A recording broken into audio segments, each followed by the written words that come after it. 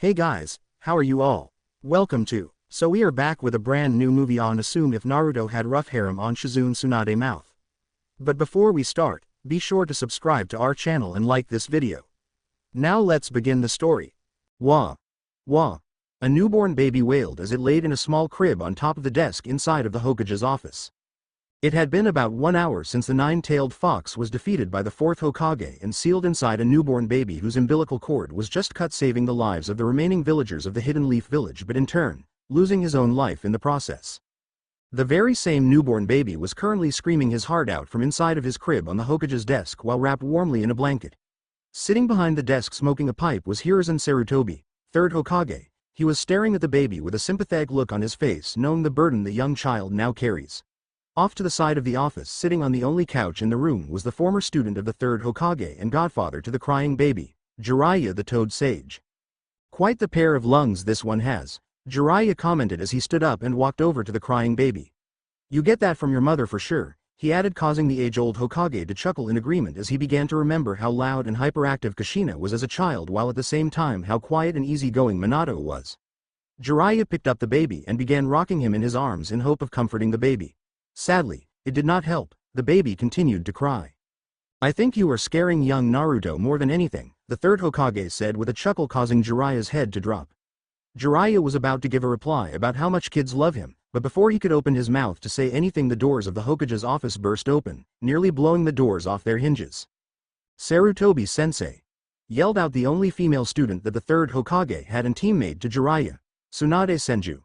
Where is Minato and Kushina?" she asked as she stormed into the office with a small girl no older than 16 following behind her. "I went to the hospital to see if they were there to treat their wounds, but I couldn't find them," she stated as she marched straight towards her sensei, completely ignoring Jiraiya and the crying baby's presence. "Have a seat, Tsunade," the Hokage said as he placed his pipe down and stared at his student with a sympathetic look on his face. Seeing the look on her sensei's face told Tsunade everything she needed to know. It was a look she had seen far too many times. "Minato and Kushina sacrificed themselves to seal the Nine Tails away," the Hokage said, causing the little girl that was with Tsunade to gasp in shock as she heard what the Hokage said. "I'm sorry, Tsunade," he added as he reached over the table and squeezed his student's hand, trying to comfort her. "First it was grandfather, then granduncle, then Dan and Nawaki, and now my son and daughter-in-law," Tsunade said as tears streamed out of her eyes. "Maybe I am cursed," she added between sobs. "Come now, Suna," Jiraiya said, still trying to comfort Naruto. "I can't comfort both you and the baby at the same time," she said, getting her attention. "Baby," Tsunade said in a confused voice as she turned to the Toad Sage. Upon seeing a head full of blonde hair and 3 whisker marks on each cheek, she sprang to her feet and shouted, "Naruto!" she yelled out as she took the baby from Jiraiya and began rocking him in her arms. "What did you do to my grandson, you old pervert?" she said angrily, causing Jiraiya's gape at her like a fish. "Shush, there, grandma's here," Tsunade said in a soothing tone as she rocked Naruto in her arms. To the surprise of the two men in the room, the baby slowly began to stop crying until he was perfectly quiet in his grandmother's arms, staring up at her with a pair of cerulean blue eyes. "How did you do that?" Jiraiya asked as he looked over Tsunade's shoulder down at the baby. "He was screaming when he was with me," he added. "Must have been your face," Tsunade said with a chuckle, causing her sensei and the little girl with her to chuckle at the expense of Jiraiya. Hearing everyone around him chuckle, little Naruto gave out a cute giggle as he looked up at his grandmother. Hearing everyone, even his own godson, laughing at him, Jiraiya went over the corner of the room to sulk. Tsunade sat back down on the chair in front of the desk as she continued to stare lovingly at the baby. "He looks like big brother Minato," the little girl said, causing everyone in the room to nod in agreement. "You're right, Shizune," Tsunade said as she turned from her student to look at her grandson. "But he has Kushina's face," she added. "Tsunade," the third Hokage said, getting her attention. "There is something I have to tell you about Naruto," he said, causing her to look back down at the baby. Before the third Hokage could speak again, Tsunade spoke up. "The Nine Tails is sealed inside of him, isn't it?" she asked, causing Shizune's eyes to widen in shock. "Yes, it is," the Hokage replied as he nodded her head. "How did you know?" he asked, causing Tsunade to chuckle with a sad look on her face. "I know my son very well," she said as she fought back tears.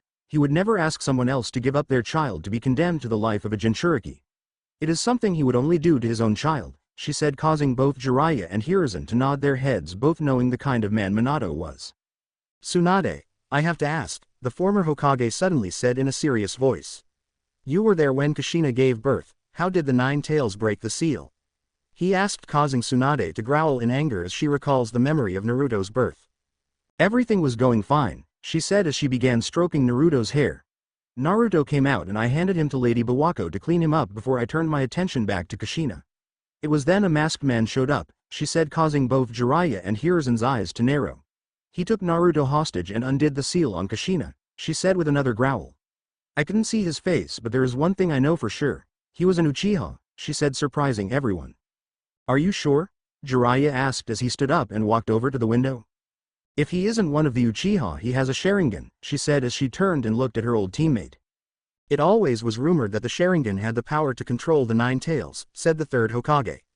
Madara was said to be the only Uchiha to have the power to control the fox, but if there is now another, he said as she trailed off and looked at Naruto. Then that means he may come after Naruto next, Jiraiya said seriously as he looked at his godson. I dare someone to try and touch a hair on my grandson's head, Tsunade said in a dangerous tone as she hugged Naruto tighter while Shizune stood closer to her teacher as she too took up a protective stance over the baby. For now, let us just make sure Naruto not only grows up safe but also ensuring that he has a normal or as close to normal life as possible, the Hokage earning a nod from everyone. So, who is going to be Hokage now?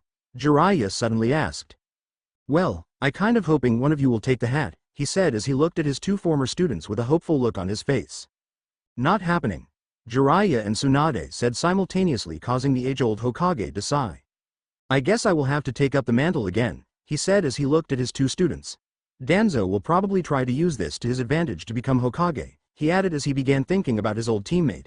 He is probably going to want to take Naruto as well, he said, causing both Tsunade and Jiraiya to narrow their eyes. I plan on taking Naruto out of the village, Tsunade suddenly said, surprising everyone. He won't be safe here with Danzo and his route always looming around, and not to mention that masked Uchiha could very well be inside the village. I don't plan on just sitting around here waiting for one of them to strike, she said as she looked down at Naruto, apparently found the adult conversation boring and fell asleep. Are sure that is wise? The Hokage asked as he looked at his student. It was Minato's dying wish that Naruto is seen as a hero by the village, he said, recalling Minato's last words to him. You and I both know that is not going to happen, Tsunade said as she looked up at her former sensei. He is now a Jinchuriki, and we all know Jinchurikis are always hated by everyone in their respected villages. They are treated as though they are the demons themselves, and I refuse to have my grandson go through life being hated and shunned everywhere he goes, she said strongly. I am going to make sure he has a life where he is loved and cherished.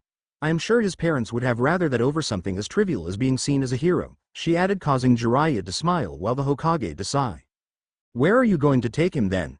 He asked, causing Tsunade to think about a second before she replied. I won't tell you right now, she said seriously, surprising the old Hokage.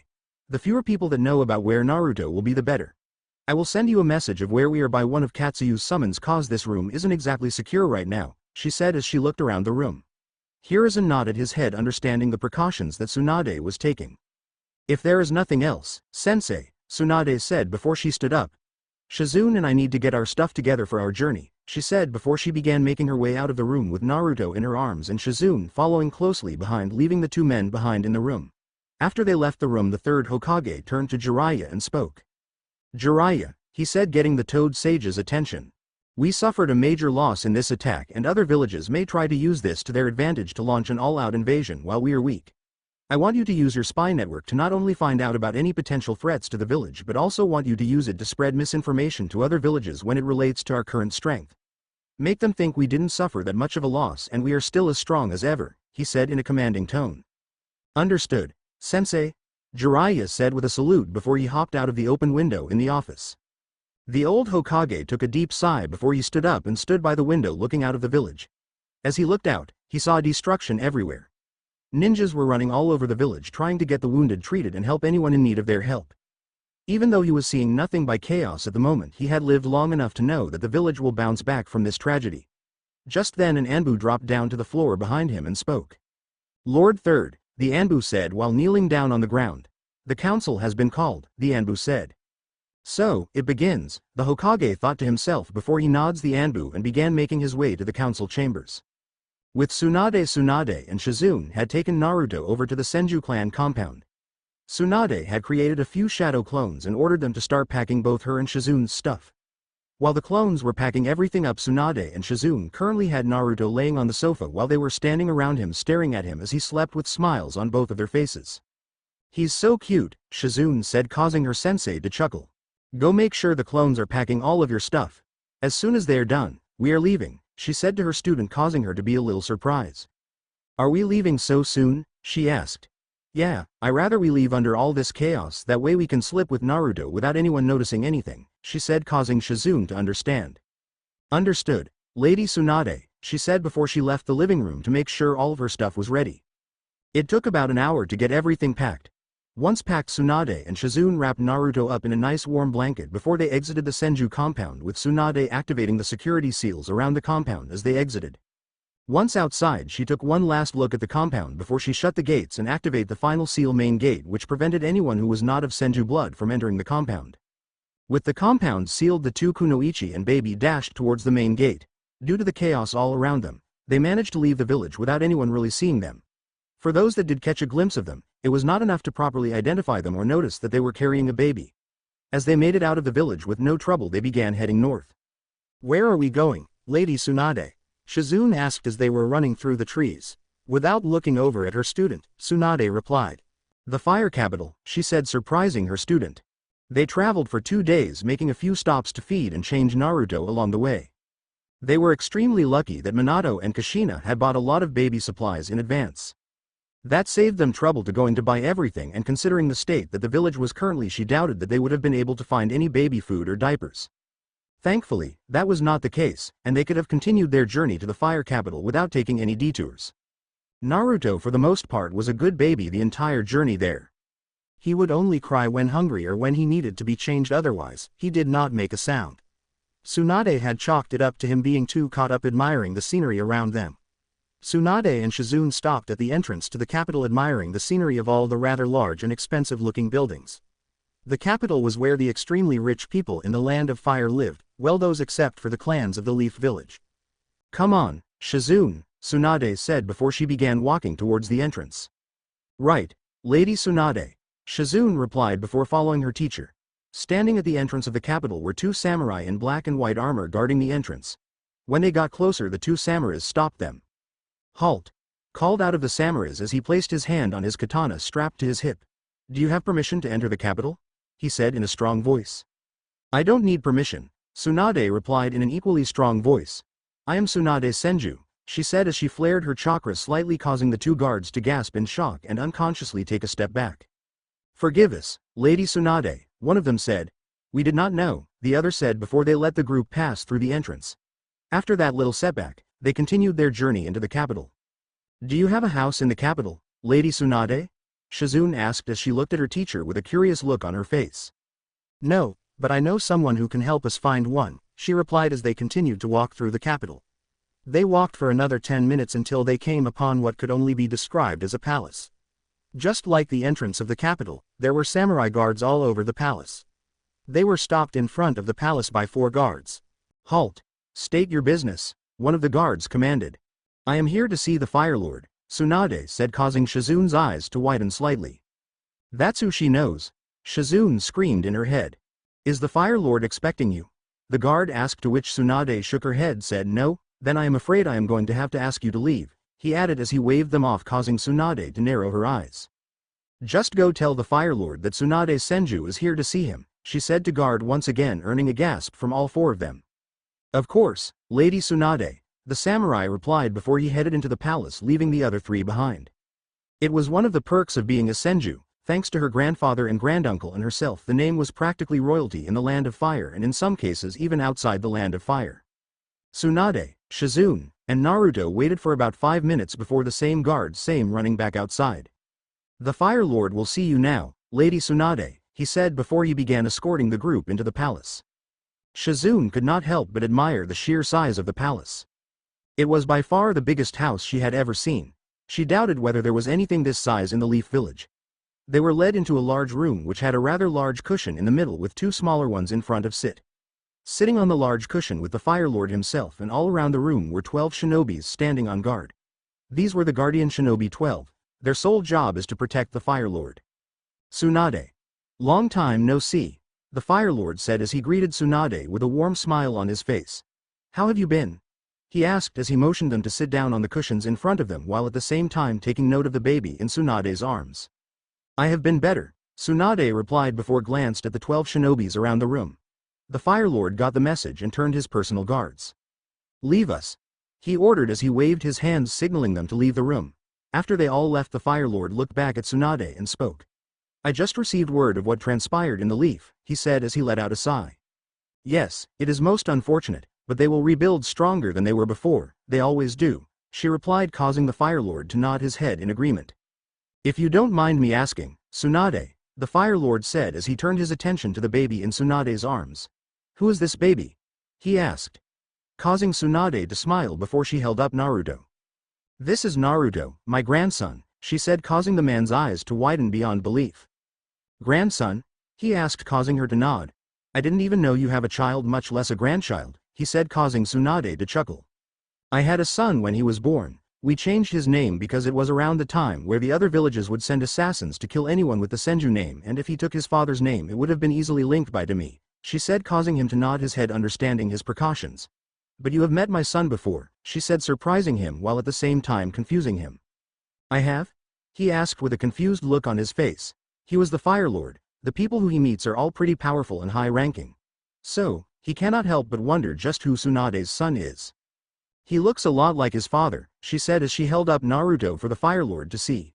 His blonde hair and blue eyes are exactly like his father's, she said, causing the Fire Lord to stare at the baby for a few minutes before he realized who the baby looks like. You're right, he does look like his father, he said with a chuckle. He then realized something else which caused him to take on a more somber look before he spoke again. Tsunade, I am truly sorry for your loss, he said, causing a sad look to appear on both Tsunade and Shizune's faces. Thank you, she said in a soft tone. I had to leave the village immediately because I didn't want anyone to find out about Naruto, and as a result, I will miss their funerals, she said. It had pained her to leave just like that and not say her final goodbyes to Minato and Kushina, but Naruto's safety took priority over her grief. You traveled a long way to see me, Tsunade, the Fire Lord said, changing the subject. I imagine it must be for a reason, he said, causing her to nod. I was hoping if it is not too much trouble you could help me find a suitable place to buy here in the capital, she said while looking at the Fire Lord. Money is not an issue. I just want a place on the outskirts of the capital for us to live with a big enough space for me to train Shizune and Naruto when he is old enough, she added, causing the Fire Lord to think for a bit. I am asking you mainly because you would be able to speed up the process of me acquiring the house, she said. Why don't you just live here? The Fire Lord suggested, causing Tsunade's eyes to widen in shock. She had never expected the Fire Lord to give her such an offer.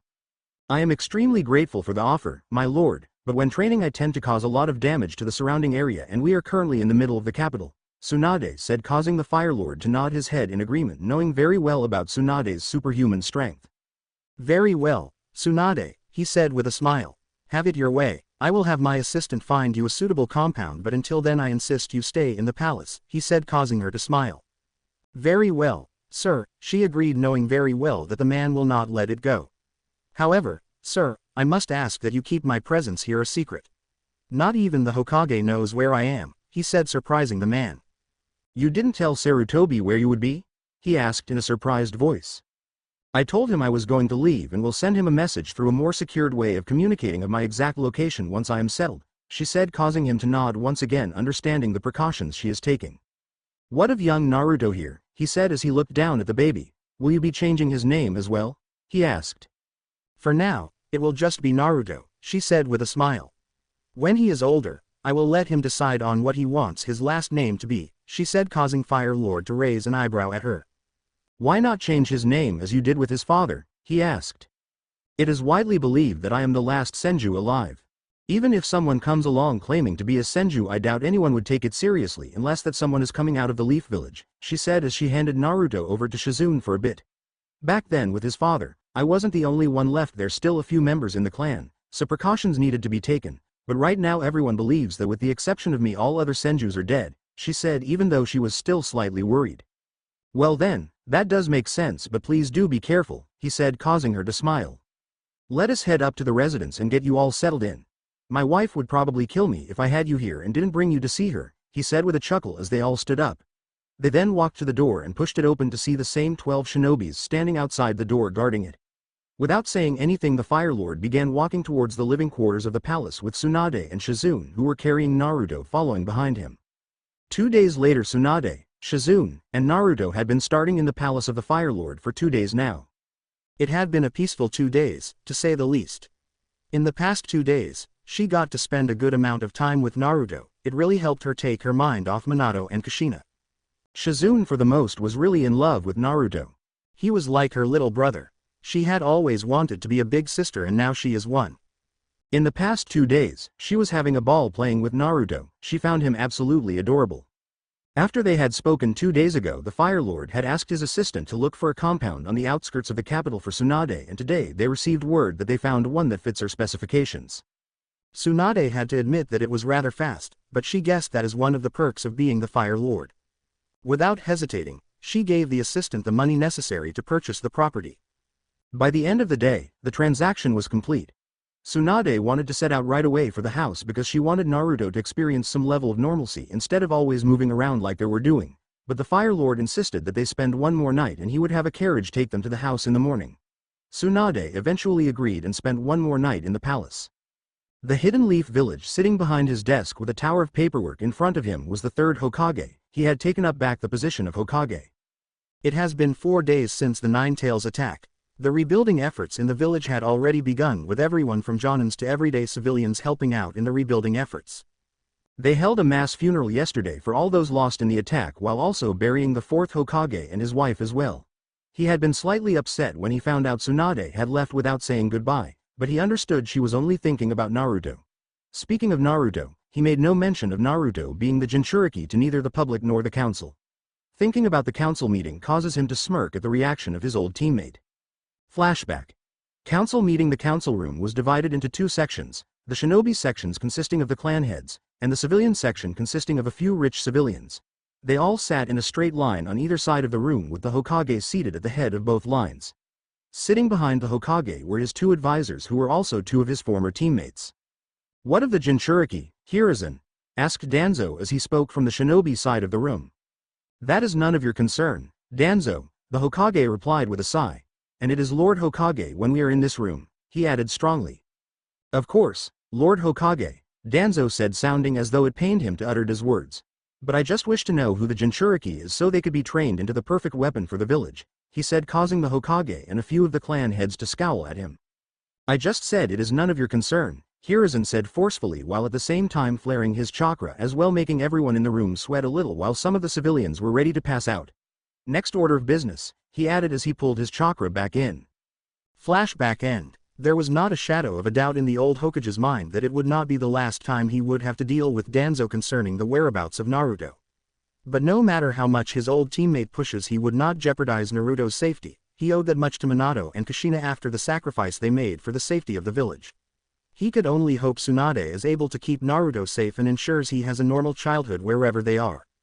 The next day, with Tsunade as the Fire Lord had requested, Tsunade, Shizune, and Naruto stayed an additional night in the palace. Now that it was morning, they were ready to leave. The Fire Lord had provided them a carriage to take them to their new home instead of having them walk all the way to the outskirts of the capital. The 2 kunoichis and baby, who was currently in Tsunade's arms, were standing in front of the palace entrance with a horse-drawn carriage behind them. Standing in front of Tsunade and Shizune were the Fire Lord and his wife, Madame Shijimi. They were there to see the group off. The Fire Lord had wanted to personally escort them to their new house, however, Tsunade told him that would only draw more attention to them. Thank you for your kind hostility, sir, Tsunade said as both Shizune and she gave a slight bow. Think nothing of it, dear, the Fire Lord said with a wave of his hand. You all are welcomed in my home at any time, he said with a warm smile. Yes, and do try not to be a stranger, Tsunade girl, Madame Shijimi said while holding a cat in her arms. We won't, Tsunade replied with a smile. The 2 kunoichis then turned around and entered the carriage with baby Naruto in tow. The carriage ride was peaceful and gave Shizune the opportunity to see more of the capital. At this time of the day, the capital was abuzz with people doing their early morning shopping. The thing that Shizune found incredibly interesting was the fact that everyone was wearing somewhat expensive clothes and jewelry in her opinion. It was as though everyone was going to a formal event with the way they were dressed, but Shizune soon came to realize that this was just the way things were in the capital.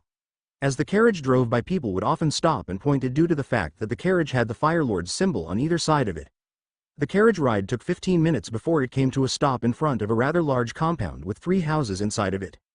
"We are here, Lady Tsunade," the driver said as he opened the carriage door. As they exited the carriage, the 2 kunoichis saw that they were in front of a small compound with 3 houses surrounded by a concrete wall about 10 feet high. "Thank you for bringing us here," Tsunade said as she turned away from the compound and looked at the driver.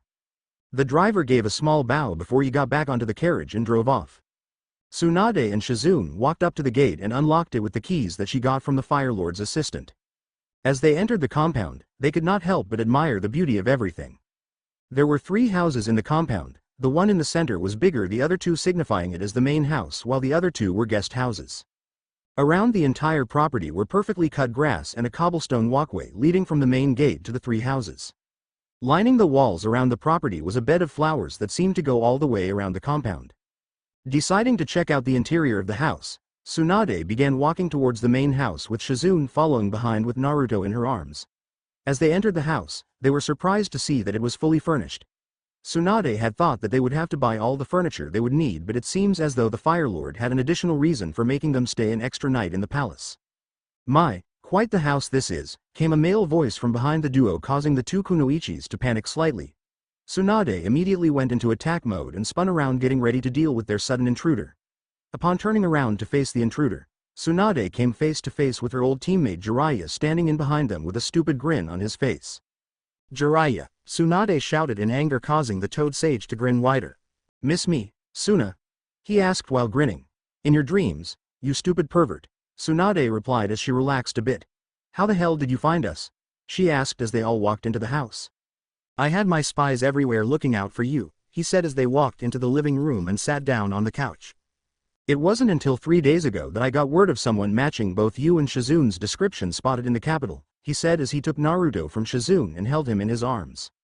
"I got here yesterday and heard that you entered the Fire Lord's palace," he said while making funny faces for Naruto, who was giggling away at his godfather's antics. "At first I thought you were going to be living there, but then this morning I saw you get in the carriage, so I followed it and ended up here," he added as he turned and grinned at her. Tsunade sighed and leaned back into the couch. "Hopefully, no one else knows I'm here," she said with a sigh. "Don't worry, I'm already spreading rumors of you being spotted in the lighting country," Jiraiya said, causing Tsunade to smirk. Jiraiya then pulled out a storage scroll from his robe and put some chakra into it, resulting in a puff of smoke appearing from the scroll. When the smoke dissipated, Jiraiya was holding a small stuffed orange toad in his hand. He began moving it around in front of Naruto, causing baby Naruto to giggle and began reaching up for the toad. "You like your gift, don't you?" Jiraiya said as he handed the stuffed animal to Naruto, who immediately hugged it tightly. Jiraiya then handed Naruto back to SHIZUNE before he stood up and spoke. "I'm going to go place some security seals around the compound," he said, causing Tsunade to nod her head. "Thanks, Jiraiya," she said with a smile. "If you really want to thank me, then maybe you could." He began before he broke out in a perverted giggle while staring at Tsunade's rather large breast, causing the medical ninja's eyebrow to twitch in annoyance. "Jiraiya!" Tsunade growled out before he sprung up from the couch and began chasing Jiraiya. SHIZUNE just shook her head as she held onto Naruto. "Well, Naruto, I guess this is our new home from now on," she said as she too got up from the couch with Naruto in tow, preparing to explore the house. It has been 5 years since the Nine-Tails attack on the Hidden Leaf Village and 5 years since Tsunade, SHIZUNE, and Naruto had started living in the capital. Naruto was now 5 years old and quite the handful. Tsunade did not know where the boy got all that energy from. It was like he was running on an infinite supply of entry that never runs out.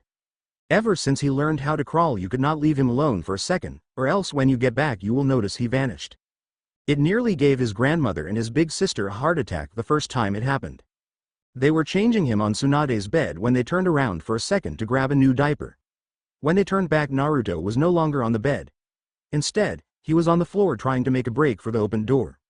That habit of his only got worse when he learned how to walk. At that point, there was no stopping him.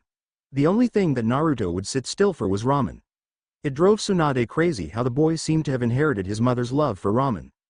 The past 5 years had been incredibly peaceful for the trio, well as peaceful as it could get with Naruto around. Nothing too interesting happened in the last 5 years. Even though they have been living in the capital for 5 years, they rarely ever left the compound. When they do leave, it is always under a disguise, mainly the transformation jutsu. In the case of Naruto, who had yet to unlock his chakra, they would normally have him wear a hat to his spiky blonde hair and some makeup on his face to hide the whisker marks. Naruto did not really care about the makeup, he was simply happy to be able to go outside. Even though there was no incident in the past 5 years with anyone recognizing them, Tsunade did not want to take any chance when it came to Naruto, so she always made sure they were in disguises. As mischievous as he would always listen to his grandmother and big sister no matter what. So, when they told him to never go outside without them, he listened. Over the years, the Fire Lord's wife, Madame Shijimi, would come by the compound to visit regularly, and sometimes Tsunade would even take Naruto to the palace with her when she goes to visit the Fire Lord. Naruto always enjoyed when Madame Shijimi would come to visit because that would mean that he would get to play with her pet cat, Tora. The cat likes to run around and so does Naruto. By the end of her visit, Tora would be so tired that she would just collapse into either Naruto or Madame Shijimi's arms. Currently, Naruto was sitting at the dining room table with a history book in front of him. Tsunade and Shizune started teaching Naruto how to read at the age of 3, and by the time he turned 4 he was able to read all on his own. Now that he is 5, his level of reading only increased to a point where they could give him more advanced reading materials like the history book he was reading. While Naruto was doing his reading, which is something Tsunade made sure he did every day, Tsunade was in the kitchen fixing lunch and Shizune was in the backyard training. Naruto then closed his book before carefully climbing down from the chair, which was too high up for him to begin with. He then took his book and ran upstairs to put it in his room before coming back down carrying some of his toys. He was wearing an orange t-shirt with the Senju clan symbol on the front with a pair of short blue pants. "Grandma, can I go play in the backyard?" came the voice of a young Naruto as he walked into the kitchen and looked up at his grandma. Tsunade turned and looked at him to see him carrying training kunai and shurikens as well as the orange stuffed toad that Jiraiya had given him. "Did you finish your reading?" Tsunade asked sternly while looking at him. "Yes, I read 2 full chapters," he said as he held up 2 of his little fingers forming the peace sign. "Very well," she said, causing him to grin and run out through the back door in the kitchen. "Thank you, Grandma," Naruto shouted as he ran out the back door. At first, Naruto used to call both Tsunade and Shizune mommy, but when he was 3 Tsunade told him that she was his grandmother and Shizune was more like his big sister. Since then, he started calling her grandma and Shizune big sis. She did not explain to him that his parents were dead until a year ago when he began asking why his mom and dad do not come to visit. It was a painful conversation, but it was one that they were going to have at some point. She also told him who his mother was, but she did not tell him who his father was as yet. She was planning to do that when they tell him about the 9 tails sealed inside of him. She wanted to tell him sooner rather than later to allow him to grow up with this knowledge so that he could better prepare himself for the life ahead of him. Right now, she was just waiting for her old teammate Jiraiya to show up to be here when she tells him. The old pervert would usually stop by once every couple of months, sometimes even a few times a month when he was not busy. She was also waiting for him to arrive so that they could unlock Naruto's chakra so that she could begin his training. She wanted him present in case the 9 tails decide to try and break out. Letting out a sigh, she just shook her head and watched her grandson in the backyard from through the kitchen window. The backyard of the compound was rather large and ideal for training. There were 2 large trees in the backyard, one on either side of the yard. Under the tree to the right was a small koi pond that Naruto loves to play around. When he arrived outside, he saw his big sister training over to the left. She was throwing some rather big needles at the training dummy. There were 2 training dummies in the backyard, one tied to either tree. With his big sister using the on the left, Naruto decided to go to the other one so that he does not disturb her. Naruto sat all of his equipment down beside the koi pond before he picked up the orange stuffed toad and sat it down on one of the rocks around the pond and spoke to it. "Froggy, you stay here and watch," he said to the stuffed animal as he placed it down on the rock and turned it to face the training dummy, that way it gets a good view. Shizune looked over and saw what her little brother was doing and could not help but smile. Naruto then grabbed his training shurikens and stood about 10 feet away from the training dummy. He placed 5 of the 10 shurikens down on the ground and held the other 5 in his hand. Then one at a time he would throw them at the dummy. Of the first 5 that he threw, only 2 hit the target that was on the dummy, but they were nowhere close to the center. As for the other 3, they did not hit the dummy at all. 2 flew past on either side of the dummy because one embedded itself into the tree. Naruto pouted cutely when he saw only 2 of his shurikens hit the target. When he would watch his big sister and mother train, they would always hit the center every time they threw it. He wanted to be as good as they were. "Would you like me to help you with your shuriken training, Naruto?" Shizune asked as she walked over to her little brother, getting his attention. Naruto looked down at the ground for a bit before he nodded his head shyly, causing Shizune to ruffle his hair. She then proceeded to show Naruto how to properly hold a shuriken and how to properly throw it. "There, now you try throwing it again," she said as she stood behind him. "Okay," Naruto said with a determined look on his face before he held one of the shurikens the way his sister showed him. He then focused on the target painted on the training dummy before he flicked his wrists just like Shizune showed him. The shuriken hit the target but once again was not close to the center. Not giving up, Naruto picked up the remaining 4 shurikens and began throwing them at the dummy.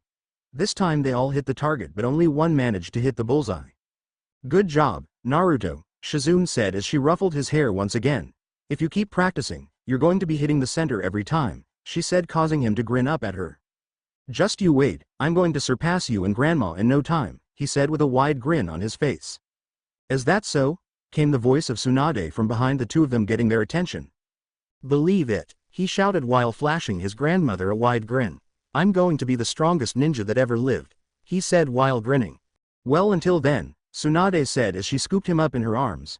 "You are still my little Naruto," she said before she started tickling him, causing him to giggle. "Okay, time for lunch.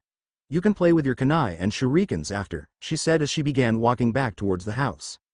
"Wait!" Naruto yelled, surprising the two women. "I can't leave Froggy," he said while pointing to his little stuffed toad still sitting on the rock. Shizune smiled and walked over the rock and picked up the small stuffed animal and took it to Naruto. "Here you go, Naruto," she said as she handed the toad to him. "Thank you," Naruto said as he hugged the toad tightly, causing the two women to smile before they walked inside the house and sat Naruto down at the dining room table before heading to the kitchen to grab the food. "Can I have ramen?" he asked while looking at the two women in the kitchen.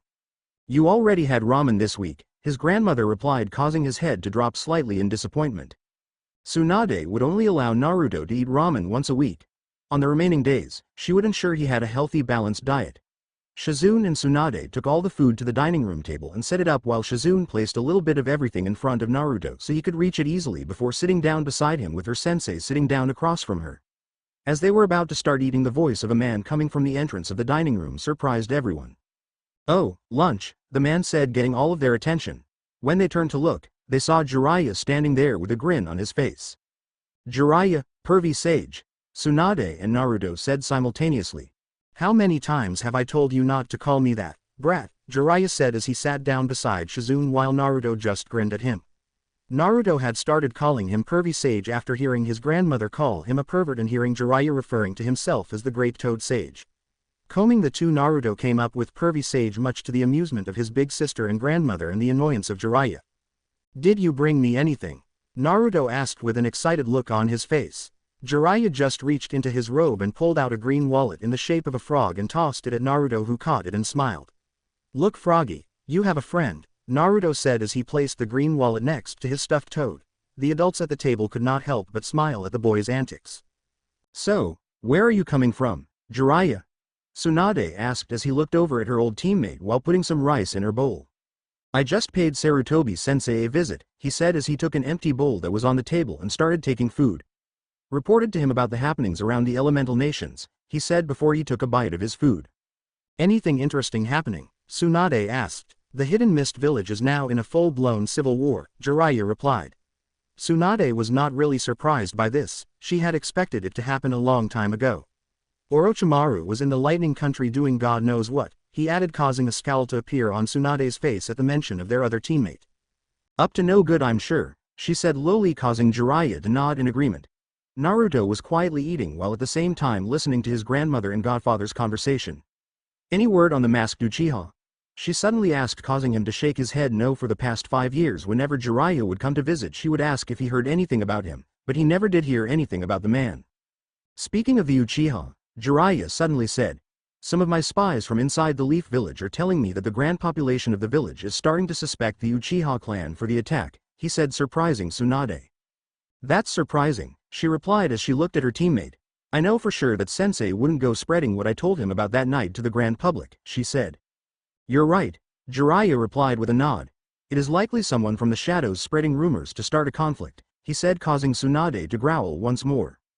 "I wonder who would do such a thing," she said sarcastically, causing Jiraiya to chuckle slightly. "Speaking of which, I think it's time," she said as she looked at Jiraiya. "Time?" he asked with a confused look on his face. "Time for what?" he asked. For us to talk to Naruto about you-know-what, she said, causing his eyes to widen slightly while getting Naruto's attention as well. Are you sure? He asked, thinking that it was slightly too soon. Yeah, I rather him knowing now so he can properly prepare himself, she said, causing him to nod his head, understanding her train of thought. Tell me what? Naruto asked while looking at his grandmother and godfather with a confused look on his face. Come with me, Naruto, Tsunade said as she got up from the table and lifted him up before heading over to the living room. Jiraiya and Shizune soon followed behind the two. Tsunade sat down on the couch and placed Naruto on her lap. Shizune then sat down to the right of her sensei while Jiraiya chose to remain standing. What is it you want to tell me? Naruto asked while looking at his grandmother with a slightly worried look on his face. I'm going to tell you about your dad and what happened to him, she responded with a soft smile. My dad? Naruto asked with a surprised look on his face. Whenever he had asked about his dad, his grandmother always told him that she will tell him when he was older. All he knew about his dad was that he looked like him and the fact that he died the night the giant fox attacked the Leaf Village along with his mom. Yes, your dad, Tsunade replied with a smile. Your dad was a shinobi in the Hidden Leaf Village. In your history books, do you remember reading about the Hokages? She asked, causing him to think for a second. Yeah, he answered with a nod before continuing.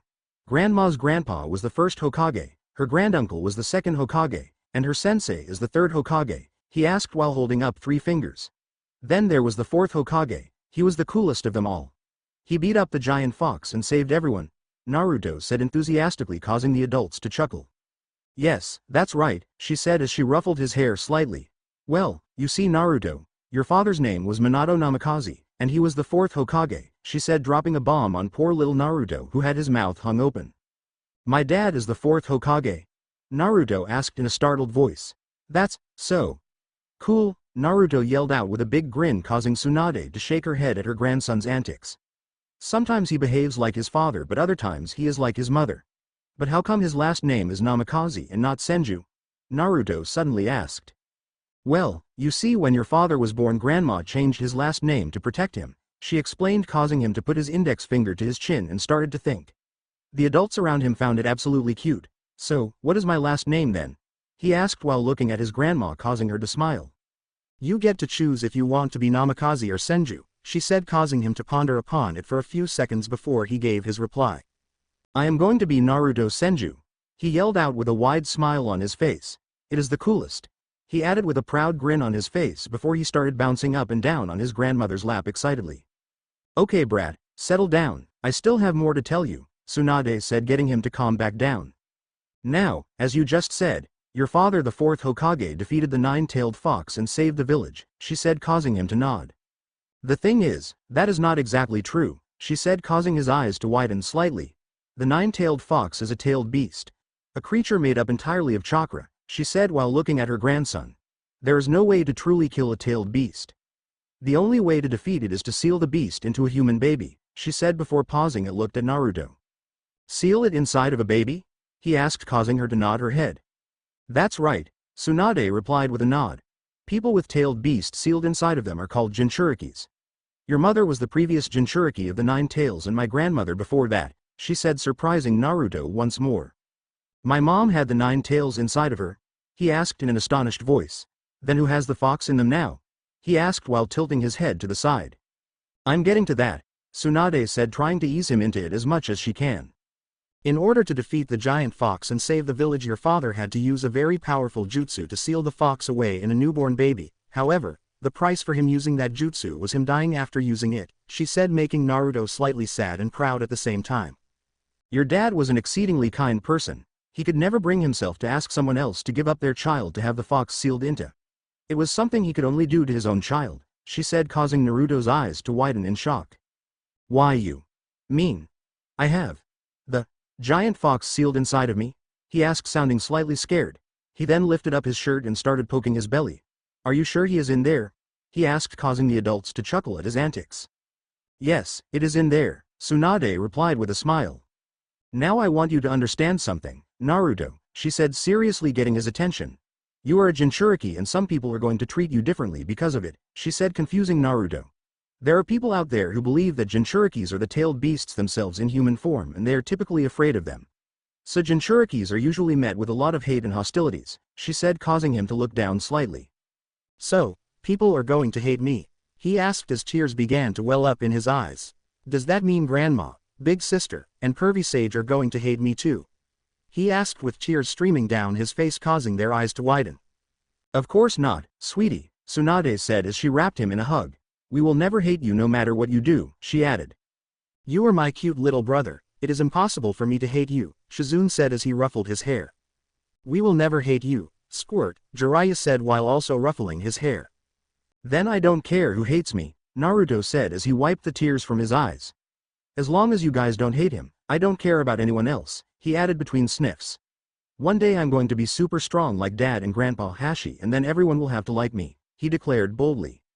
That's the spirit, kid, Jiraiya said with a smile. Well then, how about we start your shinobi training then? Tsunade asked with a smirk causing Naruto's eyes to widen in excitement. You mean that it is time for me to unlock my chakra? He asked in an overly excited tone as he started bouncing up and down on his grandmother's lap. He had wanted to unlock his chakra a year ago when he saw his big sister walking up the side of one of the trees in the backyard. He thought it was so cool. That's right, Squirt, Jiraiya said with a grin on his face. But before that, I have something for you, he said confusing Naruto. He had already received a gift from the old pervert, so he was wondering what else the man had for him. Jiraiya reached into his robe and pulled out a small storage scroll. He then channeled some chakra into the scroll causing a puff of smoke to appear. When the smoke disappeared, Jiraiya was holding a small picture frame. Here, he said as he handed it to Naruto. Looking at the picture his godfather handed him, Naruto saw that there were 5 people in the picture. It was a picture of his grandmother, big sister, and godfather standing next to a man with spiky blonde hair and a pregnant red-haired woman. This is your dad, Jiraiya said while pointing to the blonde-haired man. This is your mom, he said as he moved his finger over to the red-haired woman. And that you in there, he said while pointing at the woman's pregnant belly. These are my parents, he asked as he stared at the picture causing everyone to nod their heads. Can I keep this? He asked as he turned around to look at Jiraiya who nodded his head. Naruto smiled before he hugged the picture frame tightly into his chest. Why don't you go put that in your room and let's go to the backyard to unlock your chakra, his grandmother said causing him to nod his head eagerly before he climbed down from her lap and ran upstairs to his room. He placed the picture down on the nightstand next to his bed and looked at it for a few moments and smiled. I'm going to make you guys proud, he said to the picture of his parents before he ran back out the room and down the stairs. When he got downstairs, he saw that his family was already in the backyard waiting for him. Not wanting to wait any longer, he dashed out the back door to the backyard where his grandmother and big sister were standing. They were in the exact center of the backyard waiting for Naruto. Jiraiya was standing there with a small square paper with a seal drawn onto it in his hands. It was a chakra-suppressing seal. He had it mainly as a precaution in case the 9 tails decided to try and break free. He doubted whether the fox could break out of the seal but wanted to be prepared just in case. Okay, Naruto, Tsunade said as she saw her grandson join them in the backyard. Sit down on the ground as though you were meditating, she said while pointing to the ground in front of her. Naruto nodded his head did his grandmother instructed. Now close your eyes and meditate, she said causing him to close his eyes and take a few deep breaths. Look deep inside yourself for your chakra. It should give off a warm welcoming feeling, she added. I feel it, Naruto replied after a few minutes of searching. Good, now reach out and grab it and pull it towards you, she said remembering her sensei told her to do the exact same time. The 3 adults watched as Naruto suddenly stretched out his arms before he started grabbing at the air. This action by the little boy caused SHIZUNE to giggle while the 2 other adults' sweat dropped. I can't hold it, Naruto replied after grabbing the air for a while. We didn't mean try grabbing it with your hand, dummy, Jiraiya yelled out causing Naruto to open his eyes and look at the man. Then how am I supposed to grab it if not with my arms, you pervy sage? Naruto yelled back before pouting cutely. Naruto, try to pull it towards you with your mind, SHIZUNE said with an amused smile on her face. Okay, I'll try, Naruto replied before he closed his eyes and tried again. When he found the warm welcoming feeling deep inside himself, he began focusing on it, trying to pull it closer to him with his mind. Soon, he could feel the energy getting closer and closer to him. Then suddenly heard some inside of him break causing all the warm energy to rush throughout his body. He felt a warm sensation spread throughout his entire body. Tsunade, Jiraiya, and SHIZUNE were looking at Naruto as all 3 of them sensed chakra spreading throughout his body. Soon Naruto was surrounded by light green chakra outlining his body. He has as much chakra as an average genin, Tsunade commented in surprise seeing a 5-year-old with that much chakra. Well, That is likely due to him being both a Jinchuriki and an Uzumaki, Jiraiya replied.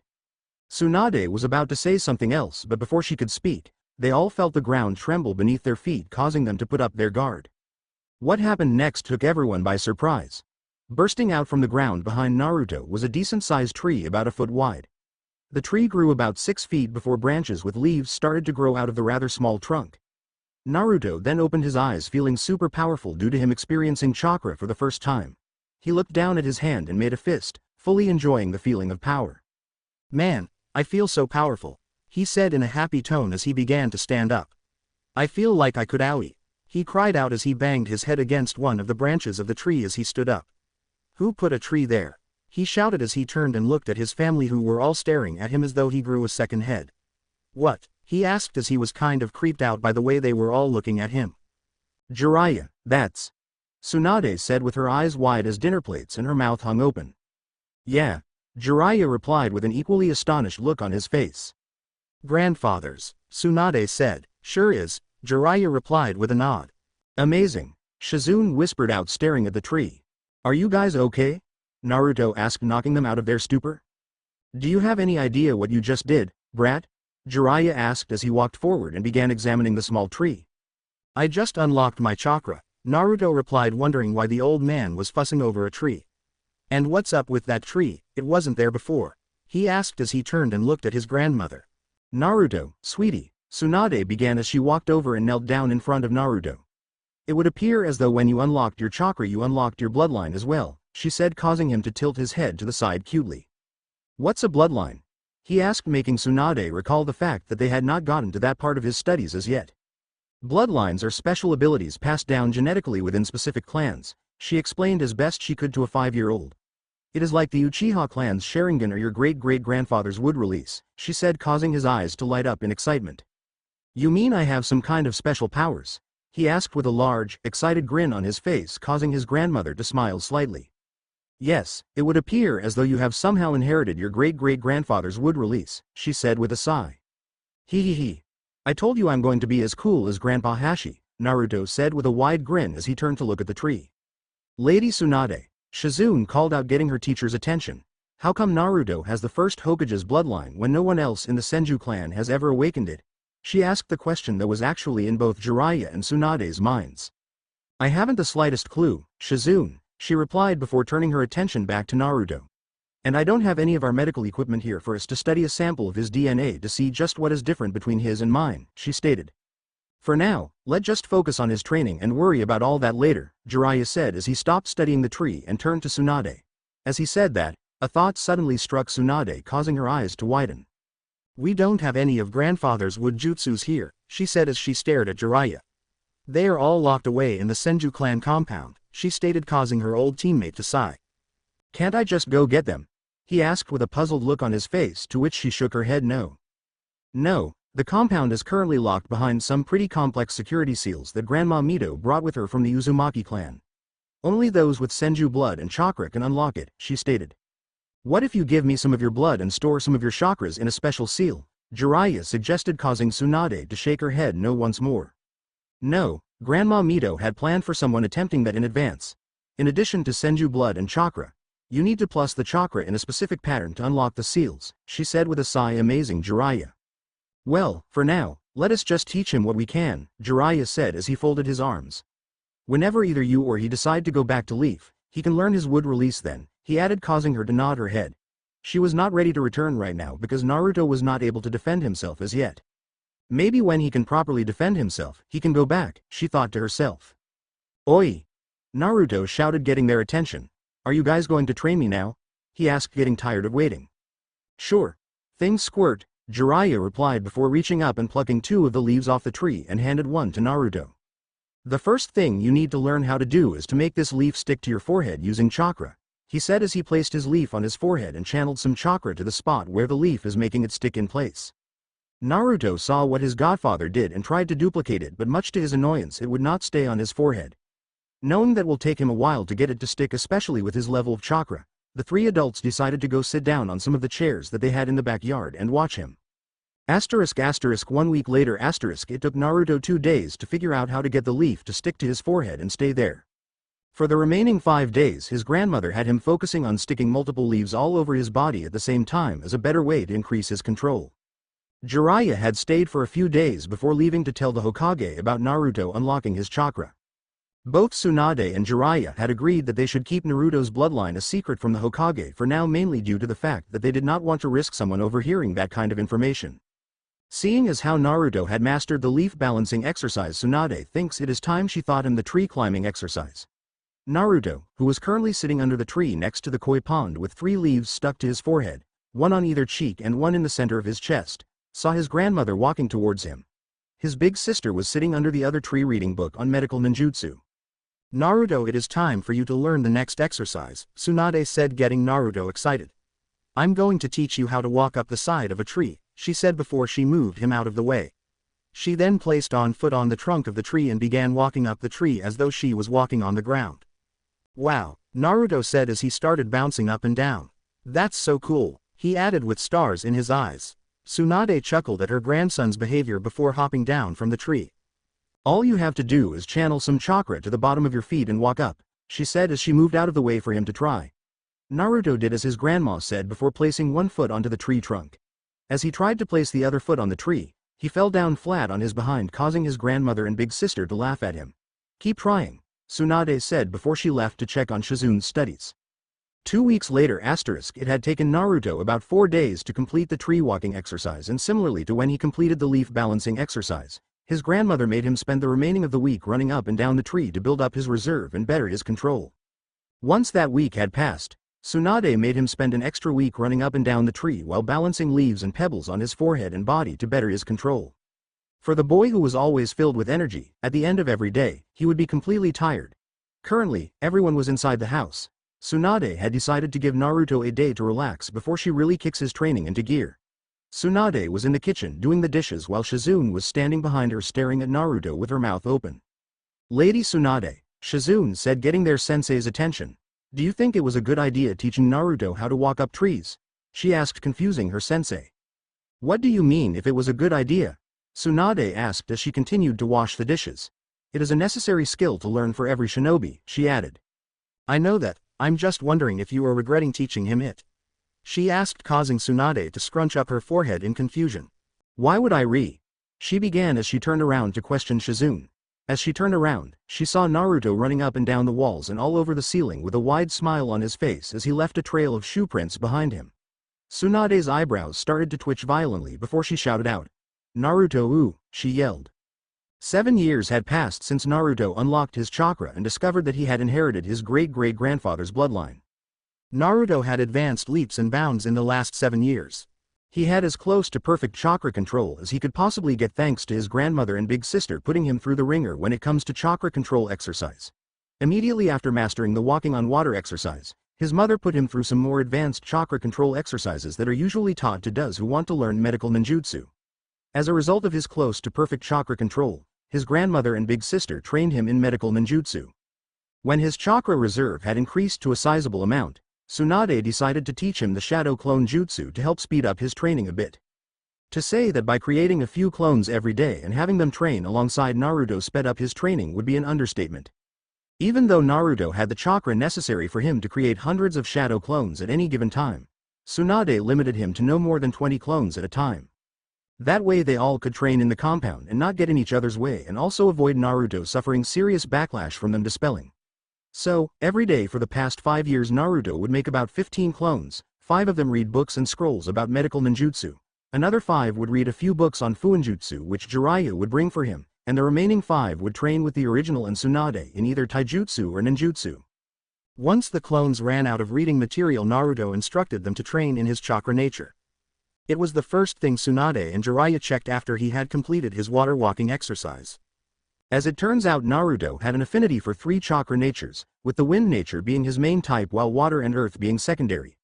Tsunade and Jiraiya had expected the earth and water, but the wind was a complete surprise to them. Thanks to his clones, Naruto had already done the necessary exercise to better control each of the 3 chakra natures, but he was not pleased with that. He wanted to take it to the next step to better his control over each chakra nature. Over the past 7 years, Naruto found time in between all of his training that his family put him through to practice his wood release. Even though he did not have his great-great-grandfather's scrolls and techniques with him, he would like to believe that his control over his wood release is fantastic, but unfortunately, there is no way for him to truly tell until he sees his great-great-grandfather's scrolls. His grandmother would often tell him that he reminded her of her grandfather when she would watch him create trees and all kinds of wooden constructs. Even though he did not have his great-great-grandfather's scrolls, it did not stop Naruto's imagination from aiding him in creating a few techniques for him to use. Now Naruto was 12 years old and he was a competent medic, a seals master that could give Jiraiya a run for his money, and a pretty powerful shinobi that could kick an average Jonin's ass. Well, technically he was not a shinobi as yet due to the fact that he has not taken the graduation exam as yet. Currently, Naruto was standing inside of his bedroom looking around at the now empty room. He had packed up all of his things barring the bed to take with him to the Hidden Leaf village. His grandmother had decided that it was time for him to return to the village so that he can take the graduation exam with people who were his age. Apparently, she had already sent word to the Hokage that he will be returning and the Hokage agreed to let Naruto take the graduation exam even though he has never stepped foot into the academy. I sure am going to miss this place, Naruto said to himself with a smile as he looked around all the memories he had there. At 12 years old he now stood 5 feet 6 taller than anyone his age. His spiky blonde hair had gotten longer over the years to the point where it was exactly like his father's. He was wearing black shinobi pants with a matching pair of black shinobi sandals. He wore a black uniform jacket with orange buttons going down the middle and on the end of the sleeves. Around his right bicep was a red armband with kanji for 9 on it, and on the back of the uniform jacket was the Senju clan symbol in orange. He had the top 2 buttons of his jacket opened, revealing his great-great-grandfather's necklace which his mother gave to him. It basically his outfit from the last Naruto the movie. The only difference is the pants are black and the Senju clan symbol on his back. "Are you done yet, brat?" came the voice of Tsunade knocking him out his reminiscing. I'm coming, Naruto replied with a smile before walked out of his room and closed the door. He then made his way downstairs and to see his big sister and his grandmother waiting for him there. "Do you have everything?" Tsunade asked as she looked at him with one hand on her hip.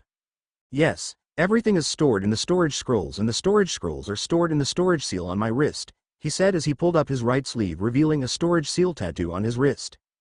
"Good, Sarutobi-sensei is expecting you," she said, causing him to nod his head.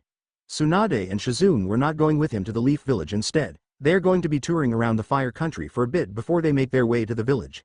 It was mainly due to them being cooped up in the Fire Capital for the past 12 years, with 7 of those 12 years was spent training Naruto into the ground. If anything, they deserved a short break. "I'll be there," he replied with a smile. "The Chunin exams are going to be held in the Leaf this year. We will arrive there a few days before the finals," she said, causing Naruto to fold his arms across his chest before he spoke. "Are you going to be coming to Leaf to see me, or are you just going cause that's where all the gambling happening?" he asked with a small pout, causing Shizune to giggle at her brother's behavior. Tsunade on the other hand had a different reaction. She punched him right in the face, sending him flying back into the stairs, destroying it in the process. "Care to repeat that question, brat?" Tsunade asked threateningly. "You know, with me no longer around," Naruto began as he pulled himself from the rubble of the stairs and dusted himself off. "I wonder who is going to fix all of your messes," he said before channeling some chakra into his foot and stomping it on the ground. As soon as he did that, wooden beams broke through the floor and formed a new flight of stairs to replace the old one. "With you gone I won't have a reason to be making any mess," Tsunade retorted with a smirk on her face. "Oh, you know you are going to miss me," Naruto said as he walked up to his grandmother. She smiled at him before pulling him into a warm hug. "Be safe," she whispered while hugging him and fighting back tears at the same time. "I will," Naruto replied as he broke the hug and turned to his big sister, who already had tears streaming down her face. "I'm going to miss you, Naru," she said as latched onto Naruto. "Big sis, you're acting as though you're not going to see me again," Naruto said as he tried to comfort his sister. I know, she said as she let go of him and wiped away her tears. "Good, now where is Taunton?" he asked as he began looking around for Shizune's pet pig that she got 2 years ago. "Oink," squealed the little pig as she ran out of the itching towards the living room after hearing her name being called. "Now Taunton, I am leaving both of them in your care. Try to keep them out of trouble," he said as he knelt down petted the pig's head. "Oink," the pig replied while pointing her snout up in the girl, causing Naruto to smile. "Good," he said before he stood up and pulled both Shizune and Tsunade in for one final hug. "I should head out now," he said as he let them go. "Send us a message when you get there and try to stay out of trouble," Tsunade said, causing him to grin. "I always stay out of trouble," he replied as he made his way to the door, causing the two women to sweat drop. They walked up behind him as he exited the door and stood in the doorway as they watched him leave the compound. Is he going to be okay? Shizune asked as she stared at Naruto walking away. I think the question you should be asking is if the village is going to be okay, Tsunade said with a chuckle, knowing her grandson's tendencies. Naruto was taking in the scenery of the streets of the capital as he walked by. This was the first time he was walking outside the compound without either his big sister or his grandmother with him. Smiling to himself, he placed both of his hands in his pocket, continue making his way to the main entrance of the capital. It took about 15 minutes for him to get to the main entrance, considering he was simply walking and taking in the sights. When he reached the gate entrance, he saw that there were two samurai guards standing on either side of the entrance guarding it. When the guards saw him approaching, they stood at attention. They were quite familiar with who Naruto was due to the fact that Tsunade, Shizune, and he would frequently visit the Fire Lord and his wife at the palace. Greetings, Lord Senju, both guards said simultaneously, causing Naruto to nod his head and wave at them as he walked out of the entrance. He was quite accustomed to people calling him Lord Senju by now, after the guards and palace servants would do it every time he visited there. His grandmother told him to get used to it because it was what people would be calling him back at the Leaf. Naruto took 3 steps outside of the capital before he stopped and stared at the lush forest ahead of him. It was at that moment he recalled something. He had not the slightest clue how to get to the Leaf Village. Deciding to ask one of the guards, he turned around and spoke to them. Can either one of you tell me how to get to the Leaf Village? He asked as he looked at them. The guards looked at each other for a second before the one on the right spoke up. It is directly south of the capital, he said while looking at Naruto. It is about a 2 to 3 days journey from here depending on your speed, he said, causing Naruto to nod his head before he spoke. Thank you, Naruto said before he turned and started walking south. This was the first time he was outside of the capital. He was going to take his time and truly soak in the scenery around him.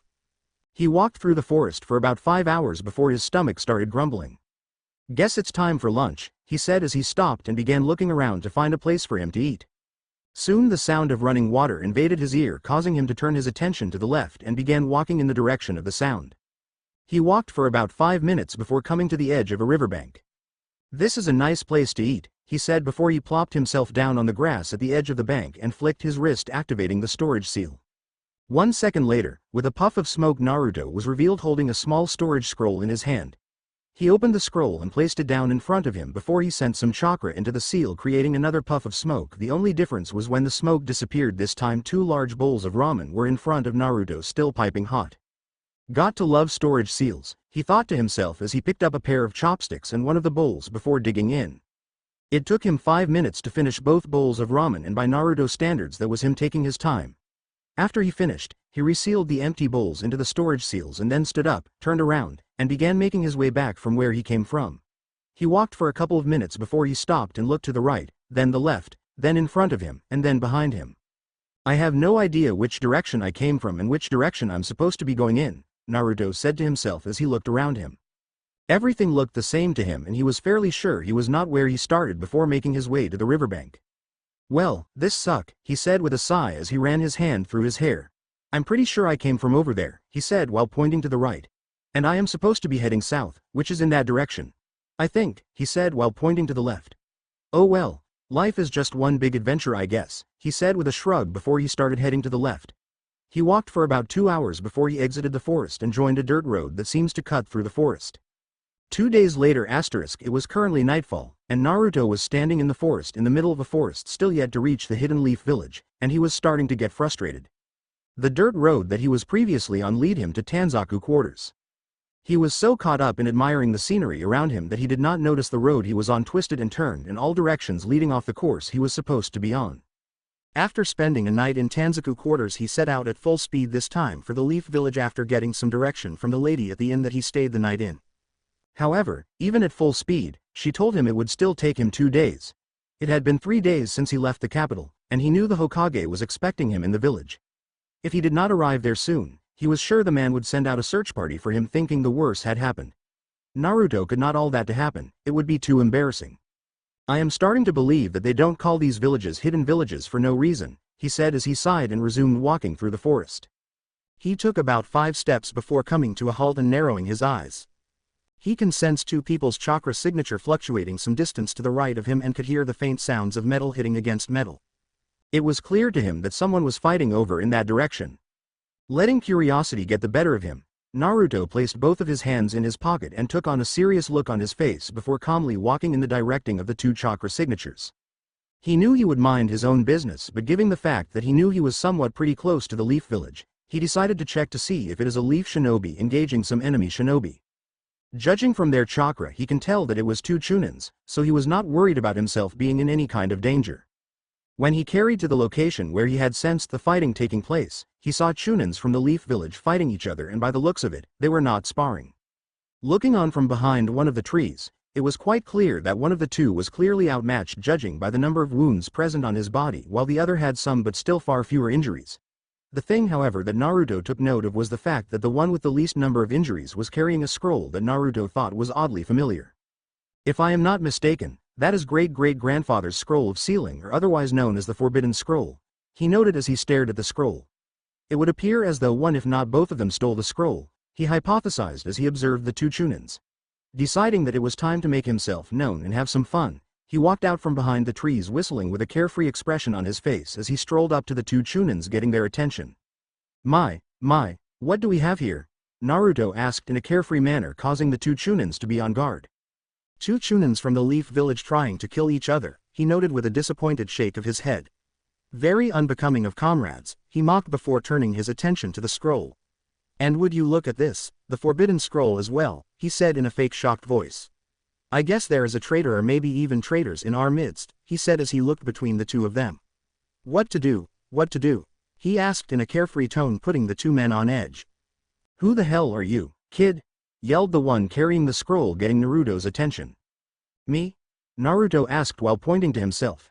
I'm just a passerby who got lost on his way to Leaf Village, he said with a shake of his head before his face brightened up a bit. You two wouldn't mind escorting me to the village, would you? He asked as he looked at them with a fake hopeful look on his face. Naruto's carefree attitude about the whole situation was really putting the two men on edge. What are you doing? Shouted the one who was more injured. Run before he kills you, he yelled. In Iruka's mind, that was just a boy in front of them, a boy who was about to get himself killed.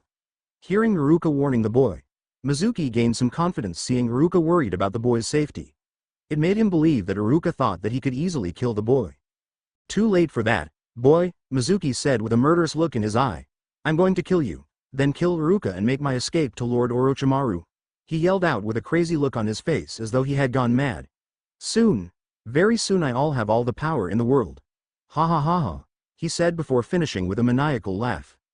I'm sorry, but I am afraid that I am still going to need you to escort me to the village, Naruto said before the grin on his face disappeared and was replaced with a dangerous look on his face. And you are going to by force if necessary, he added as he flared his chakra, causing his body to be surrounded by a green outline and the pressure in the surrounding area to increase. Mizuki and Iruka's eyes widened in shock at the amount of chakra that was being released by the boy in front of them. Just who the hell are you? Mizuki asked, shouted with fear ever so present in his voice. Naruto stared at him, made a single hand seal and spoke. Wood style. Wood binding jutsu, he said in a low voice while holding the snake hand seal. As he said that, a large tree branch with leaves on it burst out from the ground under Mizuki's feet and coiled its way around the Chunin, binding him in place.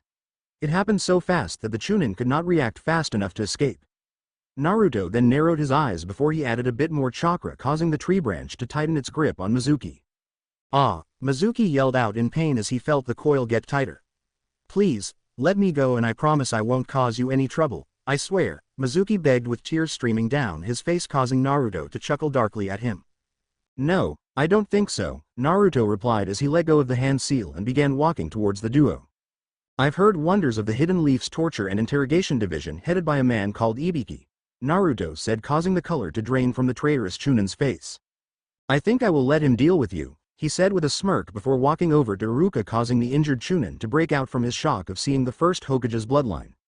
Do not panic, I am just going to heal your wounds, Naruto said as he knelt down beside Iruka and began healing the shinobi with medical ninjutsu. Thank you, Iruka said with a grateful smile on his face. Naruto nodded his head and just continued to heal him. While healing Iruka, Naruto created two shadow clones without using a single hand seal. One clone went over and picked up the Forbidden Scroll and brought it over to Naruto, while the other went over and severed the bottom on the tree branch that was binding Mizuki so that they could transport him. Upon severing the branch, Mizuki fell over while still bounded, hitting his head pretty hard against the ground, knocking him out. After he finished healing Iruka, Naruto stood up and picked up the forbidden scroll. Iruka was about to say something to him about the scroll, but before he could, a tree branch similar to the one binding Mizuki burst up from the ground and wrapped itself around him as well. "What is the meaning of this?" Iruka asked. "It's nothing personal, it's just a precaution," Naruto said with a shrug. "For all I know, the two of you are in on this together and he betrayed you," he said while creating 2 more shadow clones to carry Iruka while the 2 from earlier would carry Mizuki. "When we get to the village, the Hokage will decide if you are innocent or not," he added before signaling the clone to pick them up. "Which direction is the village in?" he then asked while looking at Iruka. "Straight ahead," Iruka replied, causing Naruto to nod his head before he began walking in the direction of the village with his 4 clones carrying the 2 Chunins behind him. He walked in silence for about 15 minutes before the village walls came into view. Naruto could not help but smile at the fact that he had finally arrived at the village. "So, this is the Hidden Leaf Village," he said as they approached the entrance. As they were approaching the entrance, about 6 shinobis all ranging from Chunin to Jonin appeared in front of the gate ready to confront Naruto. Naruto was not really all that worried about the 6 of them. He continued walking towards the gate without a care in the world. "Halt and identify yourself," a Jonin wearing dark sunglasses ordered. "Who the hell wears sunglasses at night?" Naruto asked in a confused tone as he continued to walk towards them. The sunglass-wearing Jonin was named Ebisu, and he was slightly ticked off that the kid carrying the forbidden scroll just ignored his order. "I said halt and identify yourself," Ebisu repeated a bit louder this time. "Oh right, I'm Naruto," Naruto said with a carefree smile on his face as he stopped in front of the group. "Can all of you move out of the way? I got an appointment with the Hokage that I am a few days late for. It would be incredibly impolite to keep him waiting for any longer," he said with a smile. The 6 shinobi all looked at each other, unsure what to do. "And what business do you have with the Hokage, brat?" one of the Chunin asked. "I'm sorry, I wasn't aware that the Hokage's business was any of your business," Naruto replied with the carefree smile still on his face. The Chunin who had asked the question growled when he heard Naruto's reply. "Just who the hell does this little brat think he is?" he thought to himself in anger. "Now all of you have 2 options here. You can either escort me to the Hokage," he said with a smile before wiping the smile from his face and replacing it with a serious look as he narrowed his eyes and flared his chakra slightly. "Or get the hell out of my way," he said lowly, causing some of the Chunins to take a step back, including the one who spoke up earlier. "We will escort you to Lord Hokage," another Jonin said, getting everyone's attention. Naruto looked over at him and saw that he had a senbon needle in his mouth. Naruto smiled at him and suppressed his chakra once more. The group of shinobi then escorted Naruto to a large red building with "Fire" written on the front. In front of the building were even more Chunins and Jonins, and standing behind them all was an old man wearing a white robe. Lord Hokage. This boy approached the southern gate with the forbidden scroll in hand along with Mizuki and Iruka as his captives. Ebisu yelled out, getting everyone's attention. "He claims to have an appointment with you," he added, causing the Hokage to raise an eyebrow and walked to the front of the group of shinobi to see who had an appointment with him. When he got to the front of the group, he gasped in shock at the boy standing before him. It was as though he was staring at a younger version of the 4th Hokage. It was not until he saw the whisker marks on each cheek did he realize just who it was. "Naruto?" the Hokage called out in a slightly surprised voice. "Hello, Lord Hokage," Naruto said respectfully with a smile. "Sorry I'm a bit late, I kind of got lost on the way here," he said with an embarrassing chuckle. "Well, you are here now," the 3rd Hokage said before he looked behind Naruto at abounded Mizuki and Iruka. "Can you explain what happened with them?"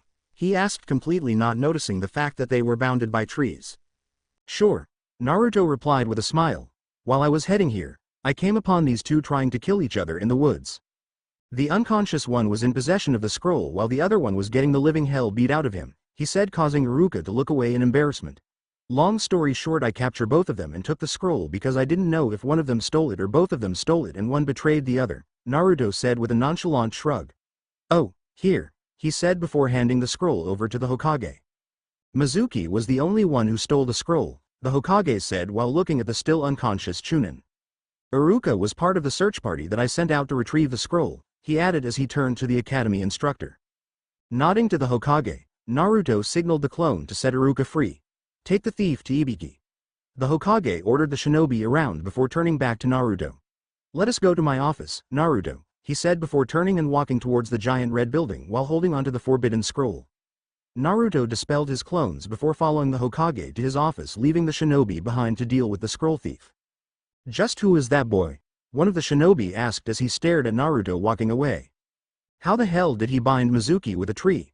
Another asked, drawing attention to the fact the traitor had a tree branch wrapped around him. Guys, a random Chunin stuttered out. Is that symbol on the back of his shirt what I think it is? He asked while pointing to Naruto's back. Everyone looked over to Naruto and saw the Senju clan's crest on his back, causing their eyes to widen. The Senju clan, one of them whispered out in shock. It was at that moment a few of the smarter ones began looking between Naruto and the tree branch that was binding Mizuki. Impossible. One said in a whisper. The first Hokage's would release, another said before he turned and looked at Iruka as if to ask if it was true. Yes, you are correct. Iruka replied, getting everyone to look at him. He possesses the bloodline of the first Hokage, he said, causing everyone's jaws to drop. Hokage's office asterisk. As they entered the office, the Hokage went to sit behind his desk, but then he remembered that the chair, which is usually on the opposite side of his desk, had been sent out to be replaced that afternoon and a new one would not arrive until the next day. I'm sorry, but the chair which usually there was sent out to be replaced, he said as he looked at Naruto with an apologetic look on his face. It is fine, Naruto said with a wave of his hand before he stomped his foot on the ground, causing a few small beams of wood to sprout up. In a matter of seconds, a new chair made out of wood was there for him to sit on. Wonderful, the Hokage said as both he and Naruto sat down. The Hokage sat down and blinked for a few seconds as he stared at Naruto, who was grinning at him. His eyes then widened to the size of dinner plates before he sprung up back to his feet and pointed at Naruto. Why, you just, he stuttered out in a shocked voice, causing Naruto to burst out laughing. Grandma was right, people's reaction to my bloodline is hilarious, Naruto said while laughing. The Hokage plopped himself back down on his chair before he let out a sigh. I'm getting too old for this, he said, causing Naruto to only grin at him. When did you unlock it? He asked. When I was 5, Naruto replied, surprising the old man. It happened the same time I unlocked my chakra, he said, causing the old Hokage to nod. It does bring back a lot of memories seeing you use it, he said with a fond smile. It reminds me of Hashirama-sensei, he said, causing Naruto to grin after being compared to his great-great-grandfather. Grandma said the same thing, he said with a smile. I was expecting you 2 days ago, Naruto, the Hokage said as he stared at Naruto. You missed the graduation exam, he added, causing Naruto's eyes to widen. What? Naruto yelled, asked. Does that mean I have to wait till next year? He asked in a slight panic. Oh man, Grandma is going to kill me, he said as he sunk into the chair. No, nothing like that, the Hokage said with a chuckle. I can give you the test tomorrow, he said, causing Naruto to breathe out a sigh of relief. However, a lot of the teams have already been decided, so we are going to have to come up with something to do about you, he said, causing Naruto to nod his head. I would love to hear about how life was for you with Tsunade, but it is pretty late now, and I am sure you must be tired, the Hokage said, causing Naruto to smile and nod his head. He was indeed tired, and he needed a bath as soon as possible. Tell you what, why don't you come by the Sarutobi compound tomorrow morning for breakfast and you can tell me everything, he added with a grandfatherly smile. That sounds wonderful, Naruto replied with a smile before he remembered something. Before I forget, he said as he flicked his wrist and unsealed a small scroll and handed it to the Hokage. This is a letter from my grandmother appointing me the acting head of the Senju clan until she returns to the village, he said in a serious voice. When will she be returning?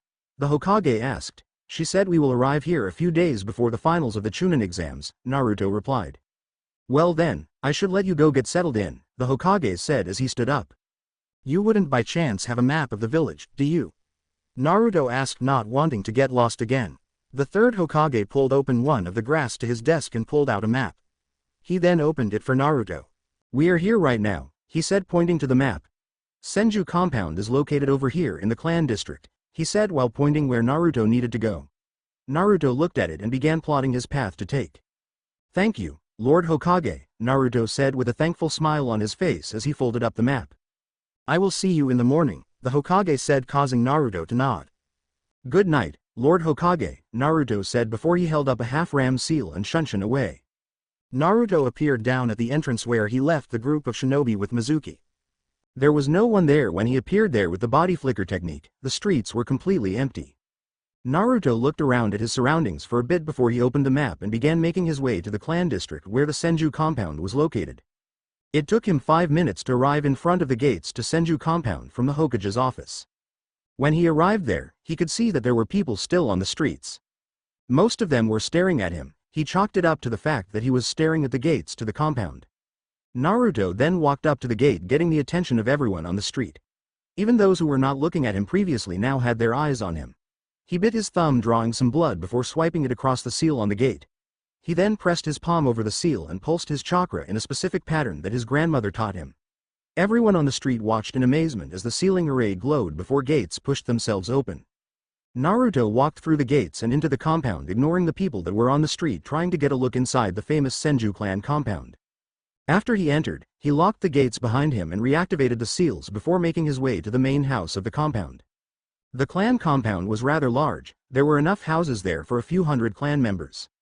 When Naruto arrived at the main house, he created about 50 shadow clones and unsealed the storage scrolls with all of his stuff in them and give it to them to put away while he orders a few of them to go explore the house. While all the clones were doing that, Naruto made his way down a hallway that his grandmother told him about and stood in front of a wall. He then bit his finger once more, drawing some more blood, and repeated what he did at the gate. After doing that, a large sealing array appeared on the wall and a door became visible. He opened the door, which leads to a flight of stairs going down. He walked down the stairs and came upon another door, which he did the same thing he did to the previous one, unlocking the security seal which was placed on it. Once it did that, he opened the door and stepped into what his grandmother described as the Senju clan's vault. As he stepped into the room, the lights automatically came on and Naruto could only marvel at the number of weapons, books, and scrolls that were in the room. "Whoa," he said in amazement. It was inside this room that all of his great-great-grandfather's jutsus were locked away in, along with a lot of books, weapons, and scrolls that were spoils of war. As Naruto was looking around, his eye caught a rather large scroll in the corner of the room just next to the door. It was a white scroll with a black and silver lining. He walked up to it and picked it up. "Wonder what this is?" he asked himself before he opened the scroll, and could not help but smirk when he saw what it was. "A summoning contract," he said with a smile before a puzzled expression appeared on his face. "Why are there no names written on it?" he asked as he saw that there was not a single name written on the contract, signifying that there had never been a summoner for this contract. "I wonder what kind of creature this is for?" he asked himself before he caught a glimpse at a picture of the animal at the bottom corner of the contract. "Interesting," he said with a smirk. It was currently morning and Naruto was getting ready to head over the Sarutobi clan compound to have breakfast with the Hokage. After the clones had finished getting all of his stuff ready, he opted to go straight to bed, saving the exploring for later today. He did not sign the summoning contract that he found last night, deciding to do it another day when he had the time. As he walked out of his bedroom, he made his way to the door leading to the basement of the main house. Even though he was going to be having breakfast with Hokage and will probably be taking his graduation exam after that, he decided to put his clones to work inside of the Senju clan's private library, where all of the clan's jutsus and scrolls were located, and more importantly where his great-great-grandfather's wood release techniques were located. Naruto opened the basement door and walked down the stairs. At the bottom of the stairs was a hallway with 2 doors on either side. He knew the one on the right was an indoor training room while the one on the left was the library. Turning to his left, he deactivated the security seal on the door and opened it. As soon as the door opened, the lights to the library automatically came on, leaving Naruto to marvel at the room in front of him. "Whoa," Naruto exclaimed in surprise as he stared at the extremely large library before him. He had no doubt that it was his great-great-grandfather who created this room, judging from its size and the wooden beams that were supporting it. It was without a doubt one of the biggest libraries that Naruto had ever seen. By the looks of it, the room well extends beyond the house, he noted as he looked around. It was the truth. The clan's library extended well beyond the main house. It took up a good chunk of space on the western side of the compound. No one would know that there was a library there, given the fact that it was underground, but Naruto did not doubt the fact that there were probably security seals in place just in case someone did discover that fact and tried to tunnel their way in. "There have to be over 1,000 books and scrolls in here," he commented as he stared at the numerous shelves with a variety of books and scrolls. He was under the impression that there were only going to be jutsu scrolls in the library. However, now he could see that there are a lot more than that. Realizing that he was going to be late for his breakfast with the Hokage, he decided to get down to business. He made a cross seal in front of him and began channeling a large amount of chakra before shouting out, "Multi-shadow clone jutsu!" Naruto yelled out, creating a large puff of smoke inside the library. When the smoke vanished, 2,000 copies of Naruto were scattered throughout the library. "Okay, listen up," Naruto said loudly so that all the clones could hear him. "I don't know how many books and scrolls are in here, so I made 2,000 clones just in case," he said as he looked around at the small army of clones he had created. "Each of you is to take either a book or a scroll and begin reading," he said, causing his clones to groan. "If there is no more reading material for you to read, just dispel yourself. Understood?" he asked, earning a nod from each clone. "And when you are done reading, do not dispel yourself." Instead, read it again to make sure whatever it is you read sticks, he ordered, earning him another set of groans. Have fun, he said before turning and walking out of the room, locking the door behind him. He then began making his way to the Sarutobi clan compound. As Naruto left the clan compound, he activated the security seals on the gate as he left. He knew there were probably a lot of people who were dying to get their hands on a few of the clan secrets and techniques that were stored inside of the clan compound. With his return to the village and the compound, there would be no doubt that some people may think that they could probably sneak into the compound now, but those who were brave enough to try would be in for a rude awakening. As Naruto was walking through the clan district on his way to the Sarutobi compound, he could not help but notice that there were people staring at him as he walked by. It was still pretty early in the morning, so there were not a lot of people on the streets, but there was still a fair amount of them doing their early morning shopping and exercise. At first, he thought there was something on his face, or maybe he did not dress properly.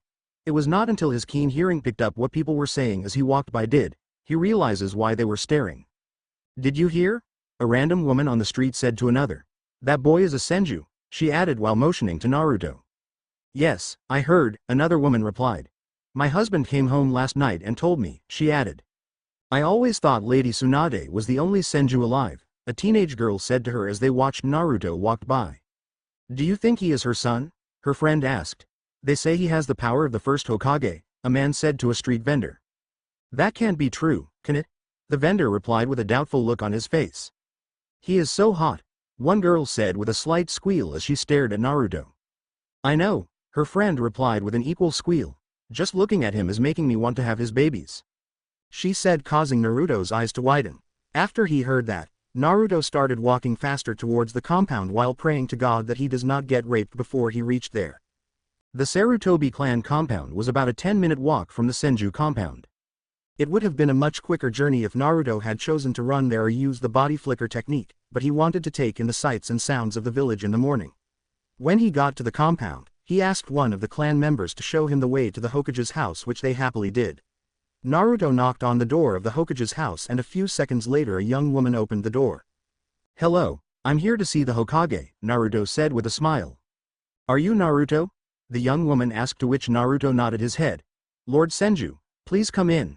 My father is in the living room relaxing, the Hokage's daughter said.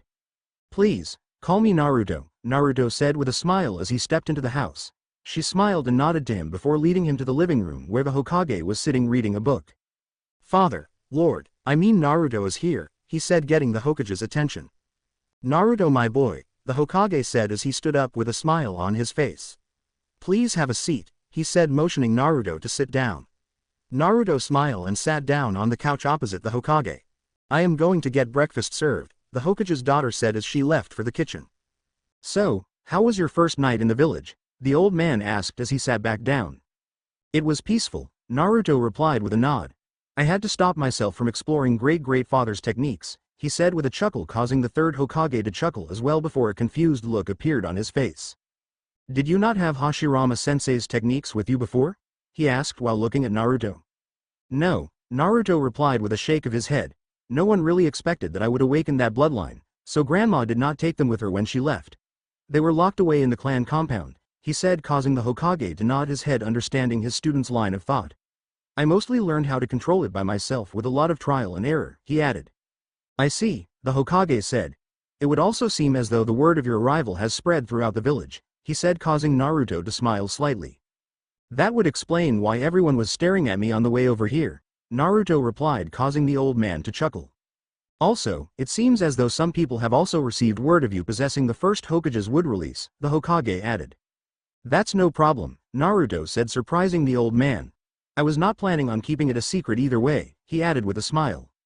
Wouldn't it put you in more danger? Asked the age-old Hokage. Grandma wouldn't have sent me here by myself if I wasn't strong enough to handle any of the danger that may come my way, he replied with a confident look on his face. The third Hokage was about to say something to Naruto, but before he could, his daughter came back to the living room and told them that breakfast was ready. The two of them went to the dining room where they were joined by a young boy wearing an extremely long scarf. This is my grandson, Konohamaru, the third Hokage said as he sat down at the head of the table. He is an academy student, he added. Naruto looked over at the kid to see him looking back at him as though he was trying to size him up. Naruto could not help but chuckle along with the Hokage. Nice to meet you, Konohamaru, Naruto said, causing the kid's eyes to widen in shock, confusing Naruto. I'm Naruto, he added. Everyone then began eating while Naruto started to tell the third Hokage and Konohamaru about his life in the capital and his training. Konohamaru was absolutely amazed by Naruto. Not only did Naruto not call him honorable grandson, but he was also super strong and was related to two of the previous Hokages. The third Hokage was also impressed with Naruto's recount of his training with Tsunade and Jiraiya. He was also surprised to hear that Naruto knew about his parents. Even though he did not say it, the third was fairly sure that the boy knew about the Nine Tails as well. About an hour had passed since they all sat down, and Naruto had been expecting to get some memories back from some of the clones in the library who did not get any reading materials. There couldn't be more than 2,000 books and scrolls in there, right? He asked himself before the third Hokage broke him out of his thought. Naruto, I've arranged for you to take the graduation test at the academy, he said, getting Naruto's attention. I'll be accompanying you, he added, causing Naruto to smile and turn to Konohamaru. Would you like to come too, Konohamaru? Naruto asked as he turned to the kid, causing him to light up. Can I? He asked, causing both Naruto and the third to chuckle and nod. The trio finished up breakfast and began making their way over to the Shinobi Academy. The academy was located next to the Hokage's office, so it would be about a 15-minute walk from the Sarutobi clan compound. Konohamaru was walking in between the Hokage and Naruto with an excited look on his face. He was going to get a chance to see what the academy graduation exam was like before he graduated. He was giddy with anticipation over the fact that he was going to get an advantage over everyone else. Seeing the look on the little boy's face, Naruto could tell exactly what he was thinking about. He could not help but shake his head at the kid's thinking. As they were walking by, people would stop and greet the Hokage and Naruto, much to his surprise. It would seem as though the word of his return had truly spread throughout the village. When they reached the academy, Naruto had expected to see some academy students around, but there were none in sight. Where are all of the students? He asked, getting the Hokage's attention. The graduation exam was held 2 days ago, he explained as they walked through the entrance of the school. Usually, we give everyone a week off after the exams, he said, causing Naruto to nod his head, understanding. Only the instructor who will be giving you the test is here today, he added as they entered the building. The Hokage then led Naruto to one of the classrooms with Konohamaru following closely behind. As they entered the room, Naruto saw the Chunin that he had captured last night along with Mizuki. Good morning, Lord Hokage, the instructor said with a bow towards the Hokage before turning to Naruto. Lord Senju, he said with another bow before moving to Konohamaru. Konohamaru? He asked in surprise, seeing the kid there. Hey, Iruka-sensei, Konohamaru said with a wave. I'm here to watch big bro Naruto take his exam, he said, causing Naruto to raise an eyebrow at his choice of name. Speak of which, let's get started, the Hokage said, causing Iruka to nod and motioned Naruto to sit at one of the desks. First we will do the written portion of the exam, he said as he placed a sheet of paper and pencil in front of the blonde. You have 1 hour to complete it, he said before motioning Naruto to start. When Naruto started the test, he could not believe how easy it was. Thanks to all of the books that his grandmother made him read, he breezed through the exam as though it was nothing.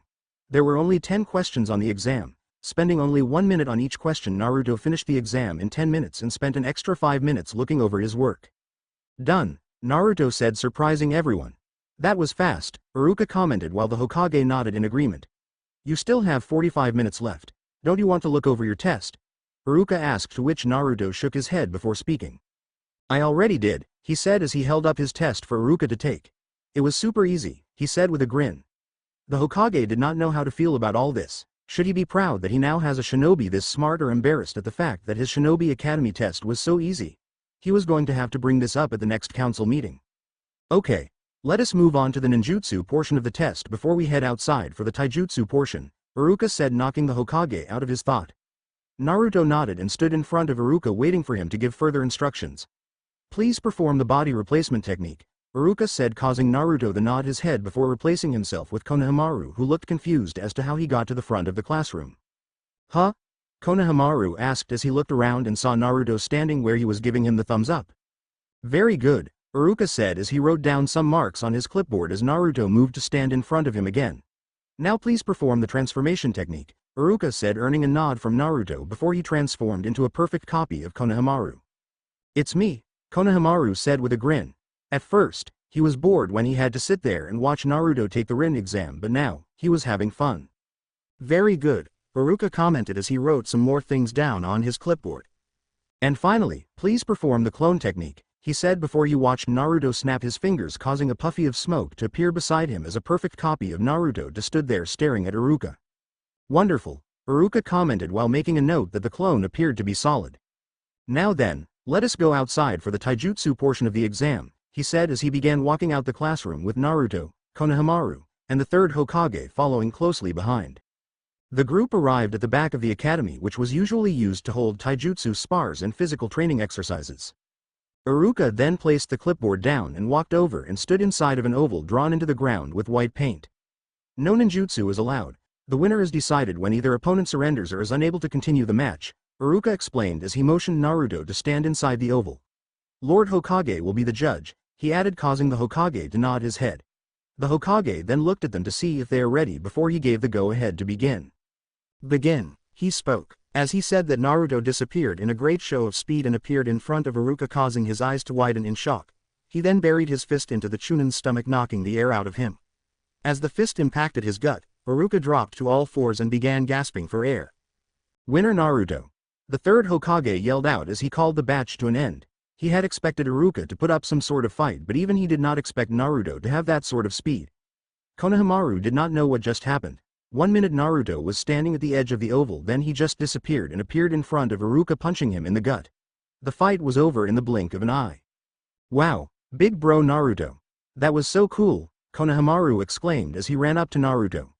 You have to teach me how to do that, he said, causing Naruto to chuckle and ruffle his hair. Konohamaru reminded Naruto of himself as a kid, energetic and always want to learn some super cool technique. Sure, kid, Naruto said, causing the kid to become even more excited. I'll teach you one day when I'm free, he added before turning to the Hokage and Iruka, who managed to pick himself up off the floor. So, did I pass? He asked. Even though I have not graded your written exam as yet, Iruka said while still trying to catch his breath. Your scores on the other two portions are enough for you to pass, he said while taking deep breaths. Congratulations, Naruto, the Hokage said as he pulled out a forehead protector with black cloth from his robe. You are now a shinobi of the Hidden Leaf Village, he said proudly as he handed the forehead protector to Naruto. Naruto held it in his hand, admiring it for a few moments while smiling to himself before he tied it around his left bicep. Thank you, Lord Hokage, Naruto said as he adjusted the forehead protector on his arm. You are to report to the academy in 4 days to receive your team placement, the Hokage ordered out, causing Naruto to nod his head. Now if you excuse me, I'm sure I have a pile of paperwork in my office waiting for me, he said before he turned to Iruka and spoke. Iruka, see you in my office when you are done here, he said, earning a nod from the Chunin before he used the body flicker technique to disappear. With the Hokage gone, Naruto turned to Iruka and spoke. If there is nothing more, I will see you in 4 days, Iruka-sensei, Naruto said, causing Iruka to nod his head back at him. Naruto and Konohamaru then began making their way out of the academy. What are you going to do now, big bro? Konohamaru asked while looking up at Naruto. Well, I'm going to head back to the clan compound and explore the place. What about you? He asked as he looked down at the boy. I'm going to go look for my friends to train with, the little boy said, causing Naruto to smile at him. Well, I guess I'll see you around, squirt, Naruto said before using the body flicker technique to appear back in front of the compound gates. Naruto entered the compound and resealed the gates before making his back into the main house and straight to the vault for the summoning contract he found the previous night. He did not bother to go check on his clones in the library due to the fact that it had only been a few hours since he left them. He was a fast reader, however he was not that fast. When Naruto got to the vault, he grabbed the summoning contract and made his way to the Senju clan's private training ground. It was located a little distance away from the main house. While walking to the training ground, Naruto could not help but marvel at the beauty of the Senju compound. There were cherry blossom trees scattered throughout the compound, a small waterway that cuts through some areas in the compound with some rather large koi fishes swimming in it, and some very beautifully designed small wooden bridges going across. The compound was absolutely gorgeous. When he arrived at the training ground, he walked straight to the middle and opened the scroll. He bit his thumb before writing his name in blood in one of the slots before putting his fingerprints at the bottom. Once done, he stood up with an excited look on his face. He flashed through the necessary hand seals and slammed his hand on the ground. Summoning jutsu, he yelled out as he pumped a lot of chakra into the technique trying to summon the boss. As his hand contacted the ground, a large ceiling array appeared before a giant cloud of smoke filled the training ground, causing Naruto's eyes to widen as he took a step back. The cloud of smoke was far bigger than he had expected. He had seen both his grandmother and godfather summon their respected summons, but neither of their summon was this big. "Who has summoned me?" came a deep voice growling out from inside the smoke. As the smoke began to clear, Naruto could see standing there in front of him was a giant black wolf. The wolf was far bigger than his grandmother's slug summons Katsuyu. It was almost double the size of Katsuyu if Naruto was being honest. "I summoned you," Naruto said loudly so the wolf could hear. Hearing someone answering his question, the giant wolf looked down in front of him and saw a human boy standing there looking up at him. There was no fear in the boy's eyes, only excitement. "You expect me to believe that a puny little human like you could summon me, the great Fenrir?" The wolf, now named Fenrir, asked. He did not believe that a child could have the power to summon him of all his kin. Naruto narrowed his eyes and released all of his chakra, causing the ground beneath his feet to crack and the pressure in the air to thicken as a green outline of chakra surrounded his body. Fenrir was taken by surprise at the amount of chakra that the boy was releasing. He had to admit, for a child his age, the amount of chakra he was releasing was quite impressive. It was not enough to worry Fenrir, but it was impressive nonetheless. "Do you still doubt me?" Naruto asked while continuing to release his chakra. "It would appear as though you do have the power to summon me," the giant wolf said, causing Naruto to calm his chakra down. "Now I take it you wish to be the new summoner to the wolf clan?" he asked, causing Naruto to nod his head before he spoke. "Yes, I do," he said as he stared up at the giant wolf. Fenrir then brought his head down to Naruto's level before he spoke. "Before you can be a summoner to our clan you must first be judged," he said, confusing Naruto. "Just look into my eyes," he said as his blue eyes glowed as they met Naruto's eyes. Naruto did not know what the wolf was doing but went along with it anyway. When Fenrir's eyes stopped glowing, he stood back up to full length and stared at Naruto for a while. "The child of prophecy," he said as he stared at Naruto. When he stared into Naruto's eyes, he was looking at the boy's soul, judging his character. It was while looking at his soul that he saw that this boy was the boy the High Elder in his clan prophesied about many years ago. "Looks like we finally have a summoner," he thought to him. "I have one question for you, boy," he said to Naruto. "What is the thing that is most important to you?" He asked mainly because he did not want to appear as though he would accept him as his summoner so easily. "My family," Naruto said without hesitation. "And if someone were to try and harm your family?" Fenrir asked, causing Naruto's eyes to narrow as they turned blood red with slits and his chakra to explode out, as well as a large amount of killing intent. "I will show them no mercy," Naruto replied in a cold, deadly tone, causing a small smile to appear on the wolf's face. "Congratulations, Naruto Senju," Fenrir said while looking down at Naruto. "You are free to summon me or any of my kind anytime you need our assistance," he said as Naruto's eyes returned to normal and his chakra and killing intent dissipated.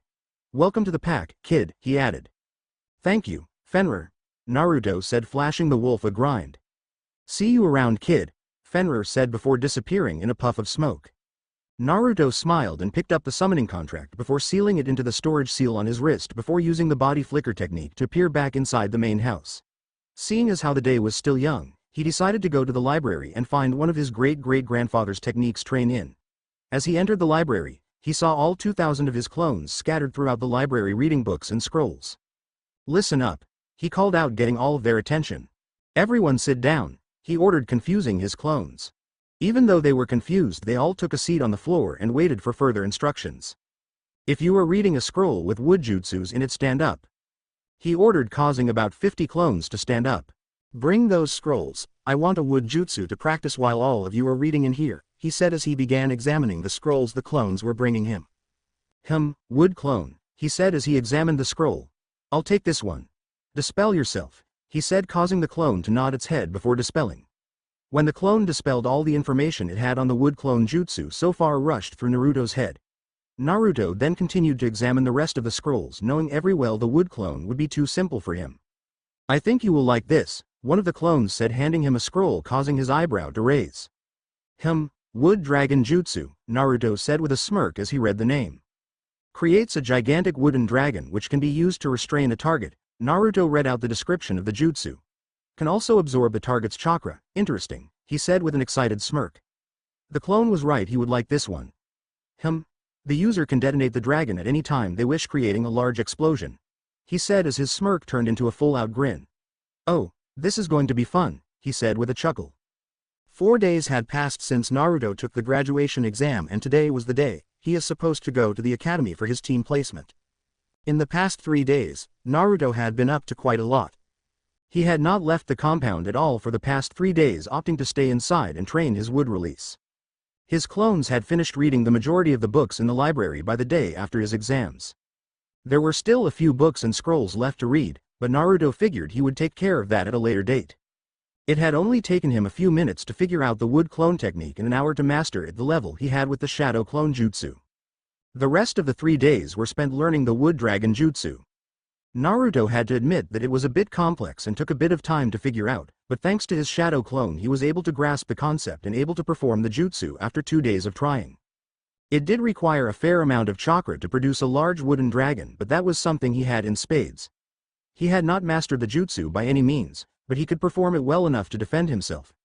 The thing that really fascinated him with the jutsu was its ability to blow itself up whenever given the command. Naruto was wondering if he could do that with other wood jutsus. If so, then his enemies are in for a world of hurt. Naruto was currently standing in his room looking at himself in front of the mirror. He had just finished getting dressed and was ready to head to the academy.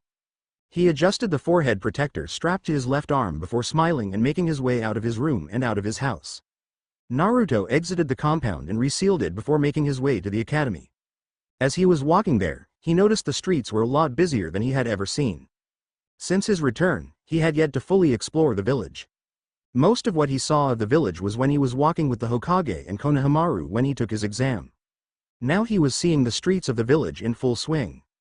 Shops were opened, vendors had placed out their stalls, and people were busy moving from store to store carrying out their shopping. Naruto simply placed his hands in his pocket and weaved his way through the crowded street while at the same time observing everything. As he was walking through the crowded street, some of the people started to take notice of his presence while others did not notice. Those who did notice, however, would stop and talk among themselves about him and about rumors they heard about him, most of which all dealt with suspicions as to whom his parents are, whether or not he was actually a senju, and if the rumors about him possessing the first Hokage's wood release were true.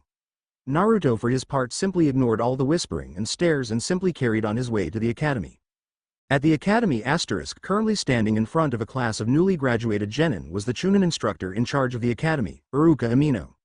He was standing there with a proud smile on his face as he stared at all of his soon-to-be former students all wearing their regulation headbands signifying themselves as shinobis of the Hidden Leaf Village. This year's batch of graduates had quite a lot of potential considering the fact that a lot of those who were sitting in front of him were heirs to a lot of the prominent clans in the village with a few civilian children who have shown some promise.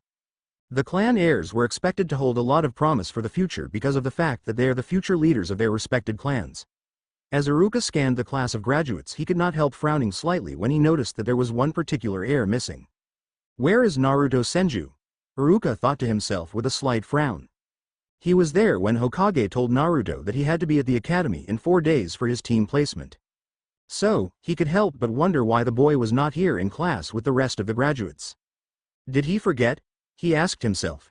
He knew all of the Jonin sensei were currently observing the class thanks to the third Hokage's special jutsu that he uses with his crystal ball to view the village from. It would not be a good look to the Jonin senseis if Naruto does not show up here today. It may appear as though he is not taking things seriously because of the fact that he is a senju. Iruka sighed and shook his head slightly as he got ready to speak to the graduating class. Just as he was about to begin speaking, however, a knock came at the door drawing the attention of everyone in the classroom. Enter, Iruka said loudly so that whoever was behind the door could hear. The door slid open revealing Naruto standing there with a stoic look on his face. Hello Iruka-sensei, I'm not late, am I? Naruto asked as he walked through the door, and walked up to Iruka. You are, Iruka replied as he folded his arms and stared at Naruto, causing him to grin sheepishly. Sorry, Naruto apologized with a slight bow. The Hokage told me to come here in 4 days, however, he never mentioned what time I should be here, Naruto explained, causing Iruka to nod his head accepting his excuse. Iruka then turned to the class and spoke loudly. Class, this is Naruto Senju, he said loudly as he introduced Naruto to the rest of the class. He will be joining us today for the team placement, he said, causing the children in the room's eyes to widen in shock at who was standing in front of them. A Senju? One student whispered. So, the rumors are true, the Senju clan has returned, another said in a whisper. He's so hot, one girl shouted. Do you think he has a girlfriend? Another girl asked. Naruto could only sigh when he heard what the girls were discussing. Iruka-sensei, shouted a boy from the back of the class with a small puppy in his head. Naruto immediately recognized him as a member of the Inuzuka clan because of the fang marks on his cheeks and the ninja hound on his head. How come he is here for team placement when he didn't even take the graduation exam or attended a single class in the academy? The Inuzuka boy asked in a slightly hostile tone, confusing Naruto. Well, Kiba, Naruto did take the graduation exam and scored a perfect score on all portions of the exam, Iruka said, not surprising Naruto. Even though Iruka had yet to grade his written test, he knew he got all the answers right. If Naruto had attended the academy like you all, I am sure he would have been the rookie of the year, Iruka added, surprising everyone and causing a certain black-haired Uchiha to narrow his eyes at Naruto. As to why Naruto did not attend a single class in the academy, Iruka began before turning to Naruto. That is not for me to say. If Naruto wishes to share that information, he will tell it you all, the Chunin said, not wanting to overstep his bounds when it comes to Naruto's personal information. Naruto simply shrugged his shoulders before he spoke in a nonchalant tone.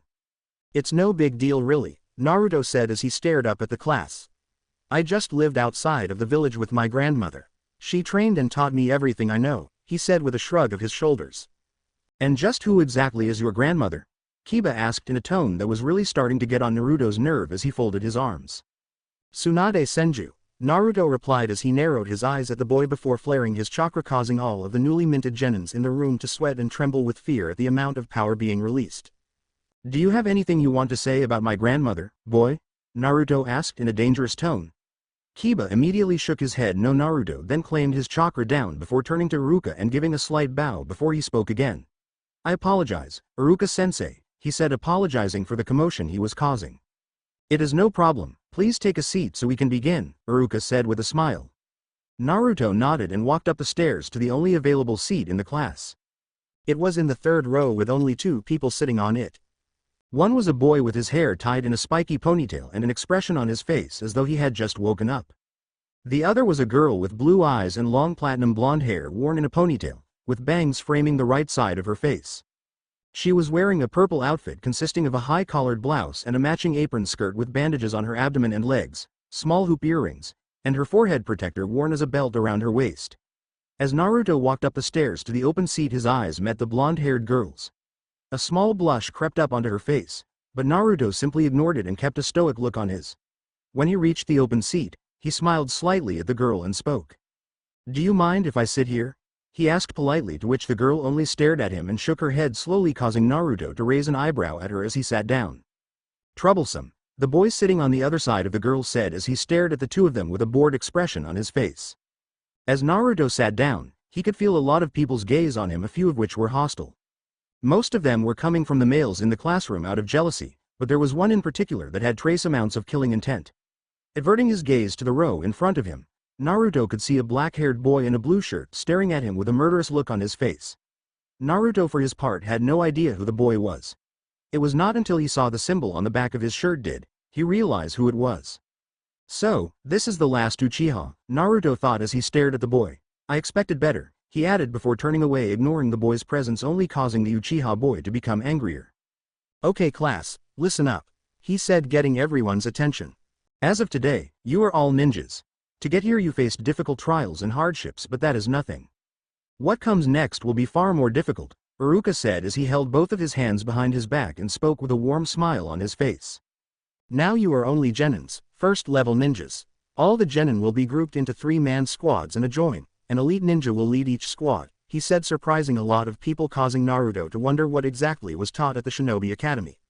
We want each squad to be a balance of strength and ability, so that is how we set them up, he said as he held up a piece of paper. I will now announce the squads, he said before he began reading out team names and the members of each team. I wonder which squad I will place in. Naruto wondered to himself. He was well ahead of any of these genins. Placing him on a squad will not only cause an imbalance, but it will also slow his own growth, not to mention hinder the growth of his teammates. Squad 7. Sasuke Uchiha, Sakura Haruno, and, he called out before he was interpreted by the pink-haired girl in front of Naruto, yelling. Cha! Take that Ino, true love conquers all. Sakura yelled out while turning to look at the girl sitting beside Naruto. And Sai. Your Jonin-sensei will be Kakashi Hitaki, Iruka said, causing Sakura to turn and look at the pale-faced boy sitting in front of her with a creeped-out look on her face. Next, Squad 8. Hinata Hyuga, Kiba Inuzuka, and Shino Aburame. You Jonin-sensei will be Kurenai Yuhi, Iruka said, causing a girl with pale eyes and a boy in sunglasses to nod their head along with the Inuzuka clan boy from earlier. Squad 9 is still in rotation, so Squad 10. Ino Yamanaka, Shikamaru Nara, and Choji Akaimichi. Your Jonin-sensei will be Asuma Sarutobi, Iruka said, causing the girl sitting beside Naruto to groan. UHG. How come I get stuck with the two worst students in the class? Ino groaned out as he placed her head down on the desk. Naruto could not help but chuckle at the girl's reaction. It can't be helped, they are likely trying to create a new Ino Shikacho formation, Naruto said with a smile as he looked over the girl, causing her to feel a bit better. Troublesome, Shikamaru said as he laid down on his desk. And finally, Squad 11, Iruka said, getting Naruto's attention once more. Consisting only of Naruto Senju with your Jonin-sensei being Yamato, he said, confusing everyone in the room. Iruka-sensei. How come he gets to be on a squad by himself? Sakura stood up and asked the question on everyone's minds. Well, as I mentioned earlier, Sakura, Iruka said with a sigh as he knew this was going to happen. We built each team with a balance of strength and ability. Placing Naruto on a team with any of you will cause an imbalance due to Naruto's training putting him ahead of all of you in terms of both strength and ability, he said, surprising a lot of people while angering some. Another reason why he is on a team by himself is that placing him on one of your squads will not only hinder his growth but the growth of his supposed teammates as well, Iruka explained, causing Naruto to nod in agreement. Lord Hokage personally put all of these teams together. If you have a problem with it, then you are free to lodge a complaint with him, he added with a smirk as he watched everyone look down slightly, not wanting to challenge the decision of the Hokage. Good, with that settled. After lunch, you will meet your new Jonin-senseis. Until then, class dismissed, he said as he rolled the pepper with the team placements on it. Just as everyone was about to get up from their dead, a puff of smoke appeared in the front of the classroom not too far from Iruka, surprising everyone including Iruka.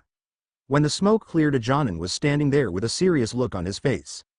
The Jonin had short brown hair and black, almond-shaped eyes. He was wearing a standard Jonin uniform, with the only difference being the navy blue shirt under his flask jacket goes up all the way to his chin. In addition to that, he had a Hapuri-style forehead protector that framed his face, similar to that of the second Hokage, Tobirama Senju. The Jonin scanned the room as if he were looking for someone. When his eyes landed on Naruto, he stopped and spoke. Naruto Senju, I am your Jonin-sensei, Yamato, he said while looking at Naruto.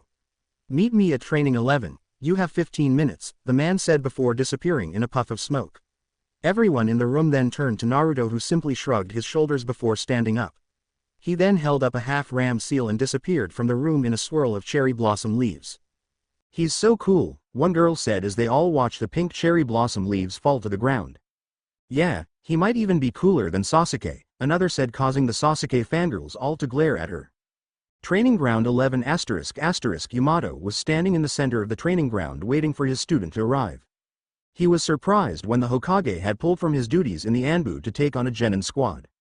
At first, he was not pleased with the idea of dealing with a bunch of genins. It was not until he was told that he was going to be getting the Senju boy to help him train his wood release that he felt somewhat relieved.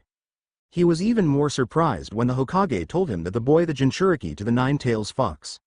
It was the other reason why he was chosen to be the boy's Jonin-sensei. Yamato was knocked out of his reflection when Naruto arrived at the training ground in a swirl of cherry blossom leaves. Yamato raised an eyebrow at the new form of the body flicker technique, which he has never seen before. That was fast, Yamato commented as he had only been waiting there for 5 minutes. I didn't want to keep you waiting too long, Naruto said as he walked up to his new sensei. Well then, let us begin by telling each other a bit about ourselves, Yamato said as he folded his arms. You know, your name, likes and dislikes, hobbies, and goals for the future, he added, causing Naruto to nod his head understanding. My name is Naruto Senju. I like ramen, gardening, and my family. I hate anyone who tries to harm my family and those closest to me. My hobbies are training, gardening, and pulling pranks, he said with a grin on his face. As for my future goals, I want to be the strongest shinobi, surpassing both my father and great-great-grandfather, he said with determination written all over his face. Yamato nodded his head as he heard what Naruto said. I guess it's my turn, he said as he prepared to introduce himself. My name is Yamato. I like walnuts in the village. I hate oily foods. My hobbies are reading books about architecture, and I don't really have any outlandish goals for the future, he said with a shrug. I guess my only goal is to have a serious spar against Kakashi-senpai, he added, causing Naruto to raise an eyebrow at his future goals, but he did not say anything. It was not his place to question another person's goals. So, what are we going today, sensei? Naruto asked with an excited look on his face. This usually the part where the Jonin senseis give a test to see whether or not the genin team actually have what it takes to be a genin, he said, causing Naruto to nod his head, already knowing that. The test is usually centered around teamwork, but seeing as how it is just the two of us, a test of teamwork would be pointless, he said seriously, while Naruto simply stood there nodding his head in agreement. So, am I getting a test? Naruto asked with a curious expression on his face. You are getting a test, Yamato said while looking at his student. We will just be testing for something else, he said, causing Naruto to raise an eyebrow at him. We are going to be testing whether or not you have the strength and the ability to be on a squad by yourself, he said, causing Naruto to grin in excitement. So, we are going to have a little spar and see if you are actually as good as people say you are, he said with a smirk. Yamato was just as excited as Naruto. He only did a better job of hiding it. This would be the first time he would be going up against someone else who passed the wood release bloodline. That was not just it, however. He wanted to see the difference between someone who is naturally born with wood release like Naruto against his own, which was artificially gifted. Let's do this, Naruto said as he flicked his wrist, activating the storage seal on his wrist, causing a long black metal staff but 6 feet long to appear in his hand. It was a special staff that Shizune had bought for him when he was 6. It was made entirely of chakra metal, which allows his chakra to flow through it much better than ordinary metal would. Yamato saw that his student was rearing to go and nodded his head. The two of them then stood opposite each other in the center of the training ground. The excited look was gone from both of their faces, with a more serious one replacing it. You are to come at me with the intention of killing me, Yamato said, causing Naruto to raise an eyebrow. In Yamato's mind, Naruto was still a genin. He may be more powerful than your average genin, but a genin was genin regardless of who trained them, and he was a jonin, former Anbu captain. Be careful, wish for, sensei, Naruto said coldly. He was going to take this spar very seriously and he was not planning on holding back. He took the black staff and stabbed it into the ground, confusing his sensei. He then made a single hand seal while holding on to the staff before he pulled out of the ground. As he pulled the staff out of the ground, a large rectangular block of the earth attached itself to the end of the staff, turning it into a rather large sledgehammer. Naruto then swung the hammer up and rested it on his shoulders before speaking to his sensei. Shall we begin, sensei? He asked. Yes, the sensei said before bending down and picked up a small pebble from the ground. He tossed it up in the air and both of their eyes became glued to the pebble as it began falling down to the ground. As soon as the pebble contacted the ground, Naruto disappeared in a great show of speed, causing his sensei's eyes to widen in shock. He's fast, Yamato said as he looked around for his student. His senses alerted him of a presence above him, causing the jonin to look up. When he looked up, he saw Naruto falling towards him with his giant hammer reared back, ready to turn the jonin, destroy the jonin. Earth style. Seismic smash. Naruto yelled while falling. Yamato narrowed his eyes and kicked off the ground, dodging the incoming hit. What happened next causing the jonin's eyes to widen in horror.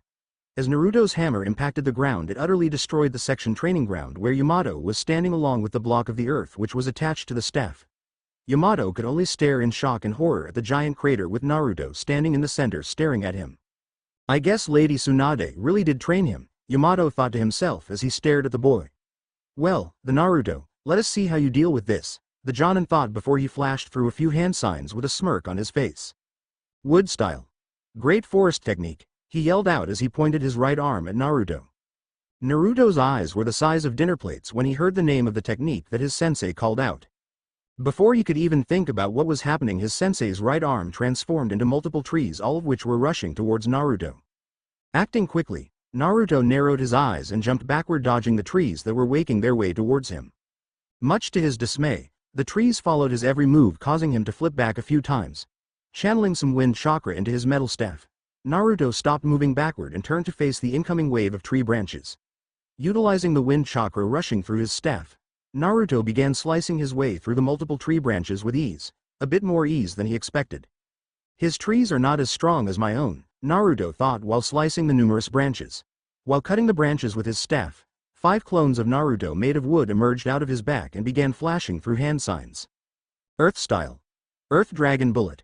The 5 clones shouted out simultaneously, causing 5 dragons made of the earth to rise up from the ground and rush towards the jonin. Seeing the 5 earth dragons rushing towards him, Yamato was forced to break off his wood jutsu and deal with the dragons. His right arm broke off from the numerous trees that sprouted from it before he flashed through multiple hand signs. Wood style. Wood locking wall. He yelled before slamming both his hands down on the ground in front of him. Wooden pillars then began to burst up from the ground on either side of Yamato. The pillars then joined together in a dome shape with Yamato in the center. The 5 dragons all crashed into the dome at the same time, creating a huge shockwave. Much to Naruto's surprising, the dome held up to the impact. Deciding not to give the Jonin time to catch his breath, Naruto rushed forward at the dome along with his wood clones. One of the clones charged ahead of the rest and leapt into the air, rearing his fist back in the process. Building up a large amount of chakra into its fist, the clone brought it down onto the dome, releasing the built-up chakra on contact with the dome, utterly destroying the wooden structure along with a good chunk of the ground as well. When the dome collapsed, Naruto and his clones could see that their Jonin sensei was no longer there. Instead, there was a hole in the ground. Naruto's senses alerted him to danger from below, causing the blonde Jinchuriki to leap into the air. Just as his feet left the ground, 6 wooden spikes burst out from the ground, piercing through the chest of the 5 clones while Naruto avoided the other. That was close, Naruto thought as he landed on the ground. As his feet touched the ground, 4 wooden pillars burst out from the ground around him, causing his eyes to widen slightly as he watched the 4 wooden pillars lock themselves up until it created a cage trapping Naruto inside. Wood style. 4-pillar prison technique, Yamato said calmly as he walked up to the wooden cage holding Naruto. I guess you are not as good as they say you are, Yamato said, sounding slightly disappointed, mainly due to the fact that Naruto had yet to use a single wood jutsu other than the wood clone. Oh sensei, Naruto said in a calm voice, putting his sensei on edge. This is cute, he said as he walked over and touched one of the wooden pillars. But allow me to show you the difference in our wood release, he said as he narrowed his eyes and flared his chakra. As his chakra came in contact with Yamato's wood, it began sprouting branches with leaves. Naruto then formed the snake hand seal and stared at Yamato. 2 seconds later, tree branches and wooden pillars burst out from the wooden cage and rushed towards the Jonin. He took control of my wood jutsu, Yamato screamed in his mind as he began backflipping away from the assault of trees and wooden pillars. He then heard the sound of something breaking apart, causing him to look at the cage while he was dodging the assault.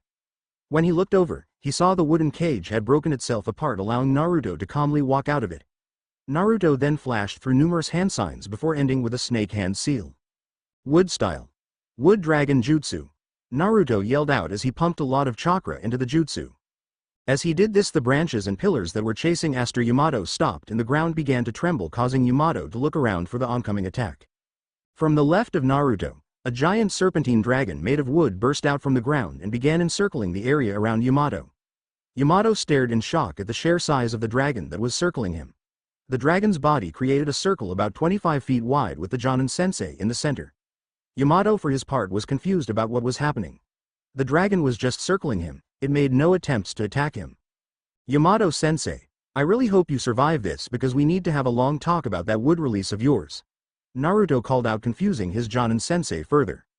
Now explode, Naruto yelled, causing his sensei to quickly flash through some hand signs.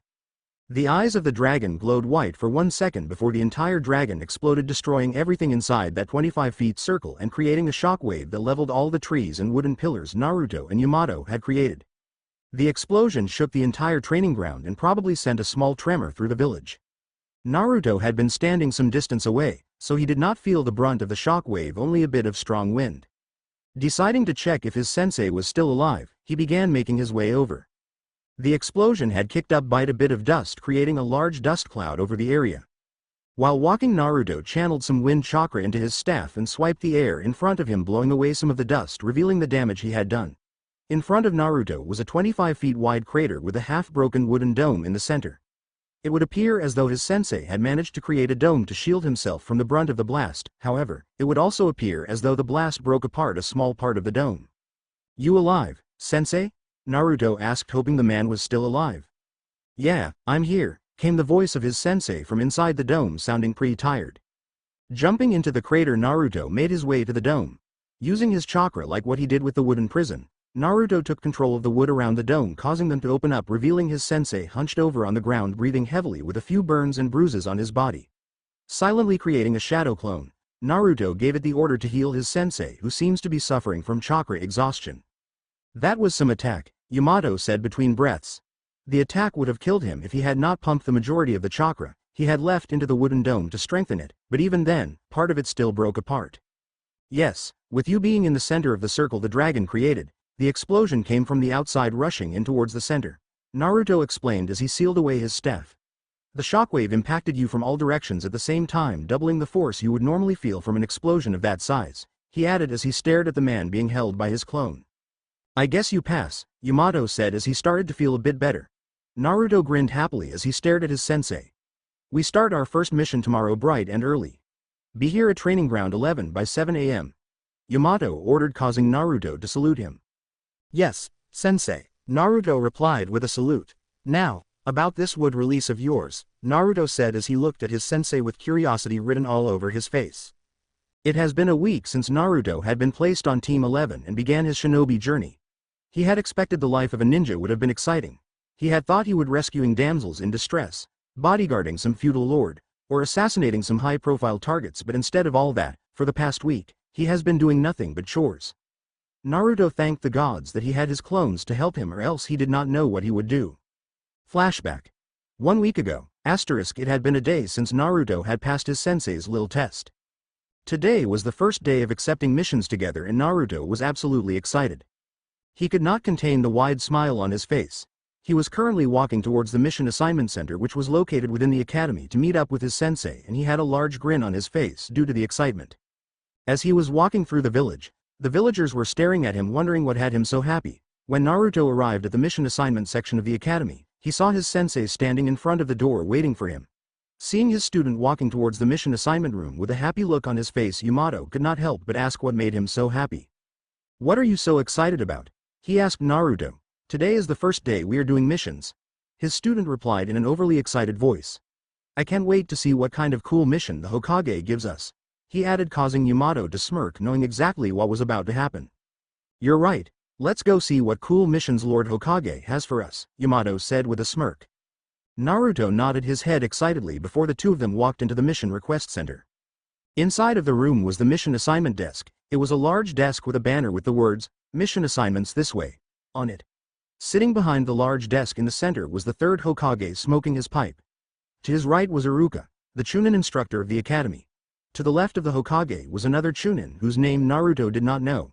When Naruto and Yamato entered, they got the attention of everyone in the room, especially the Hokage.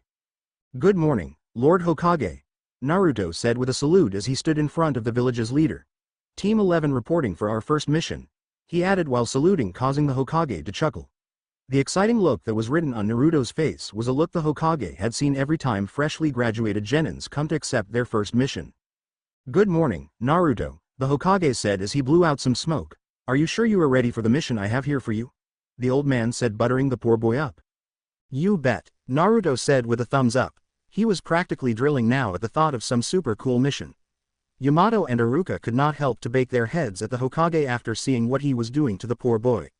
I can handle anything you throw at him, Naruto added confidently. So, what is the mission? Rescuing a princess, bodyguards to a feudal lord, assassinating some enemy shinobi, Naruto asked with stars in his eyes. Walking the Inuzuka dogs, the Hokage said as he held up a scroll with the letter D on it. Upon hearing his mission, Naruto slumped over with a gloomy black cloud hovering over his head.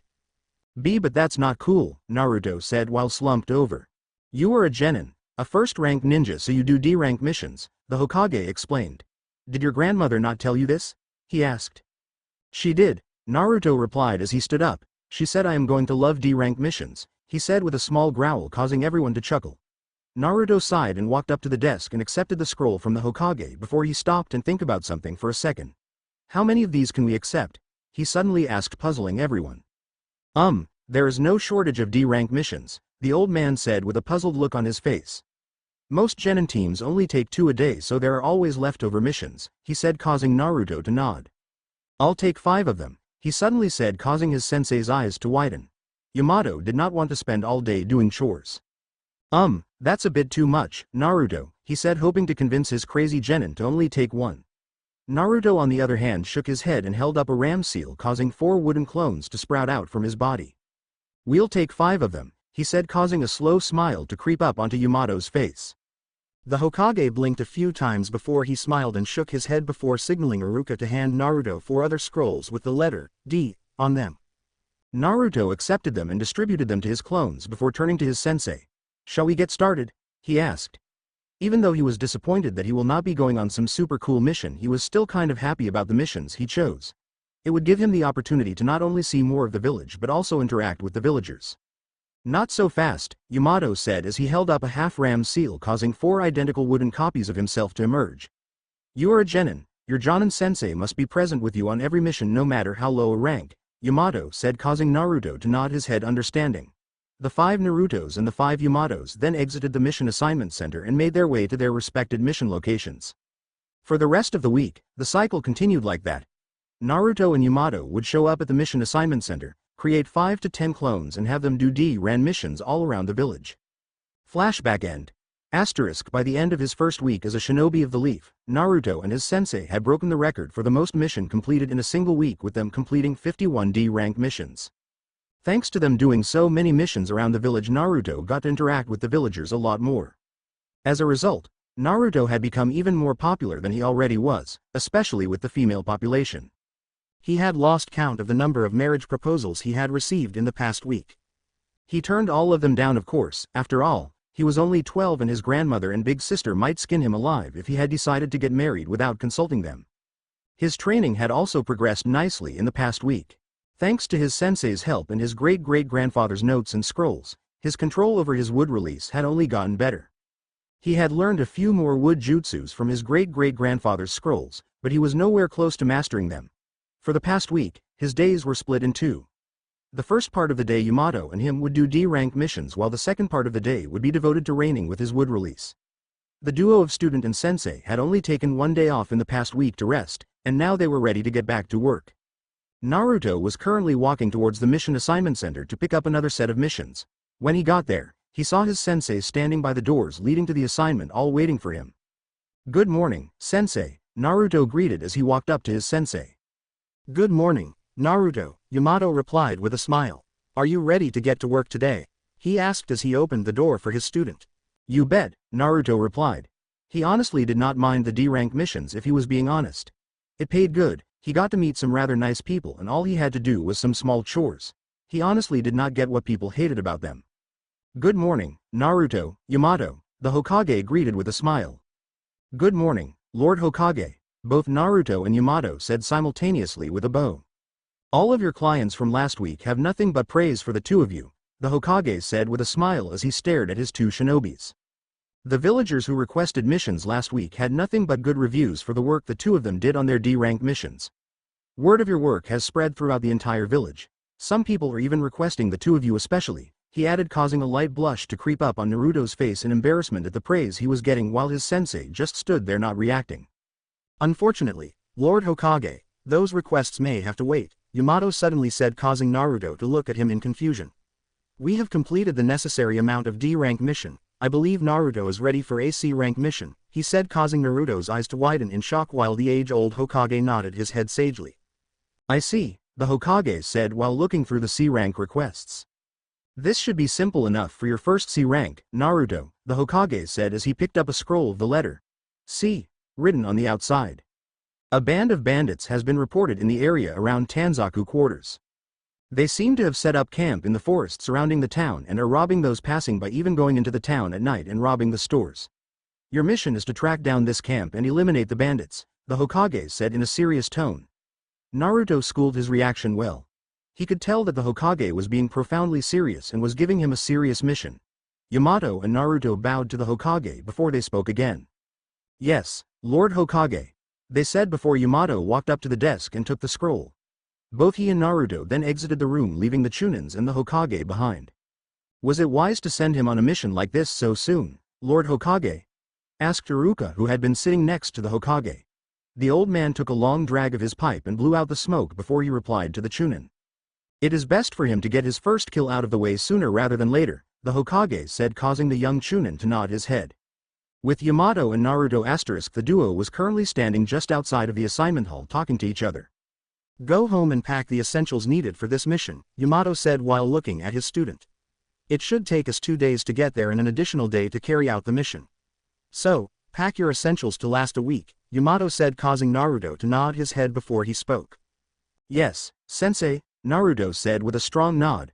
Good, let's meet at the main gate in 1 hour, the Jonin suggested, to which Naruto nodded his head, held up a half-ram seal before H disappeared in a swirl of cherry blossom leaves, leaving his sensei, who disappeared 2 seconds later in a puff of smoke. Naruto appeared in a swirl of cherry blossom leaves in front of the Senju clan compound. He unsealed the gate and entered the compound and immediately began packing the necessary things into storage seals.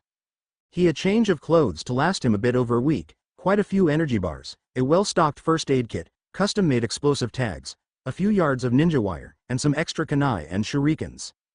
Naruto sealed everything into carefully labeled storage scrolls before he stored those scrolls inside of one scroll and sealed it into the storage seal on his wrist. After making sure he had everything, Naruto activated the security seals on the compound and made his way to the main gate to meet his teacher. Naruto arrived at the main gate in time.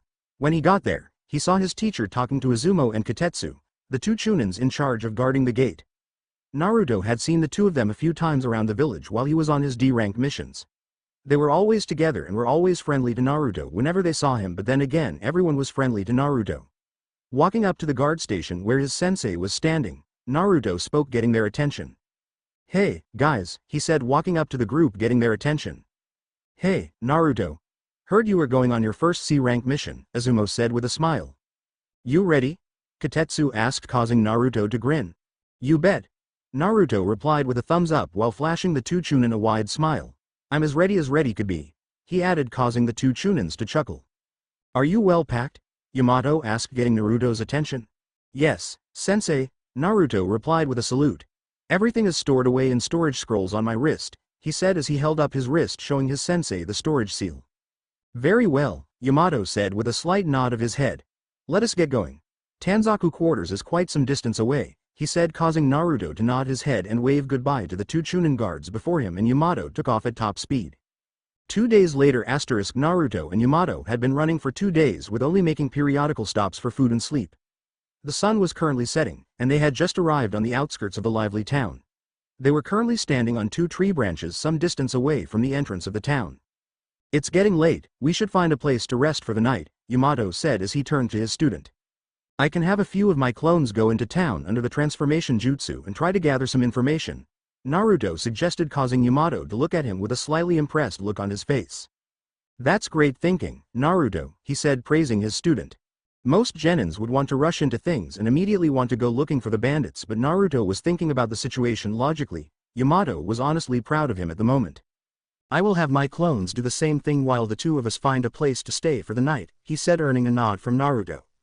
They both created 5 clones each and had them transform into random people, both males and females, before sending them off into the town to gather information. Naruto and his sensei waited in the forest about 15 minutes after the clones left before they began walking towards the town to avoid suspicion. Yamato and his student checked into an inn for the night and waited to see what information their clones had gathered. Early morning the next day, Naruto and his sensei had checked out of the inn and made their way to the spot in the forest where they created the clones the previous day. They had decided to have the clones come back to that spot and dispel themselves there rather than them doing it in the town. The risk of word getting back to the bandits, that people asking around about them before suddenly disappearing in a puff of smoke, was high. Bandits are known to be able to pack up their stuff and move in a hurry. Both Yamato and Naruto did not want that to happen. Arriving at the location, the teacher and student duo could see 8 of the 10 clones were ready there and had apparently dropped their transformation once they got there, signaling them to dispel themselves while they wait for the other 2 to arrive. The clones nodded and disappeared in a puff of smoke. The memories of all the clones came rushing into the minds of Naruto and Yamato. After processing the information for a few minutes, Naruto spoke up. "The intel the clones gathered puts the bandits' camp somewhere in the northeastern section of the forest surrounding the town," he said while looking at his sensei. "Yes, apparently they recently moved their camp there," Yamato said as he went over the memory of his clone. As he was talking, the 2 remaining clones showed up, both of which were Naruto's clones. They each walked up to Naruto and handed him 2 scrolls, confusing both the blonde genin and his jonin sensei. "What is this?" he asked as he took both of the scrolls. "We spent the night gathering information in a few gambling houses," one of the clones said with a grin before dispelling himself. "We won a bit of money," the other said before dispelling. The memories of the 2 cones filled Naruto's head, causing his eyes to widen slightly before shaking his head and sealing the scrolls away in the storage seal on his wrist. "How much did they win?" Yamato asked, seeing his student's reaction. 10 million ryo each, he replied with a sigh, causing his sensei's eyes to widen in shock. "I better not let grandmother find out about this, or else she will drag me to every gambling hall in the Fire Country," Naruto thought to himself before looking at his sensei. "Should we head over to the bandits' camp now?" Naruto asked, knocking his sensei out of his shock. Yes, let's go, Yamato replied before two of them started tree hopping to the northeastern section of the forest. It took them 30 minutes to arrive at the location of the bandits' camp. The bandits had set up quite a large camp and had enclosed it with a tall wooden fence. Naruto and his sensei were hidden up in a tree about 25 feet away from the camp. They had used their respected wood release ability to grow a few more branches around them to help shield them from being seen. Wanting to see how well his student was at strategic mission planning, he asked him a question. How would you proceed from here, Naruto? Yamato asked, confusing his student for a split second before Naruto realized what his sensei was doing. I would first scope out the layout of their camp and then plan my assault from there, he replied in a serious voice, impressing his sensei once more. And how would you scope out the layout of the camp? Yamato asked, causing Naruto to think for a few seconds before he provided a reply. I would create 2 clones and have them transform into birds and fly over the camp, getting a top-down view of the camp, he said, surprising his sensei. Yamato was thinking of kidnapping one of the bandits and transforming a clone into the captured bandit before infiltrating the camp, but Naruto's way was less risky and more effective. Wonderful plan, Naruto, Yamato said with an approving nod. Go ahead and send out your clones, he said, causing Naruto to nod his head before creating 2 shadow clones. The 2 clones transformed into 2 hawks before flying out from behind the tree branches. The 2 clones under the disguise of hawks flew around the camp for about half an hour, getting a good look at the layout before they both dispelled, sending the information back to Naruto. Okay, my clones dispelled, Naruto said, getting his sensei's attention as he processed the information he received from the clones. There are 20 medium-sized tents inside of the camp and 1 large one in the center, likely belonging to their leader, Naruto said, informing his sensei. There are only 2 exits to the camp, he said before pulling the tree branch back slightly and pointing at the large wooden gate. That is one, and there is an identical one on the opposite side of the camp. Each of the exits has 2 bandits guarding them, armed only with a simple katana, he said, causing his sensei to nod at his. There is no sort of order or formation to the tent placement, they just seem to be scattered around the massive one, he finished, earning another approving nod from his sensei at his detailed description of the camp's layout. Nice job, Naruto, Yamato said, nodding approvingly. Now tell me, how would we proceed, giving the layout of the camp? He asked as he continued to test his student. We should split up and cover both exits, preventing any of them from escaping, Naruto replied in a confident tone. With that in mind, we could do this 2 ways, he said, causing his sensei to raise an eyebrow at him. We could do it right now and be big and bold, or we could wait until nightfall and pick them off discreetly one by one under the cover of the night, he suggested, causing his sensei to contemplate the options carefully before responding. We will wait until nightfall and attack under the cover of darkness, Yamato suggested. He was a former Anbu captain, so being discreet was his specialty. Yes, sensei, Naruto replied before making himself comfortable behind all of the branches. While they were waiting for the sun to go down, Naruto began to check his kunai and shurikens, making sure he had enough in his holsters in case he may need them. The teacher and student duo stayed up in the tree watching bandits come and go in and out of the camp for the entire day until the sun went down. Even though it was now dark out, Naruto and Yamato were waiting for the bandits to go to sleep, lowering the risk of them being discovered. Much to their dismay, however, the bandits seemed to choose this night to have a party. It would appear as though they are having a party of some sort, Yamato commented as he peeped out from behind the branch to see the band of bandits drinking and singing around a large bonfire in the center of the camp. We will wait 2 more hours for them to get drunk, then we attack, he said, causing Naruto to nod his head. Yamato then took out a small scroll and unsealed 2 wireless radios and handed one to Naruto. We will use this to communicate with each other, he said as he handed the radio to Naruto. Set it to channel 7, he added. Naruto nodded his head before attaching the radio to his belt before putting the earpiece in his ear and setting it to the right channel. I will be going to cover the other exit. Will you be okay? Yamato asked, slightly worried about his student. I'll be fine, sensei, Naruto replied with a confident look on his face. Very well then, I will radio in when it is time to begin, Yamato said before he stood up in the shadows of the tree and took off for the other exit, leaving Naruto alone. Naruto unsealed his metal staff and held it tightly in his hands. If he was being honest with himself, he was a bit nervous. This was the first time he would be killing someone. He knew as a shinobi he would be expected to kill, this was the life he decided to live. All of his grandmother's training along with his own mental preparation was to prepare him for moments like what was about to take place. Taking a few deep breaths, he calmed himself down and took on a cold look on his face before standing up and began making his way through the trees to a poorly lit section of the camp and waited for his sensei to give the word. He stood in the shadows of the tree for 2 hours before his sensei's voice came through the radio. Okay Naruto, they seem drunk enough. Let us begin, Yamato said into Naruto's earpiece. Roger that, sensei, Naruto said into the radio before he carefully hopped up onto the wooden fence and stared into the camp. There were a few tents in front of him but there were no lights on in them signaling no one might be in there. Naruto then looked to his left and saw the 2 gate guards standing on either side of the open gate. Deciding to take them out first, he began on top of the fence in the direction of the guards. As he was getting closer, he began channeling wind chakra into the staff, turning its dull edges into a sharp blade. When he got to the edge of the gate, he leapt up into the air and swan dived down towards the ground. As he was approaching the ground, Naruto twisted his body to the right and swung his staff out in a circle before landing on the ground. As his feet touched the ground, the heads of the 2 gate guards fell to the ground, followed by their headless bodies. Knowing he did not have time to mull over the fact that he just killed 2 people, he leapt off in the direction of a nearby tent with the lights on. As he was heading towards the tent, one of the bandits was exiting from it. Coincidentally, as the man exited the tent, he turned and looked in the direction of the gate and saw Naruto running towards him and the 2 headless bodies of the guard in front of the gate. Opening his mouth to yell out and warn the other bandits, Naruto shoved his staff into the man's mouth, piercing right through his head before a single word could come out. Using his staff, Naruto quickly pulled the man into the tent from which he came out, only to find another bandit inside sitting on a makeshift bed. Acting quickly, he took out a kunai from his holster and added his wind chakra to it before throwing it at the man on the bed. Before the bandit could even register what was going on, a wind chakra-infused kunai buried itself into his head, causing him to fall back onto the bed dead. In less than 6 seconds, Naruto had killed 4 bandits. Naruto then turned off the lights inside of the tent and peeked outside. There was another tent directly opposite from the one Naruto was in, and he could see someone was moving around inside.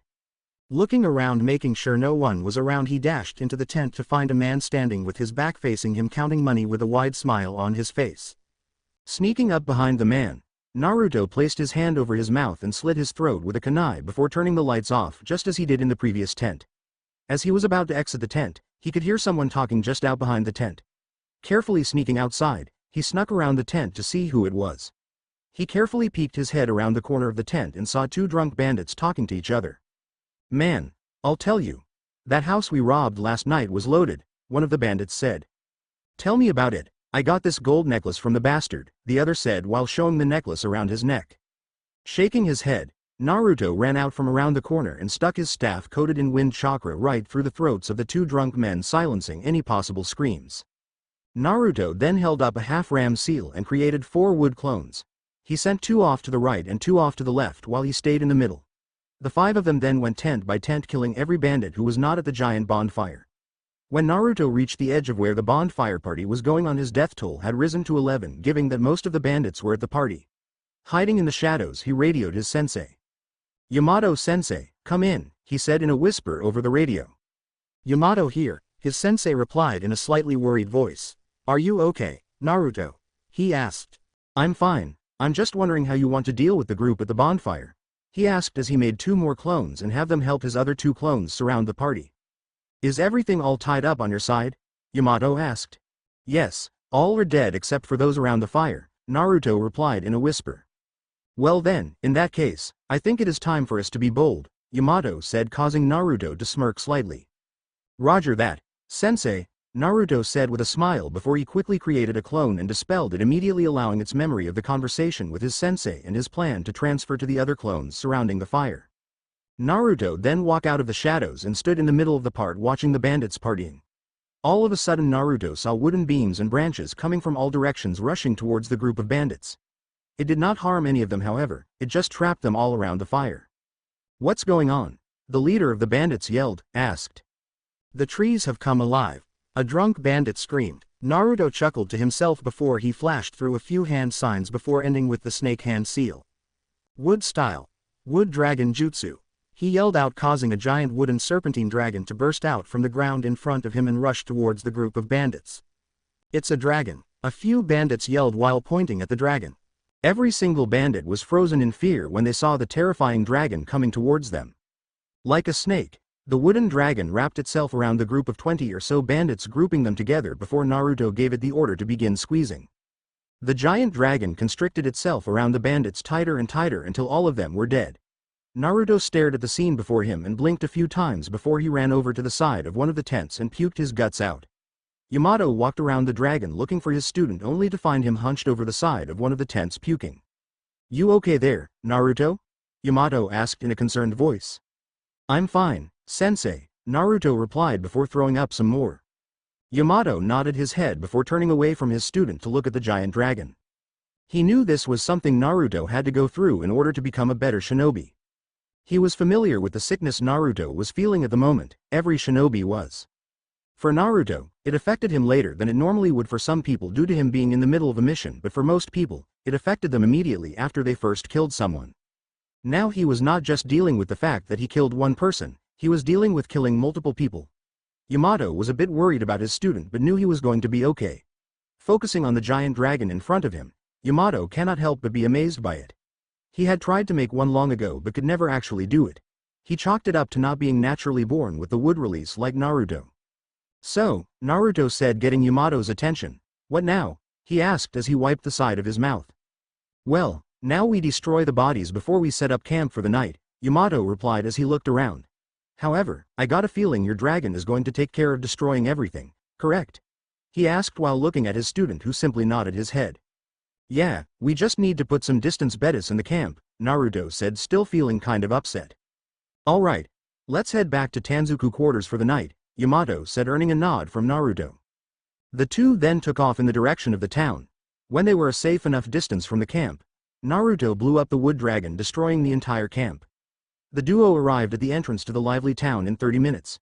Just as they were about to walk through the entrance, a bird's cry in the air caught their attention. Looking up, they saw what appears to be a hawk circling the air above the two of them. "Is that hawk flying at night?" Naruto asked in a surprised tone, as he knew hawks only hunt during the day. "It is a messenger from the Leaf Village," Yamato said as he held out his arm. "You can see that from here?" Naruto asked in a disbelieving voice, wondering how his sensei could tell that it was a messenger hawk. The bird flew down and gently landed on Yamato's arm. It was a brown hawk that had a black bag strapped to his back. Yamato opened the bag and took out a small scroll cooling bag again, and giving the hawk a little push off. The hawk flew off into the night in the direction of the village. Yamato then opened the scroll and began reading it before a serious look appeared on his face. "Trouble?" Naruto asked in a curious voice. It would appear as though Squad 7 set out on a C-rank mission to the Land of Waves, but apparently the client lied about the dangers of the mission, which would upgrade the mission request to a B or A rank mission if he had been truthful, Yamato explained, causing Naruto to raise an eyebrow. "We're being ordered to head to the Land of Waves and back up Squad 7, he said, causing Naruto to nod. "How long will it take to get there?" Naruto asked. "If we leave now, we should be there by sunrise," Yamato said as he rolled up the scroll. "The Land of Waves is pretty close to here," he added, causing Naruto to nod his head before letting out a sigh. The two of them then took off for the Land of Waves at top speed. "Squad 7, that's the squad with the last Uchiha on it, correct?" Naruto asked while they were running. "Correct. It is led by Kakashi Hatake," Yamato replied as he was slightly looking forward to seeing his former Anbu captain. "Of course, it is the Uchiha who gets himself in trouble and needs rescuing," Naruto said with a chuckle as they continued on their way to the Land of Wave. Naruto and his sensei had been traveling for the majority of the night, only stopping for a small break once. The sun was just beginning to rise, and Naruto and his sensei had just arrived at the shores of the Land of Fire. They were staring out at a rather large river in front of them, trying to see the shores on the other side but could not because of the dense fog covering the area. "The Land of Waves is just on the other side of this river," Yamato said as he walked up the edge of the water. He then flashed through two hand seals before a few wooden beams came out from the water and formed a small boat. Naruto could not help but smile when he saw this. "Got to love wood release," he commented with a smile, causing his sensei to chuckle before making two oars out of wood. Naruto then held up a half-ram seal and created two shadow clones to row the boat. "Wood release and shadow clones, it almost feels as though we are cheating," Yamato said as he stepped into the boat. Naruto let out a small laugh before stepping in the boat as well. He sat at the back of the boat while his sensei sat in the front with the two clones rowing the boat in the center. Naruto leaned back in the boat and propped his legs up over the side before he took a deep breath of the morning air. "What exactly was Team 7's mission?" Naruto asked as he exhaled. The scroll did not go into many details about what happened, but apparently they had a mission to protect a bridge builder while he was building a bridge in the Land of Waves, Yamato explained as they sailed through the morning fog. The client request was for C-rank level protection, but apparently he lied about the danger he was in. he said, causing Naruto to contemplate on the details he just received. I'm guessing there are ninjas that are after the bridge builder? Naruto asked, earning a nod from his sensei. That is the only hypothesis that makes any sense as to why Kakashi-senpai would request backup for a C-rank mission, Yamato said. Naruto still had a puzzled look on his face, however, there was something about the whole situation that was bugging him.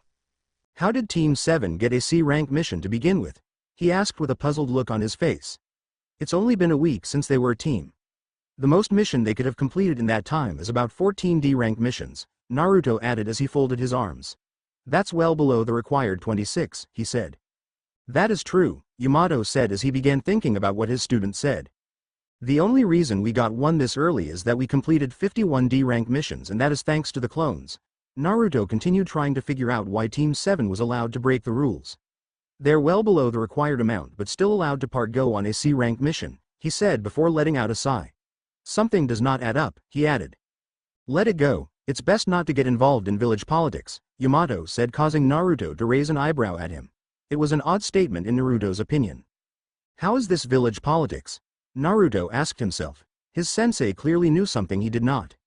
I am the acting head of the Senju clan, Naruto said, surprising his sensei. Yamato was not aware of that fact. He had assumed Tsunade was still the head of the clan. So, getting into the politics of the village is part of the job, Naruto added, earning an understanding nod from his sensei. Well, you see, Yamato began as he let out a sigh. The only reason that I could think of as to why they were allowed to go on a C-rank mission before meeting the necessary requirements is that Sasuke Uchiha is part of the team, he said, causing Naruto to raise an eyebrow in confusion. Why would he be the reason? He asked, clearly confused as to why the Uchiha is getting special treatment. Well, you are new to the village, so it is understandable that you wouldn't know, Yamato said, remind Naruto that there was still a lot about the village that he was unfamiliar with. Ever since the Uchiha massacre, Sasuke Uchiha was treated like a king by the civilian council. They made sure he had an easy time in the academy and they basically do anything he asks them to do, he said, causing Naruto's eyes to narrow. But that still does not explain how they got a C-rank mission, Naruto stated, knowing very well the civilians do not have that kind of power. Even if they spoil the idiot, they don't have any authority over mission assignments, he said. In recent years, the civilian part of the council has been in the good graces of the three elders, Yamato said, causing Naruto to narrow his eyes further. His grandmother and godfather had warned him about those three old fools. That has made them believe that they can act out even against some of the shinobi of the village. It is likely that Sasuke Uchiha had complained to the council about doing D-rank missions.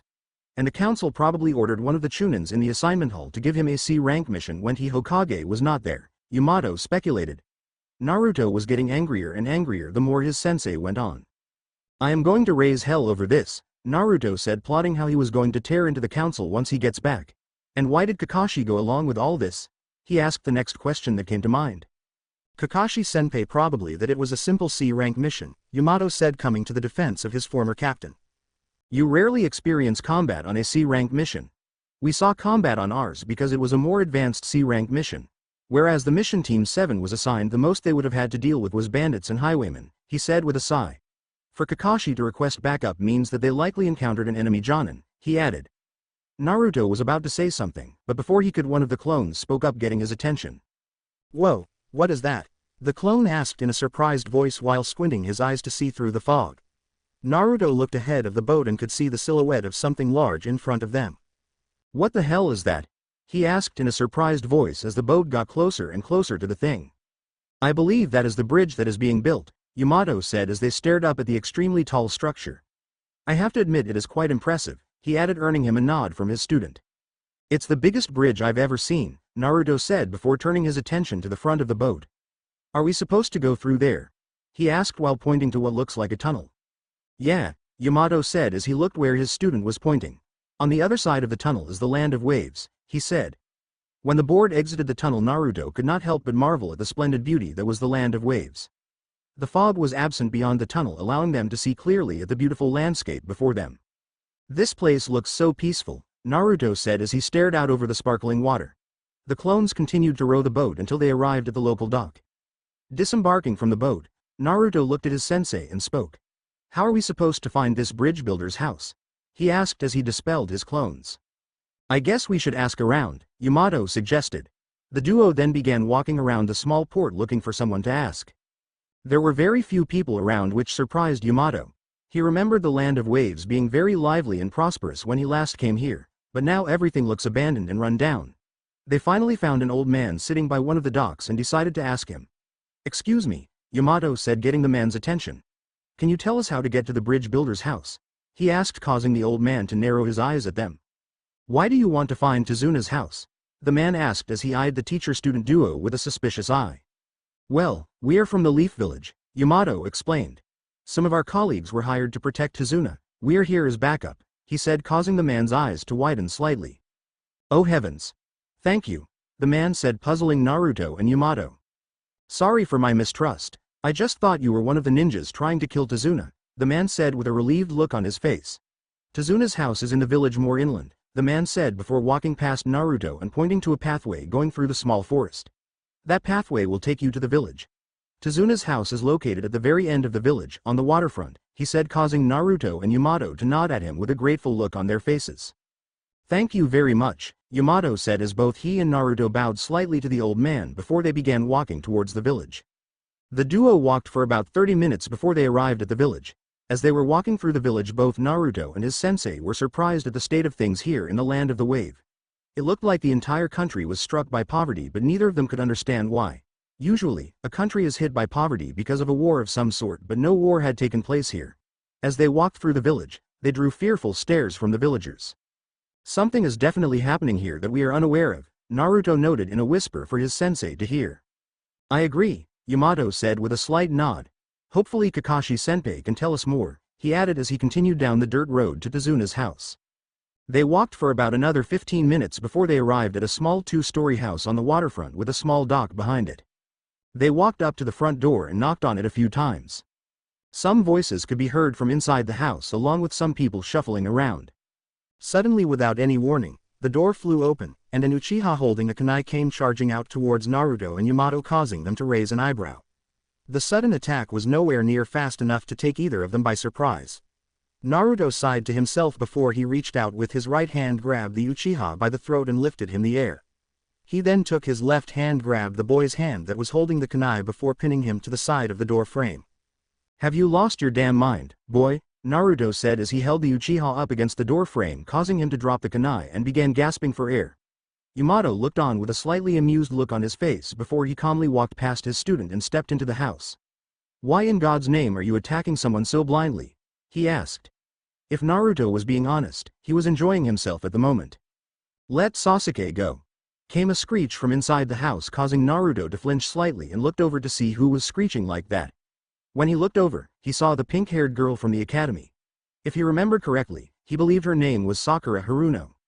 "Let him go, Naruto," his sensei said in an amused tone from inside the house, causing Naruto to let go of his grip. Sasuke then fell to the ground, hunched over, holding his throat while gasping for air.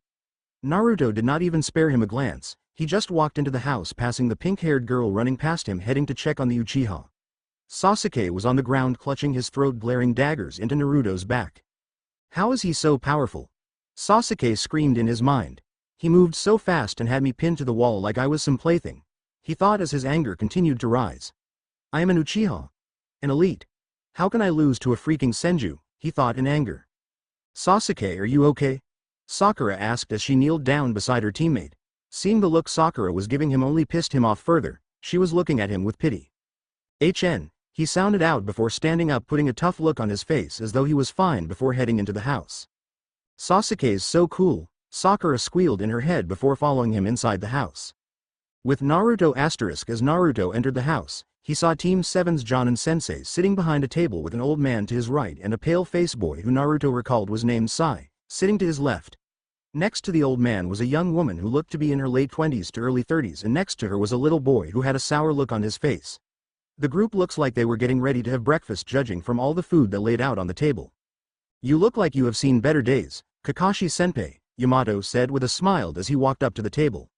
"I'm just suffering from a bit of chakra exhaustion, nothing major," the silver-haired Jonin said with a wave as Sakura and Sasuke came and sat down beside Sai. "But when I requested the village to send reinforcements, I didn't expect them to send the Leaf Village's star Genin team," he said in a mildly surprising, teasing tone. His team, on the other hand, was beyond confused at what he meant. "What do you mean, sensei?"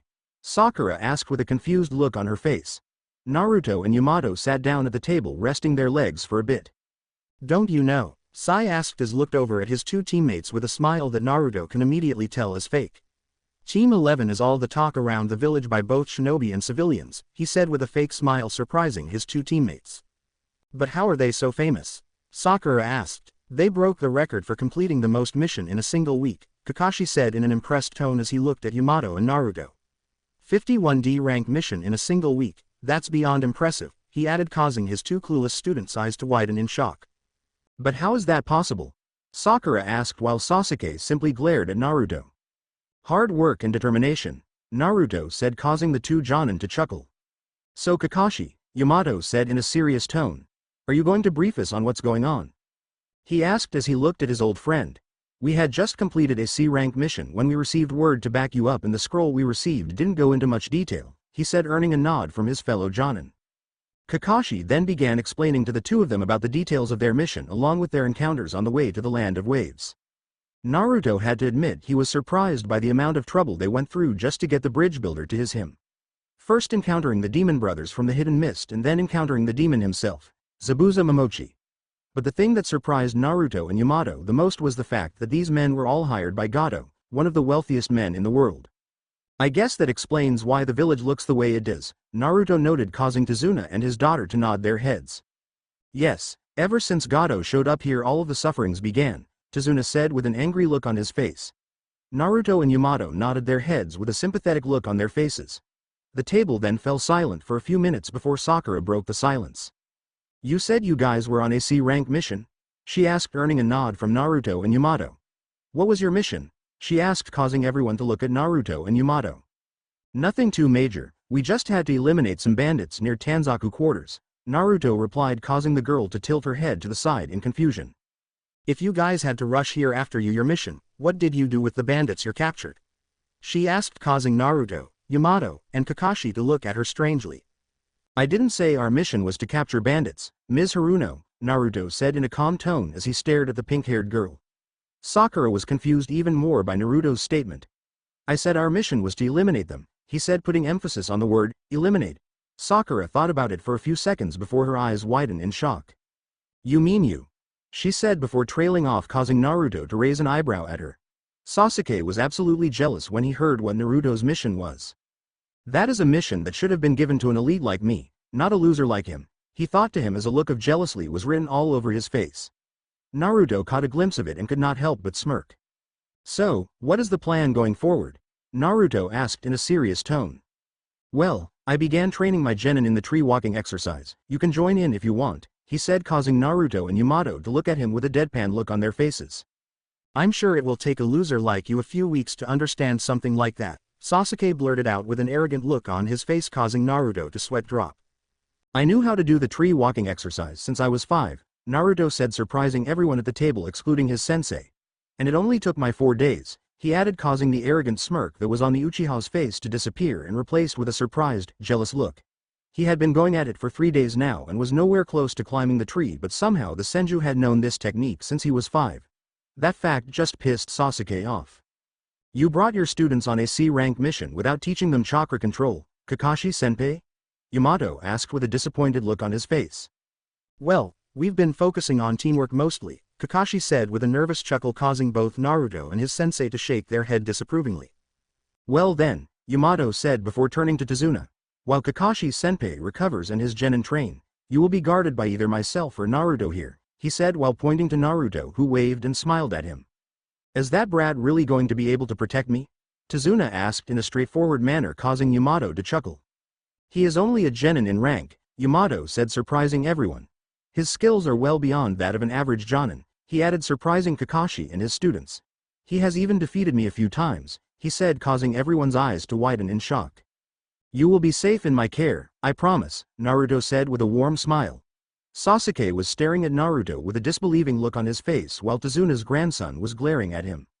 How can a loser like him be as powerful as a jonin? Sasuke asked himself as he stared at Naruto with a jealous look on his face. That kind of power should be mine.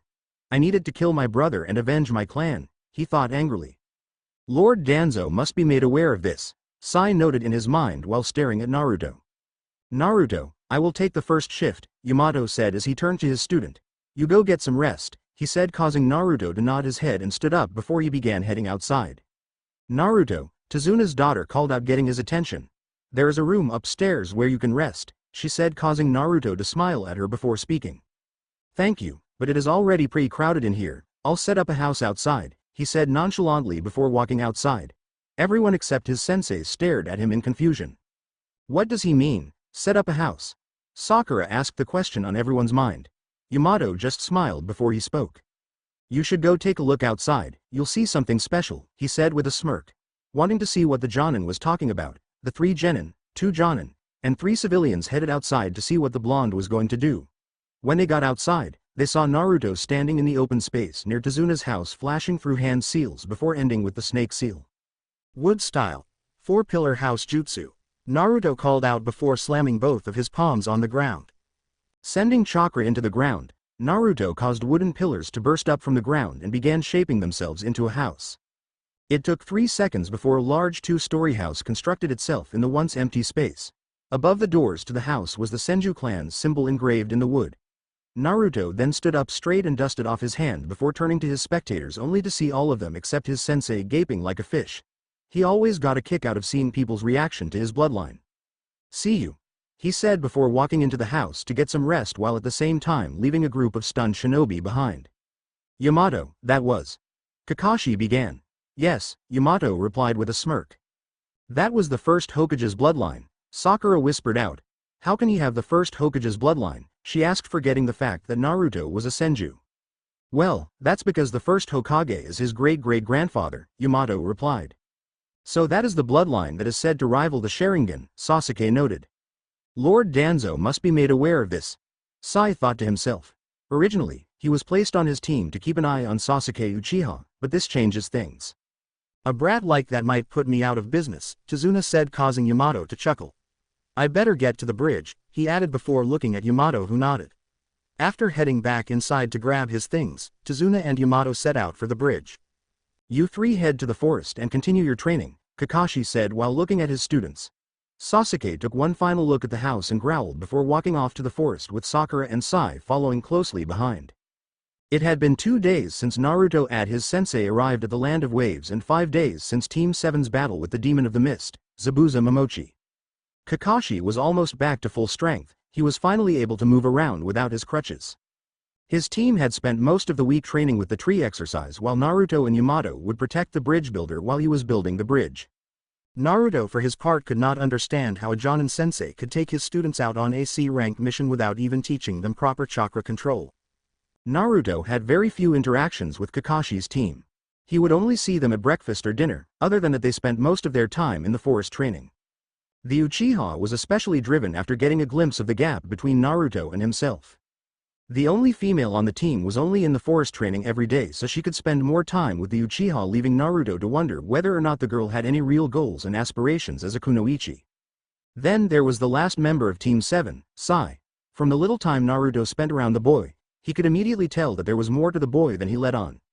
His skills were well beyond Sasuke's, but for some reason, he seems to be holding himself back as though he was trying to appear weak on purpose. It wasn't until his sensei told him that the boy reminded him of one of Danzo's root agents that Naruto realized what was going on. It appeared as though Danzo either wanted to keep an eye on Sasuke Uchiha or he wanted Sasuke to join his little organization. Before he left the fire capital, his grandmother and godfather had warned him about the elders of the village, especially the one named Danzo. They explained to him in detail who Danzo was and what his goals were. They told him that Danzo would eventually try to recruit him, and if he couldn't recruit him, he would try to control him.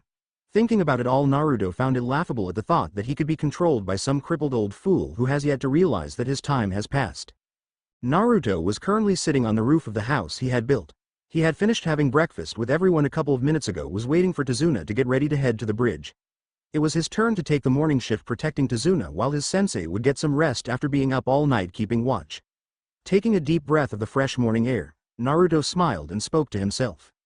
What a beautiful morning, he said as he exhaled out and closed his eyes, taking in the sounds and feel of nature all around him.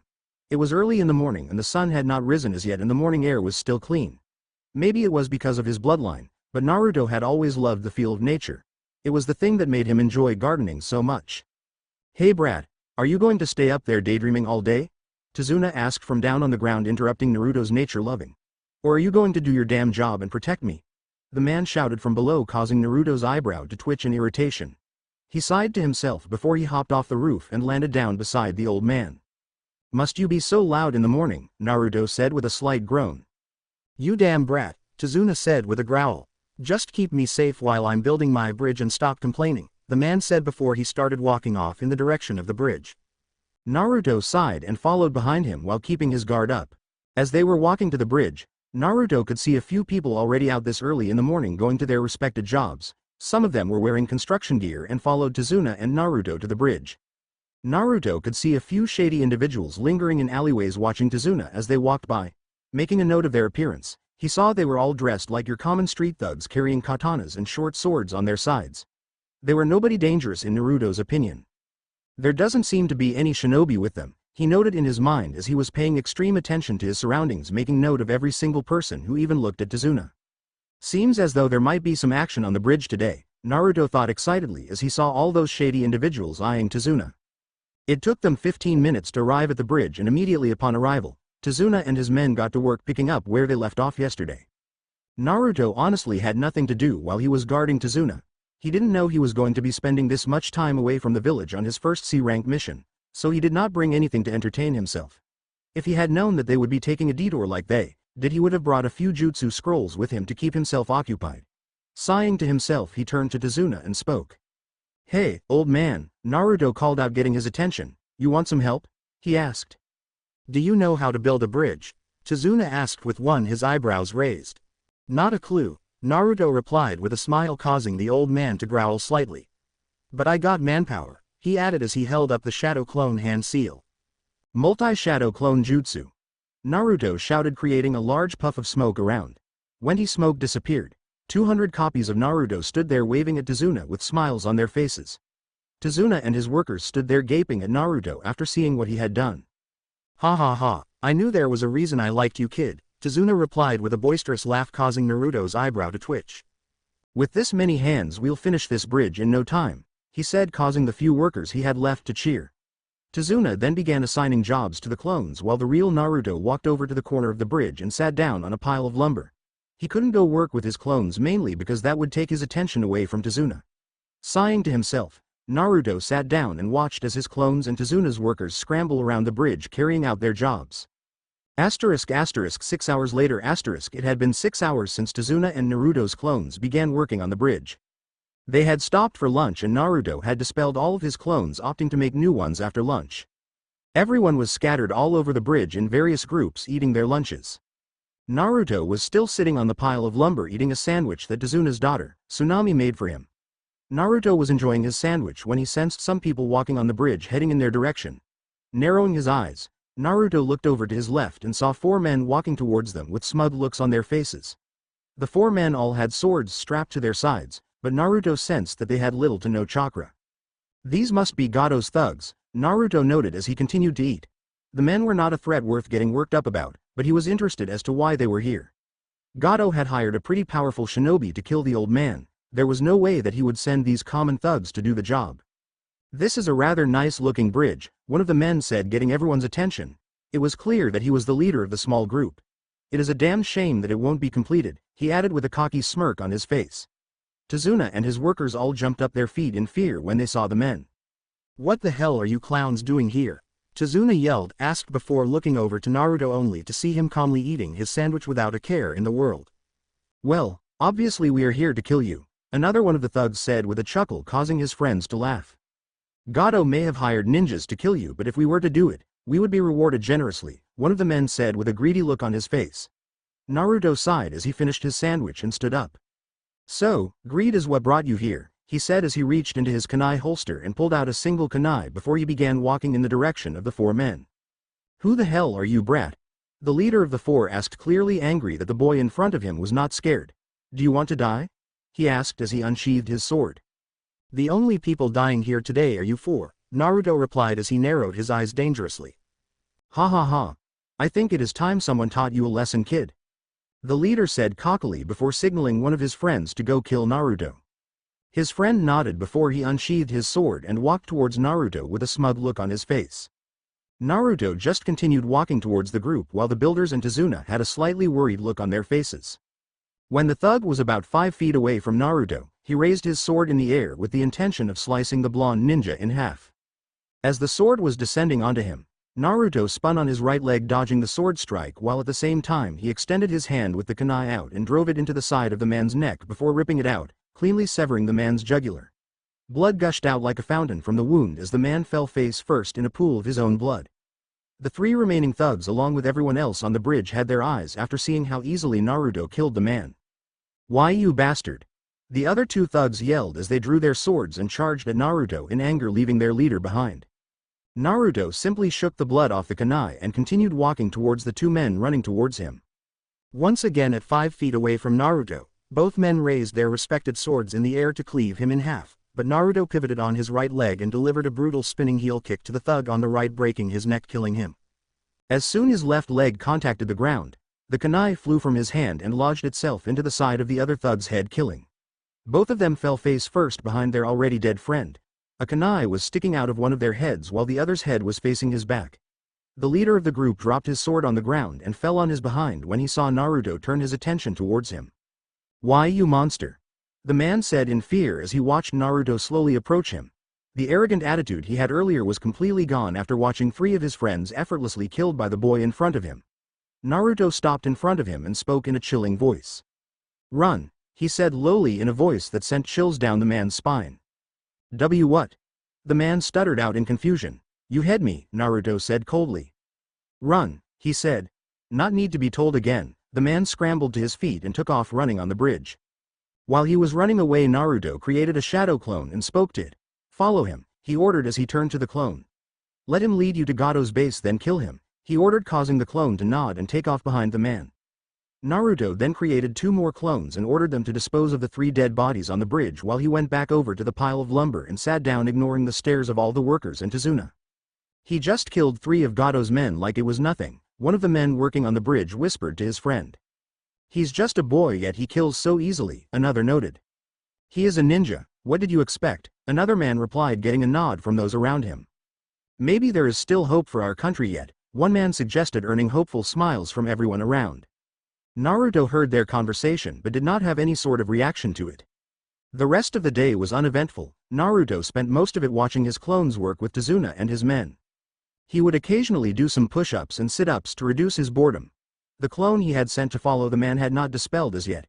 Naruto assumed it must be because it was still scoping out Gato's base. Currently, it was just Tsuna and Naruto's clones working on the bridge. Everyone else had wrapped up for the day except for Tsuna, who wanted to get a bit more work done. The sun had already set, and the stars were lighting up the night sky. "All right, brat, let's go," Tsuna said in his usual gruff tone. Naruto nodded his head and dispelled his clones before the 2 of them began walking down the bridge towards the village. "By the way, thanks for today," the old man said, getting a nod from Naruto. "Just doing my job," Naruto replied with a smile. The 2 then continued walking in silence until they reached the village. "Come on, I need to pick up some things for breakfast tomorrow," Tsuna said to Naruto as they took a detour and walked towards the market.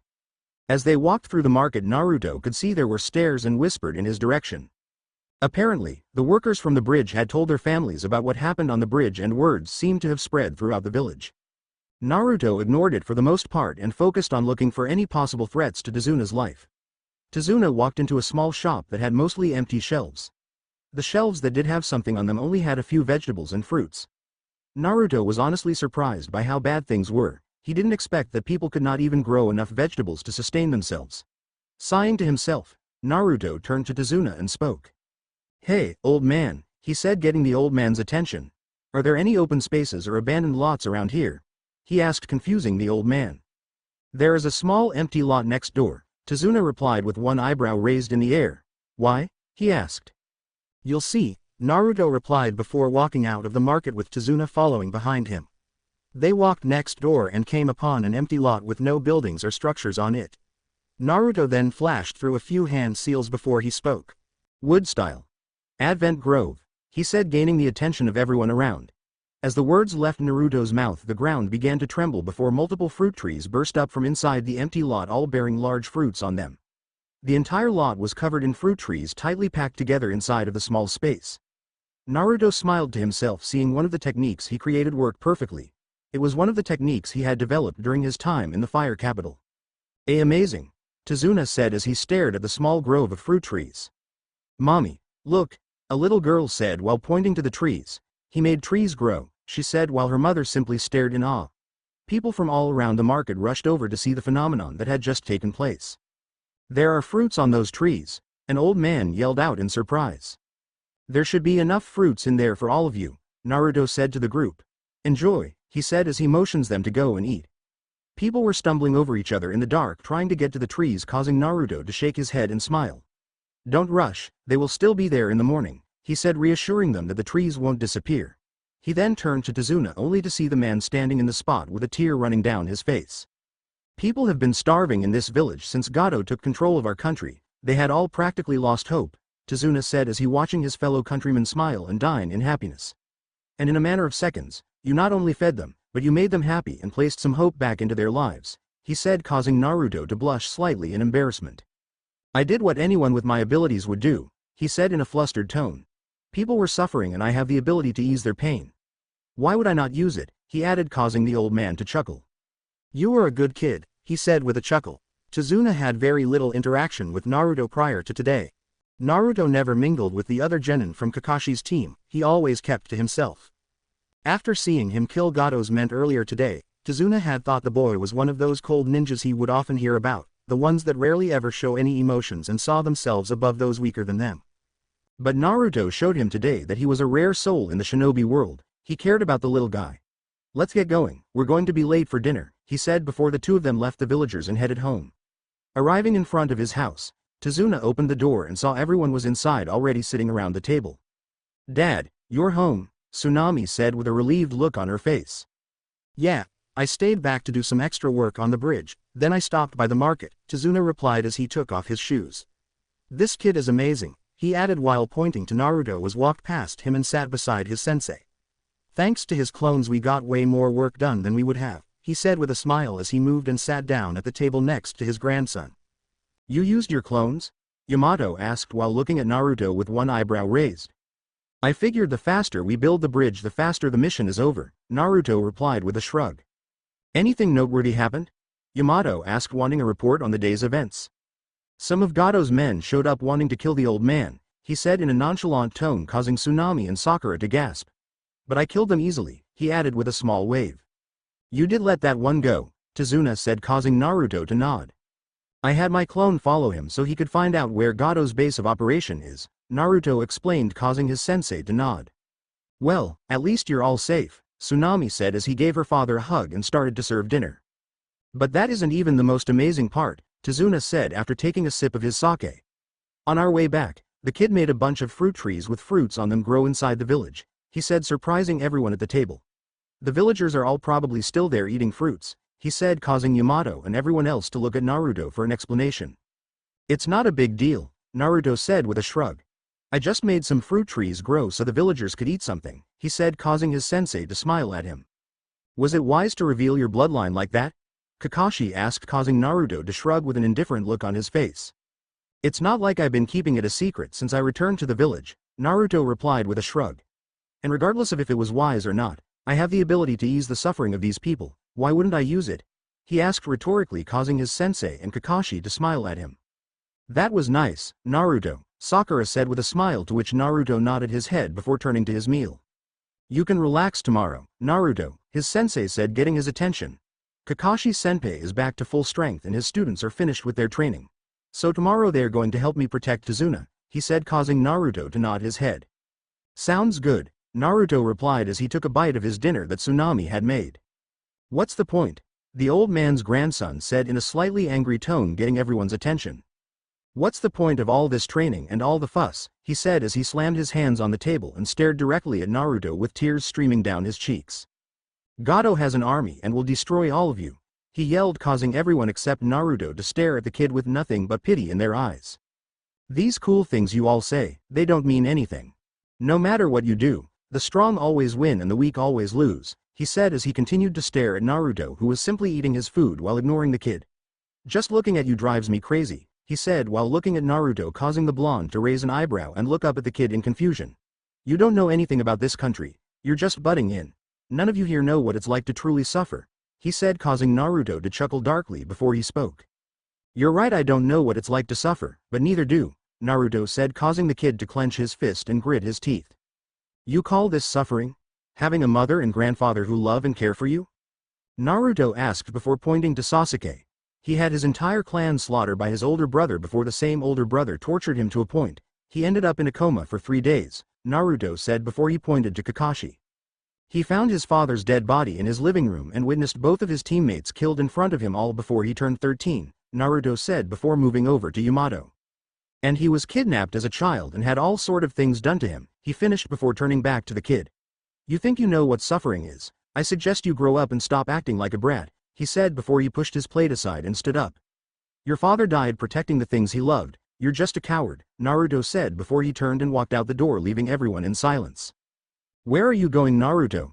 Sakura asked as she stood up. I'm going to sleep, he replied as he walked out the door. Everyone became silent after Naruto left. Chizune's grandson Inari clenched his fist and began crying even more before he took off running up the stairs. Inari. His mother called out with a worried look on her face as she watches him run up the stairs. I apologize on behalf of my student, Yamato said with a bow of her head, causing Tsunami to sigh. It's okay, Tsunami said with a sigh. Even though it was harsh, it was what Inari needed to hear, she said before she sat back down at the table. Everyone sat in silence for the rest of the dinner. Next day ***. The next day Naruto got up slightly later than usual. The sun was already up when he woke up and Tazuna had already left for the bridge along with his sensei and Team 7. Naruto was currently walking out of the wooden house he had built on his way to Tazuna's house for breakfast. As he entered the house, he could hear Tsunami and Inari's voices in the kitchen. Making his way through the living room and into the kitchen, he saw Inari sitting at the table while his mother was at the stove. Good morning, Naruto said, getting their attention. Good morning, Naruto, Tsunami replied with a smile. Slept well? She asked, to which Naruto nodded and sat down at the table. I want to apologize for my behavior last night, Naruto said as he sat down and bowed his head slightly.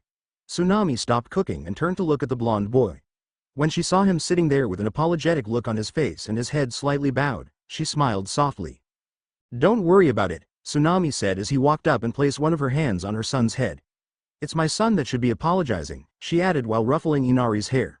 The little boy didn't say anything, he simply lowered his head and continued to eat. Tsunami shook her head and walked back over to the stove to get some breakfast for Naruto. She placed some eggs and fish on a plate before taking it over to Naruto.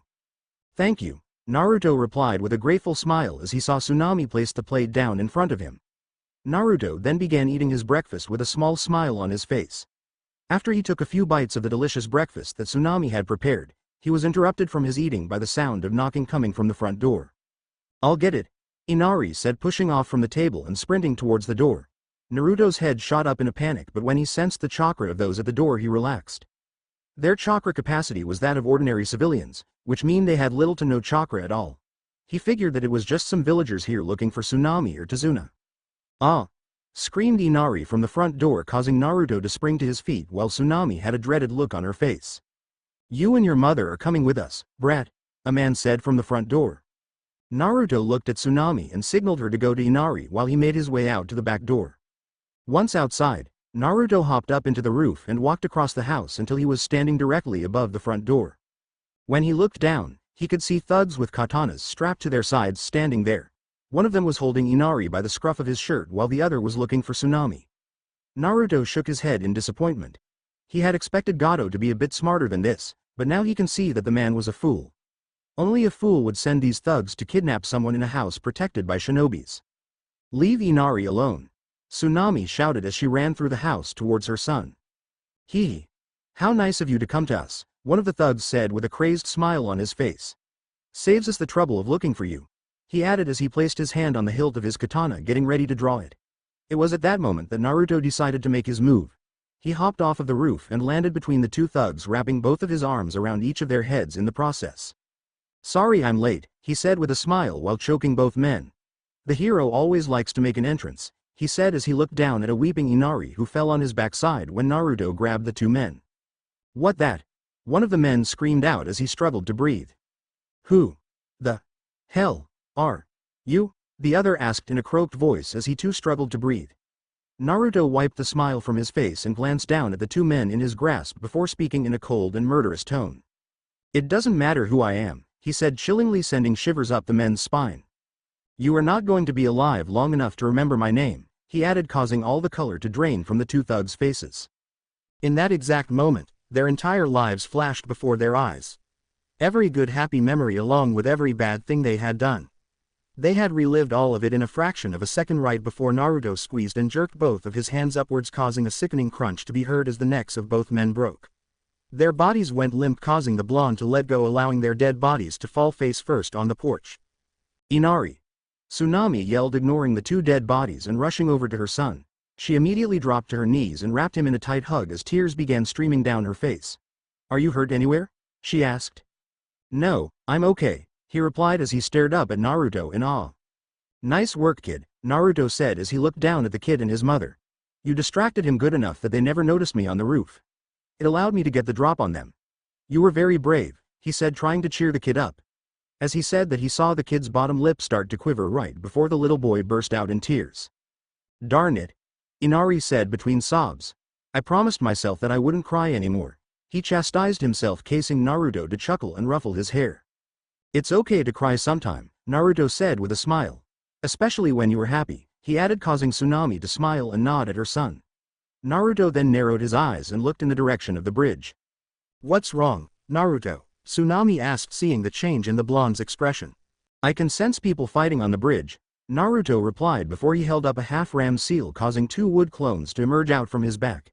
"Stay here and protect these two. I am going to bridge," he ordered before he turned back to Inari and Tsunami. "I guess I can leave you in charge here now, right, Inari?" he asked. "You go it," the little bit replied as he wiped the tears away from his face and smiled. Naruto smiled before disappearing from the spot via the body flicker jutsu. Naruto reappeared in a clearing in the forest before he began running at top speed in the direction of the bridge.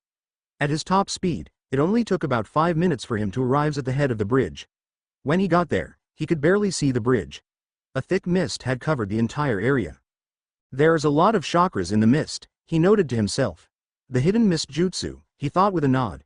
He stood there for a few minutes thinking up a plan and evaluating every advantage and disadvantage that would occur as a result of his actions. After thinking everything through, he decided to act. "Wood clone jutsu," he said under his breath, causing 5 wood clones to emerge out from his back. The 5 clones then all lined out beside Naruto, equally spaced before them, along with Naruto began flashing through hand seals, ending with the snake hand seal. "Wind style. Great breakthrough," they all shouted before blowing out a devastating gust of wind from their mouths, clearing all of the mist in the surrounding area along with knocking a few people on the bridge off their feet. Naruto quickly dispelled the wood clones and began walking towards the bridge. "Quite the party you all seem to be having," he said loudly while walking with a wide smile on his face as though he was not worried about anything. "Why didn't anyone invite me?" he asked in a carefree tone. While he had a carefree expression on his face, he was observing everything around him carefully. Sakura and Tazuna were the closest to him.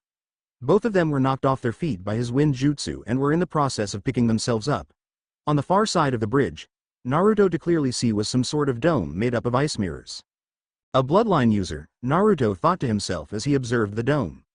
Peering further into the dome, he could see a badly wounded Sasuke and Sai fighting a masked shinobi who seemed to be inside of one of the mirrors. How interesting, he thought. Standing in the middle of the two groups was his sensei, Kakashi, and a masked shinobi wielding a rather large sword. He must be Zabuza Momochi, Naruto noted in his head. The trio seemed unaffected by Naruto's wind but still looked like they had been fighting for a while now. "Naruto," Sakura yelled out, knocking the blonde out of his thought. "Thank goodness you're here," she said with a grateful tone, causing the blonde to smile at her slightly. "Just how many of you leaf brats are there?" Zabuza asked in an annoyed tone. He was clearly annoyed at the fact that there was now one more kid for him to deal with. "You'll never know," Naruto replied with a grin, clearly unbothered by the jonin. "Nice work getting rid of the mist, Naruto," Yamato said, complimenting his student. "Yeah, I probably wouldn't have shown up here if it wasn't for 2 of Gato's guys showing up at the house to kidnap Inari and Tsunami," Naruto said nonchalantly, causing Tazuna to go into a panic. "Are my daughter and grandson okay?" he asked with a dreaded look on his face as if he was expecting the worst. "Yeah, they're fine," he replied in a casual tone. "I took care of those guys easily and left a couple of my cones behind to keep them safe," he added. "Oh, thank God," Tsuna said as he let out a sigh of relief. Naruto nodded his head before creating 2 seal-less shadow clones. You two stay here and help guard Tsuna, Naruto said, causing the 2 clones to nod their heads before moving to stand on either side of the bridge builder while Sakura stood in the front. Naruto then began walking towards the ice dome to help Sasuke and Sai. I'll go help the kids, he said to his sensei and Kakashi. You don't think I am just going to allow you to walk by me, do you? Zabuza asked as he raised his sword in the air ready to cleave Naruto in 2. The blonde just continued walking as if he was completely unbothered by the former hidden Miss Jonin's words. Just as Zabuza was about to bring the sword down onto Naruto, he was forced to dodge to the right in order to avoid being hit by multiple wooden beams, compliments of Yamato. Keep your hands off my student, Yamato said with a growl as his entire right hand tuned into multiple wooden beams trying to stab Zabuza. The swordsman landed back on the bridge and held his sword up beside him, causing all of the wooden beams to slam into the flat side of the blade instead of him. He was however forced to dodge once more thanks to Kakashi joining in the fight. Turning his attention away from the 3 Jonins, Naruto continued walking to the ice dome. As he got closer to the Dome of Mirrors, he could better see the condition of both Sasuke and Sai, along with getting a better idea of the masked shinobi's abilities and fighting style.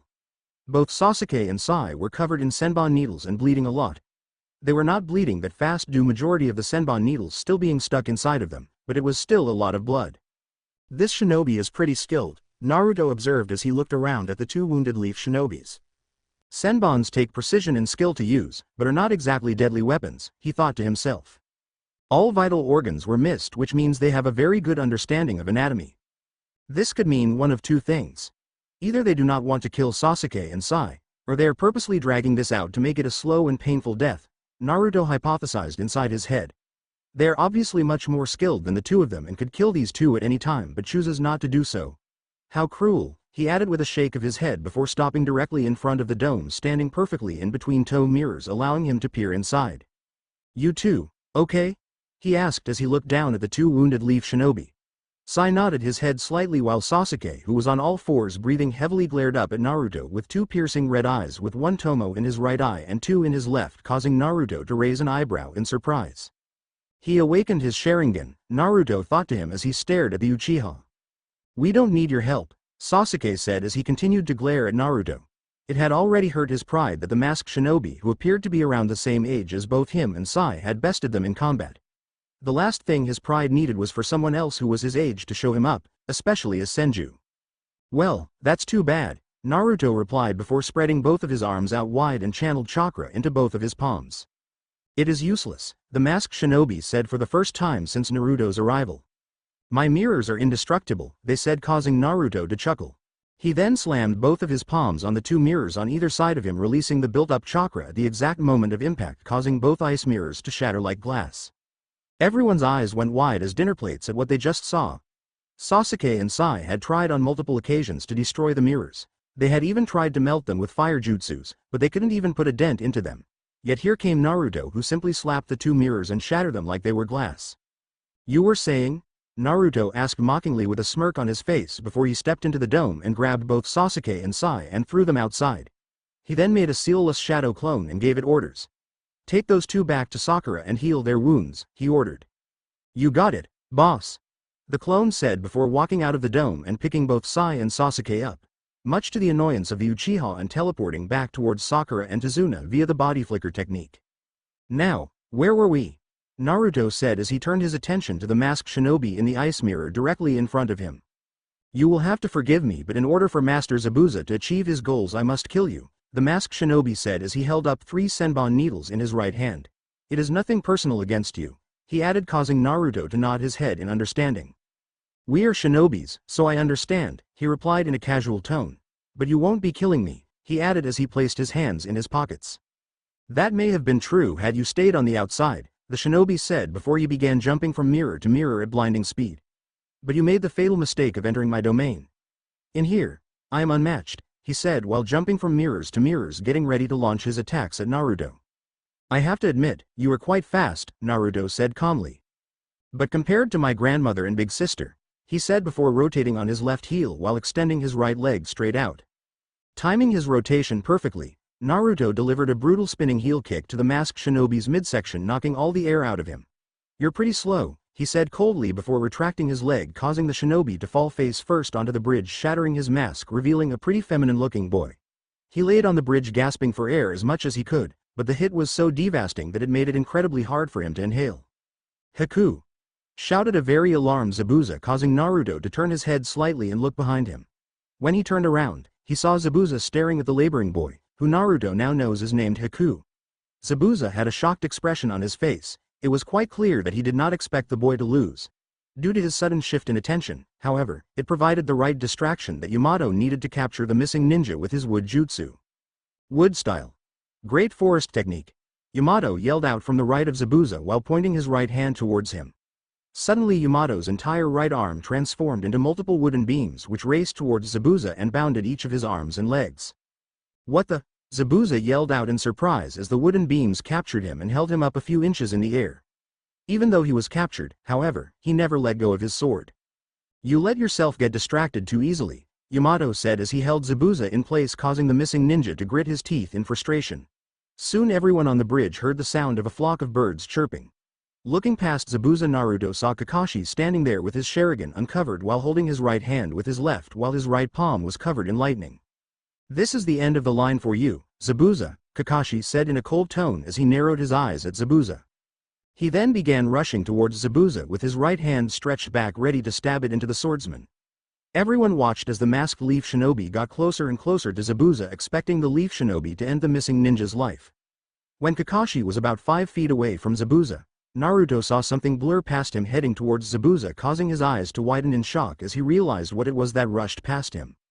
"Watch out!" Naruto yelled as he zoned in on the blur to see a wounded Haku rushing towards her master. "Chidori!" Kakashi yelled as he stepped his lightning-covered palm in the direction of Zabuza's chest.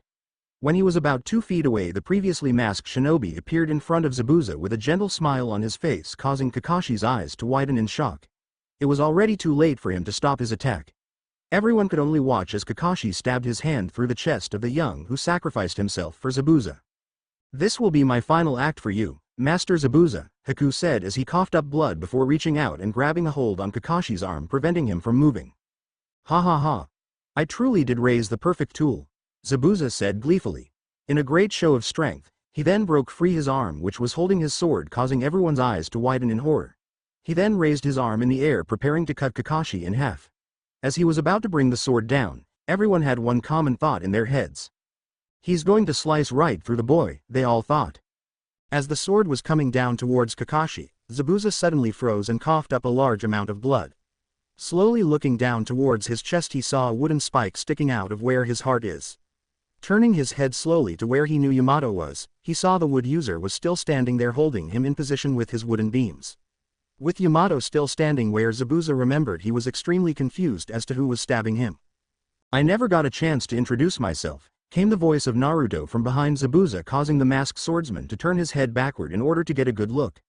When he turned around, he saw the blonde-haired shinobi standing behind him with his right arm transformed into a wooden spike stabbing through his heart. "My name is Naruto Senju," he said lowly. Zabuza turned back around and let go of his sword before he looked up to the sky and chuckled. "A Senju wielding the wood release," he said with a chuckle as he looked down and saw Kakashi pulled his hand out of Haku's lifeless body and laid him gently on the ground. "The shinobi world is going to be a lot more interesting from now on," he said while staring at his fallen comrade. "It is shame we won't be around to see it, Haku," he said grimly before coughing up some more blood. Naruto, sensing that the swords will to fight was gone and the fact that the man was on death's door, Naruto pulled his arm out of Zabuza's chest. "Place me beside Haku, kid," Zabuza said, to which Naruto obliged as his sensei cancelled his wood jutsu holding Zabuza. Laying the man next to his comrade, Kakashi and everyone else came and stood around the two. "You were a lot more than just a tool, Haku," Zabuza said as he reached out to touch the dead boy's face before breathing his last breath. Everyone just stood around and stared at the two dead bodies of Zabuza and Haku. "They're dead," Sakura said in a slightly horrified voice.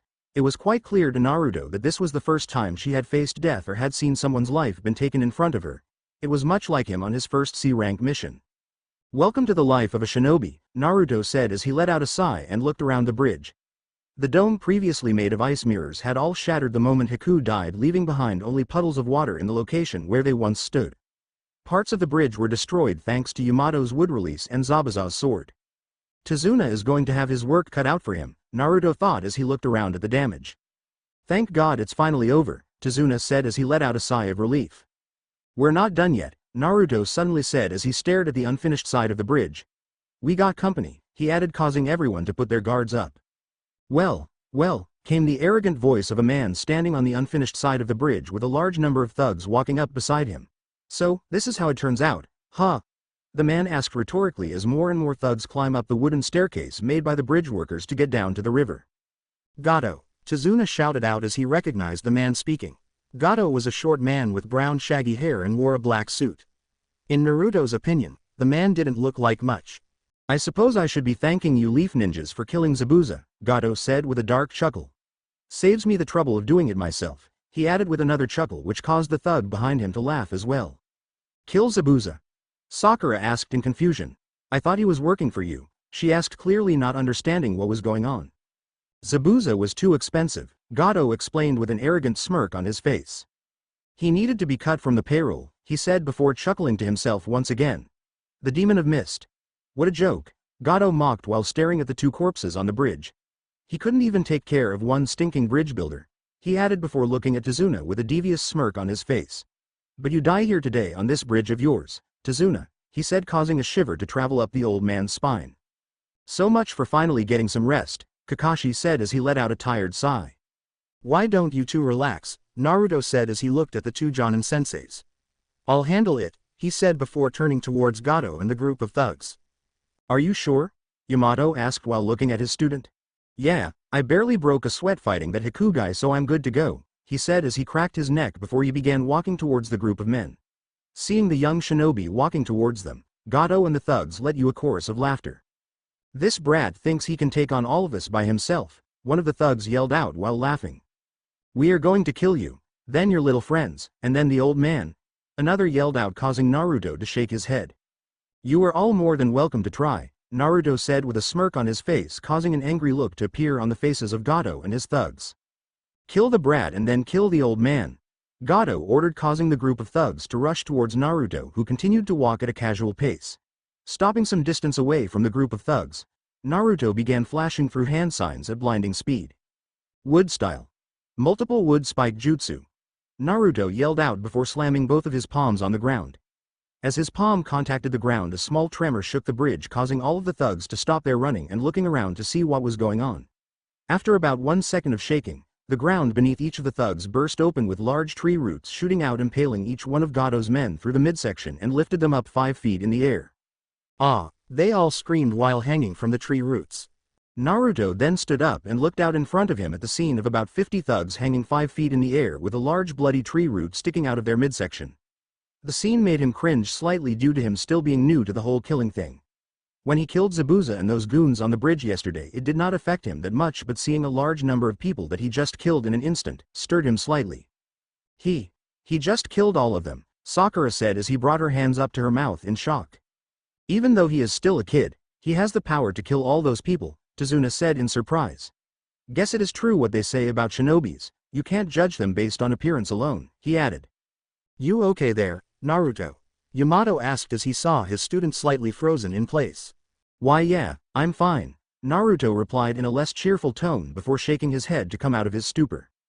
He then raised his right leg up in the air and slammed his back down on the bridge, causing another tremor, which was followed by all of the tree roots retracting themselves back into the ground, leaving the numerous dead bodies of thugs on the bridge laying in a pool of their own blood. Looking past all of the corpses, everyone on the bridge could see that there was one survivor of the massacre, Gato. The short man was white as a sheet, staring at the corpses of his men. I am possible, Gato whispered out in a horrified voice. This can't be true. He screamed like a man who had gone crazy. Naruto then slowly started walking towards him with a cold look on his face. And no, stay away, Gato screamed as he took a few steps back. Naruto then flared his chakra and released his killing intent before he spoke. Don't move, he said in a chilling tone that froze Gato in place. As Naruto got closer and closer to him, the more he found it harder to breathe. Everything in his body was telling him to run and jump off the side of the bridge and kill himself, but no matter how hard he tried, his feet would not move. When Naruto reached him, he stood towering over the man, looking down at him with a cold look in his eyes. Please don't kill me, Gato begged as tears started streaming down his face, causing Naruto to chuckle. He was about to say something to the short man, but before he could the voice of Inari interrupted him. Gato. Inari shouted, getting everyone's attention. Your days of ruling over this land is over. He shouted while holding a crossbow in his arms and a mob of villagers all carrying weapons behind him.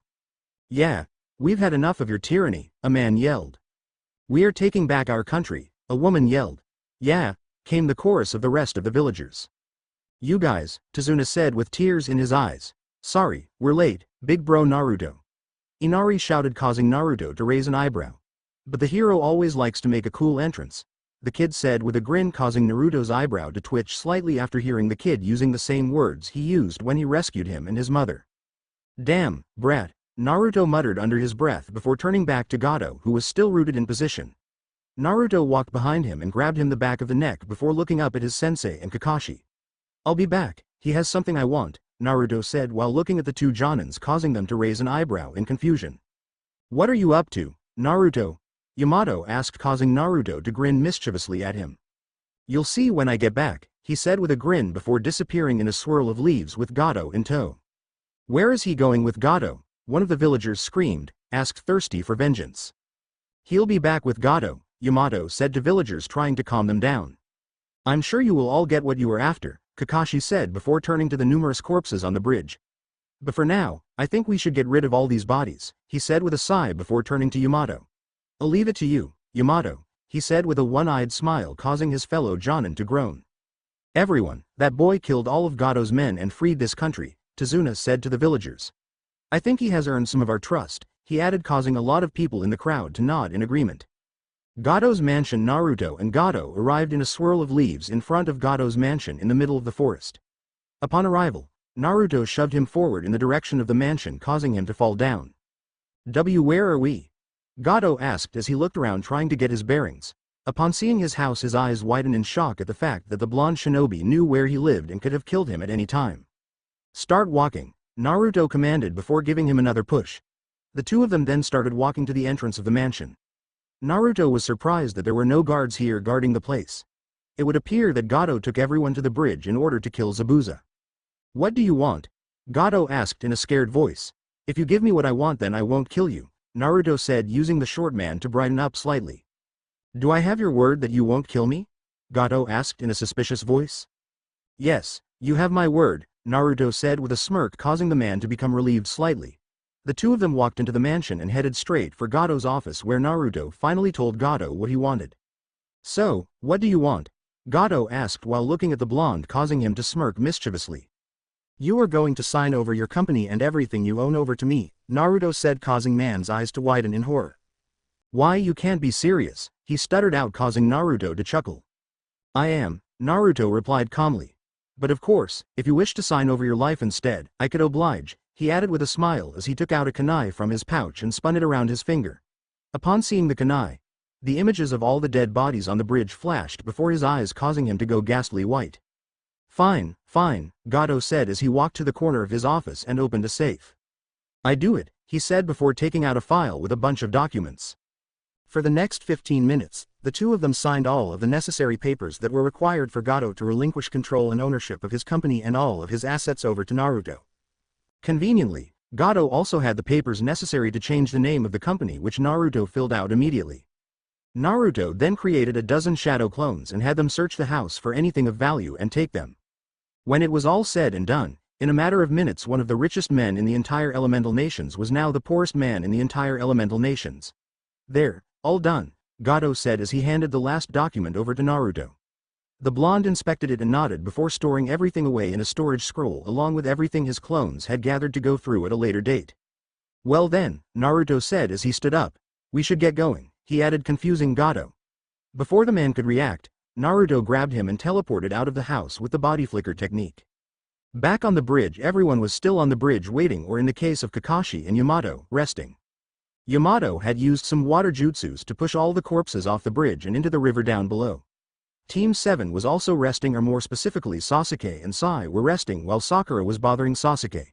Speaking of the Uchiha, he was sitting on the side of the bridge staring at the multiple holes in the ground left behind by Naruto's technique.